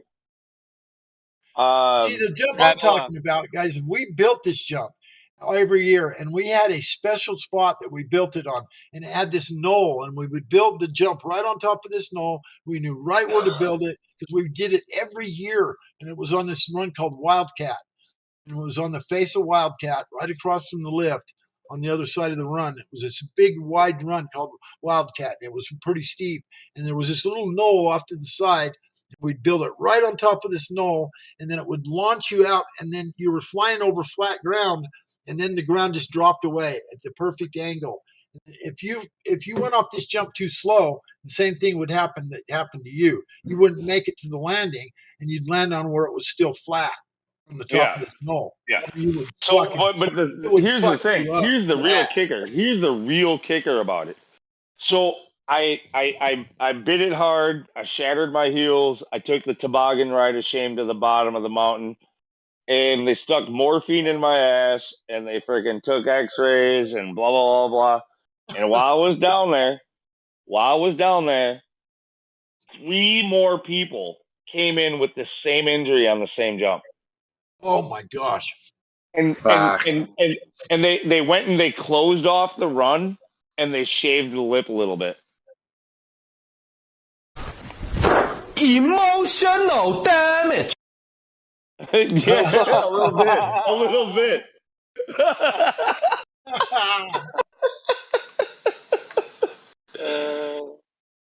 Yeah. That's perfect. So I was in a wheelchair for 6 months along with 3 other people, and then they shaved the lip and opened it up for the X Games. It sounds like to me they did a kind of a piss poor job of the launch on the pipe there. Hey, Lou. It's only Hey, when Lou. you're talking about a jump that size, it's literally like, dude, it's probably like a tenth of a degree. You know what I Hey, Lou. mean? That Lou. really changes it. Hey, Lou. Yeah. Yesterday was the last day of the snow season. Where? Here in California, in Mammoth.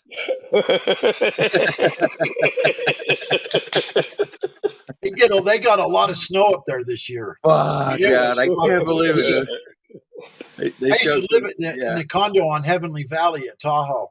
And, but yeah, we I got got a so lot of much snow. fucking snow. It lasted to August fucking. I could.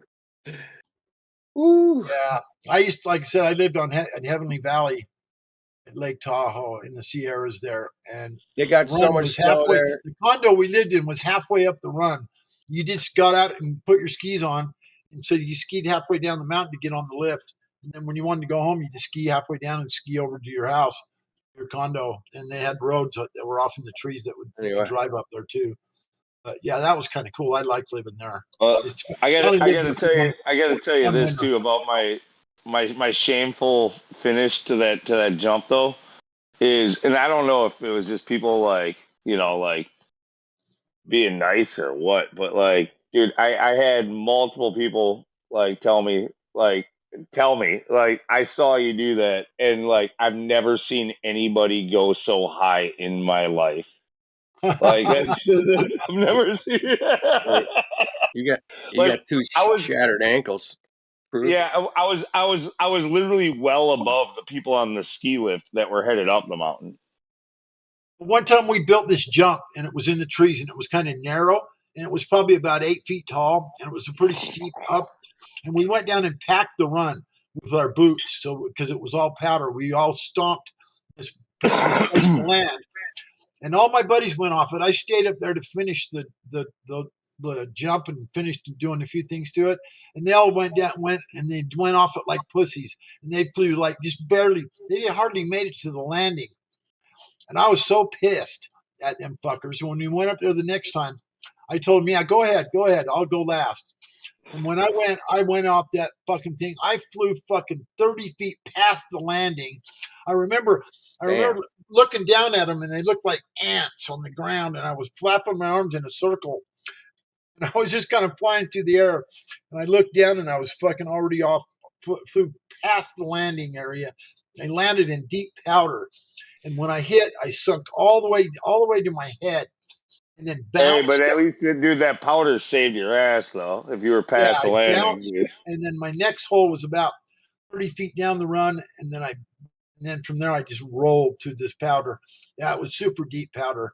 Thank God for that because I was so pissed, and I just hit it, and I jumped, and I popped real hard, like you saying, you pop off the lip. I just launched. Oh my God, I remember looking off to my right shoulder. And my arms were like making little circles. I was circling my arms, keeping my balance. And I looked down, and my buddies were standing there on the side of the landing strip, and they looked like they were about 2 feet tall. They were these little people down there. And I fucked up bad. I flew way past the landing strip. I mean, I wasn't the most like technically skilled boarder, but I had again no fear. So like when it came to even before that, a couple of years before that, when I was just starting to get a good feel for it, like they were doing like border cross that you could just enter in. Anybody could enter in border cross at like Beaver Creek or whatever. And I got pressured into it by my dad. Like, yeah, you should do the border cross. It's like, dude, I'm not ready for border cross. He's like, no, you can do it. You can do it. And so I did it. And there were some big ass jumps in the border cross. But now you're talking about racing like 10 dudes at once, all hitting a course of jumps.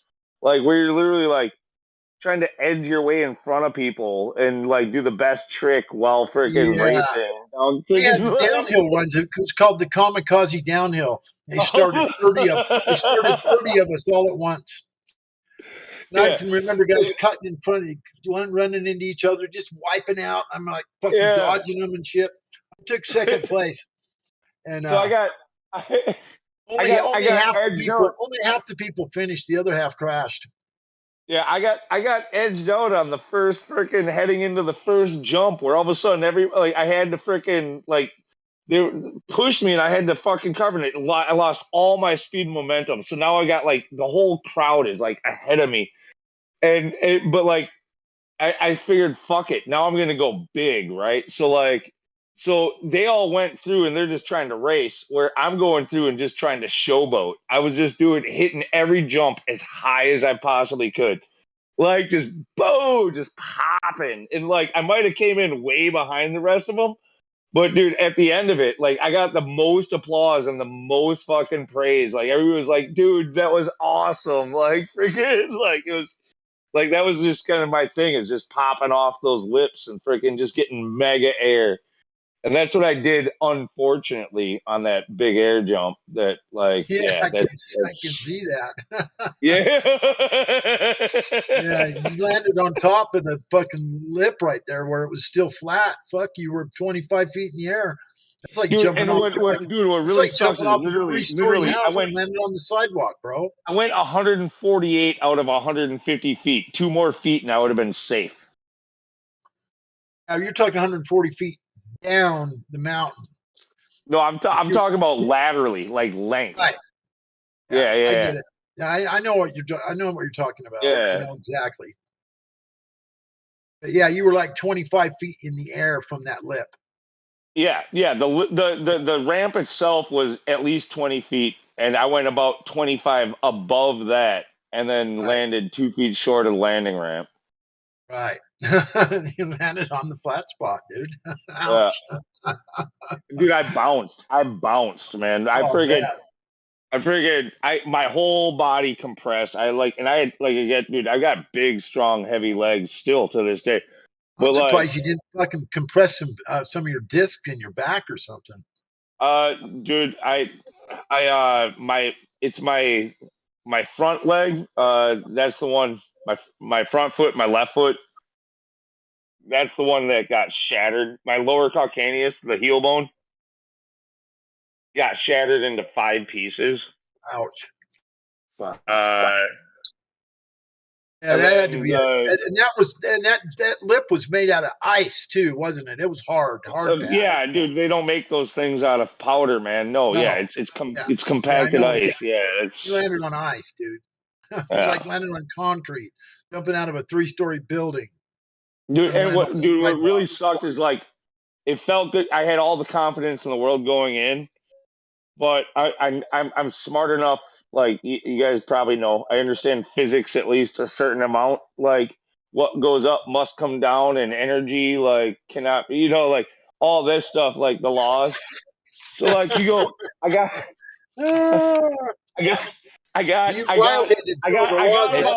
about halfway there. I got to the apex of the jump, and I went, "Oh fuck, I'm not gonna make it."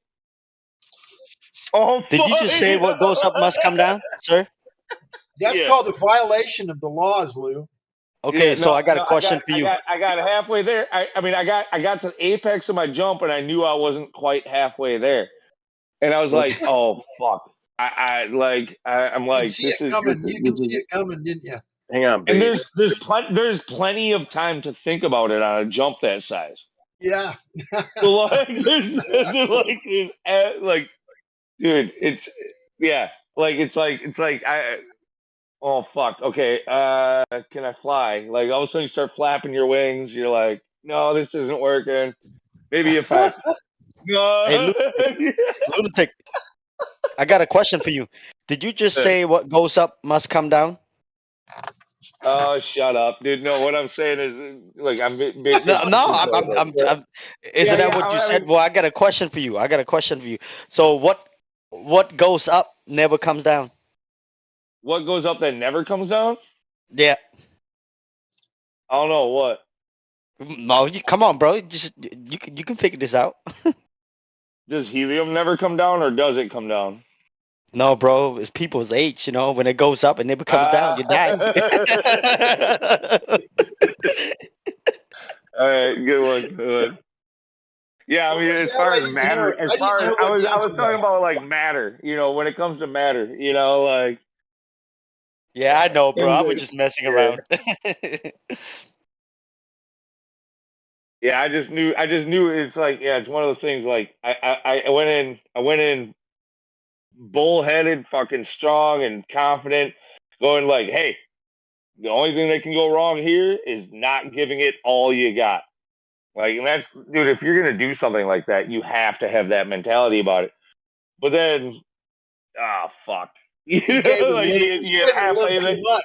You gave it a little too much Once, pop, too much yeah, straight up, man. once you're in the air, there's nothing more you can do about it. You know, like Nothing. now it's like, Yeah. You are oh helpless shit, at that point. You are helpless at that point. yeah. I've been in that situation, trust me, but never exactly in that one. I have been. One time I was up at Beaver Mountain, and I hit this road. It was a road like a trail, like for beginners, and I was going perpendicular to it. I hit the road, and it jumped me, shot me out. I was probably going about 50 miles an hour, and I looked down, and my right ski is dangling on my fucking. It's hanging on my fucking You hanging have your strap. binding clicked in good. It's hanging, dangling down, and I look down, and I'm like, oh fuck. So I hit. Land on one. Land on I one. did. Let's I go. tried. I hit too hard. I hit my nose on the tip of my ski and lashed my nose. The bridge of my nose had a big cut across it because I hit so hard. It fell forward and I hit the tip of my ski. I had brand new head Yahoo skis, freestyle skis, and oh fuck, hit I that mean, you road. know exactly what I'm Hurt my saying. In like a skis. situation like that, you're doing a big jump, and it feels like forever. Like, dude, when you have got a big adrenaline rush and you're doing something crazy like that, like, dude, even though you're probably in the air for 3, 4 seconds, you know, maybe 5 if it's huge, like it feels like a minute. You're literally you're able to like have conversation with yourself. You're like, all right, now I gotta do like this. Time slows down. It's like Matrix style, where all of a sudden you're able to just like, you know, uh, you're everybody slows down to like just a quarter of the speed, and you're in your own reality. Oh, well, I've when even I had did that. that, I I've was even had flying. that I was like going like back 50 miles an hour. I was 10 feet off the ground, and I looked down and my skis dangling, hanging on my fucking strap that holds your ski to your boot. and you're going, oh fuck, what can I do about this? How am I Yeah, gonna handle this on the landing? What I is there? tried You to know, land on like one yeah, ski. It didn't work, dude. My boot hit the snow and it launched me forward, smacked my face oh, right on the tip of my board. Oh fuck! I had a huge cut across the bridge you of my want to nose. know what? Oh, You want to know what I think would have been your best answer? what's that? Ditch the ski that's hanging there. I couldn't. It was hanging on a leather Stick strap. your unbound boot, stick your unbound boot behind your bound boot on the same ski, and try to land it like you're on a snowboard. I didn't have time to do all that, bro. I didn't have that much time. Well, I couldn't have bent down next and I time. couldn't have had time to bend down and unhook that strap and let the ski fly. Because yeah, that's the big mistake is you didn't want your unbound boot to catch when you landed, so you had Right. to you might have been able to ride it off slalom style had you done something like that. Yeah, maybe. Maybe if I'd been able to put my boot on the back of the ski, yeah, maybe I could have. But the situation I was in, I was in the situation like you were in falling down. I was like, oh, I'm fucked. Yeah, you just kind of you're able to have a conversation with yourself, like, well, this isn't gonna work. This is Oh, shit. So I better enjoy it while I'm here. It's gonna take a second. All right, here we go, and I hit really hard. I mean, it like slapped me to the ground, just like right on my fucking tip of my ski. Holy fuck! Split my nose wide open right across the bridge of it. It had a cut all the way across. I had blood just pouring down my face.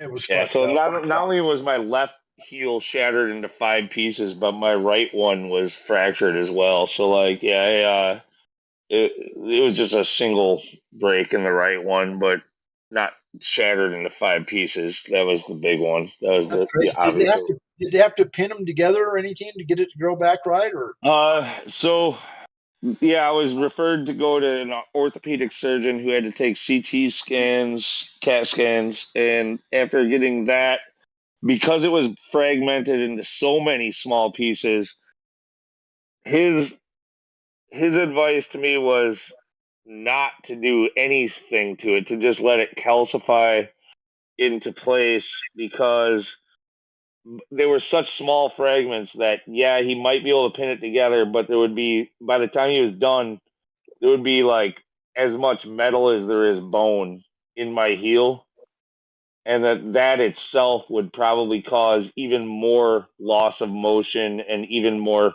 pain and well, I discomfort, thought you were going to tell especially me when it the comes to solution. I thought you were going to tell me that he put like a nylon um, like no. bag around the bone to hold the No, bones no. together in the I bone with literally, wire. I literally had no surgery. My heel was shattered into 5 pieces, and it hurts. It's hurt every day of my life Since since I was 21 years old, and I'm now 41. So for the last 20 years, it's hurt every day of my life. But I still climb ladders and work construction for a living, and I'm walking around. So it hurts, but I'm getting around. It would have been worse, according to the surgeon, had he done the surgery. yeah, he's probably right. That's like when I shattered my shoulder. I hit a curb on a skateboard. I was skating board down this real steep hill, and my board started wobbling. Whoop, whoop, whoop, whoop, whoop. I was going so fast, it flipped me off the board, and I rolled and hit my shoulder into the curb of the road. Just split my shoulder in half. Oh fuck! It's still Well, separated today. The doctor told me, he says I wouldn't do anything to it. He told me the same thing he told you. Just leave it alone. Your shoulder, your arm's not sagging out of place because you got plenty of muscle mass holding it in place. Just wear a sling, let it fucking heal up. And now I got this shoulder. It's the doctor. I had a doctor looked at it about 5 years ago. He says, "Fuck, I've never seen a shoulder that fucking separated in all my life. There's like a half an inch gap between the two pieces, and it's all full of calcium and shit now.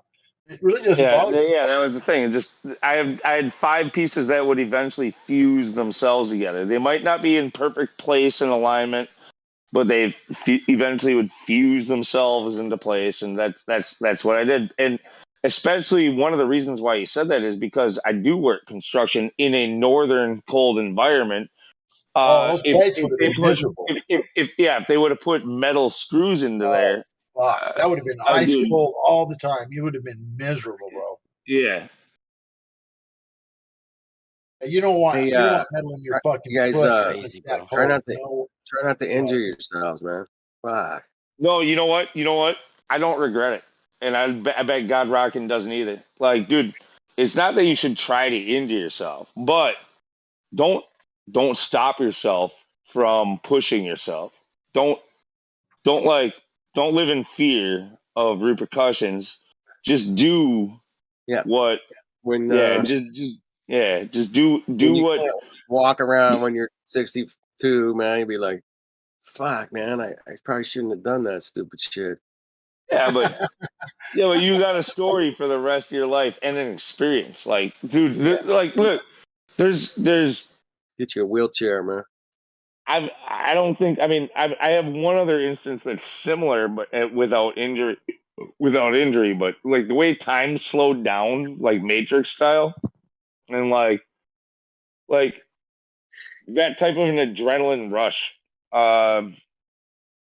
is hard to come by, honestly. Like I don't know if it's worth it necessarily, but it's hard to come by, and to get that experience in life is nice. Now if you can do that without injury, awesome. Right? You know, like, because I like when I played ice hockey, I remember I was in a tournament as a goalie. I played goalie in ice hockey, and we were in a tournament, big game, and like there was one shot where guy had a breakaway, and I don't know, whatever it was, like great shot, and I kind of poked at it with my stick but then I was caught off balance. It lofted up, and I was falling backwards. And this thing was about to like kind of tumble down into the net, and I just saw everything like literally just like it went from full speed to like dum dum dum dum dum dum dum dum, and I saw every rotation of the puck, and it just was hovering above my head as I was laying back. I'm on, like you've seen hockey goalies where they got their knees folded back and they're on their back, Yeah. and like the thing was literally almost goal line, and I swept my glove hand up and I grabbed it out of the air above me while I was in this really awkward position.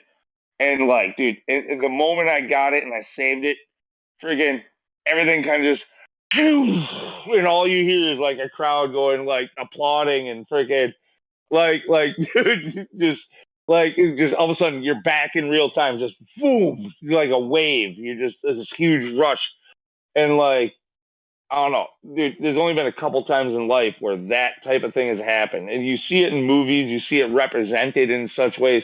But like I've literally experienced that a couple of times. Most people will never have that. Now the goalie thing, great. I didn't injure myself. I had an awesome moment. But like the thing with falling from the sky and shattering heels, like yeah, less fun. But like still an experience.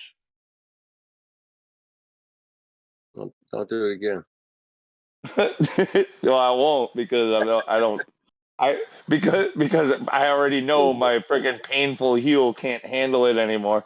So now I just cruise. Now I just go for those I do the cruise in more like surf style where I'm just trying to get a huge lean into the And turns and carve, freaking leaning carve over and hard. carving. Yeah. Yeah, that's fun. You can do that on skis too and deep powder it a little bit. Not you can't lean like on a board though. You're right. You just can't. Yeah, and You can lean on a I board bought to a where you're. specialty. I bought a board that's specialty made for carving. It's got like this serrated edge as it goes down. So like it's like a couple of years ago it was the top rated carver. It's only in modern years, like really recent years, where they had these like super specialty boards like made for stuff like this. And this thing was like the top rated one for it. Like it's the best carver in the You world. say Like serrated. Do you mean it's got a even little in groove icy on the edge, conditions. a little cup groove kind of? Yeah, It goes so all the like way down the edge. so you know how skis have like what do they call it, like a parabolic skis where they're wider at the tip and the tail and narrower in the middle. So Yeah. boards have that, but in the middle part, in the middle section, it actually waves in and out and in and out and in and out like 3 times. So it's got little serrations to that in order to frickin' really carve into the frickin' ice. Huh. Right on.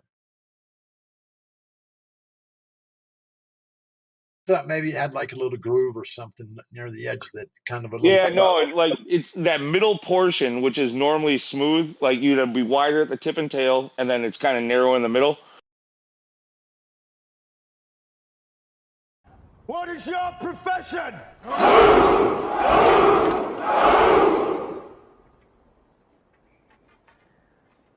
See, old friend, I brought more soldiers than you did.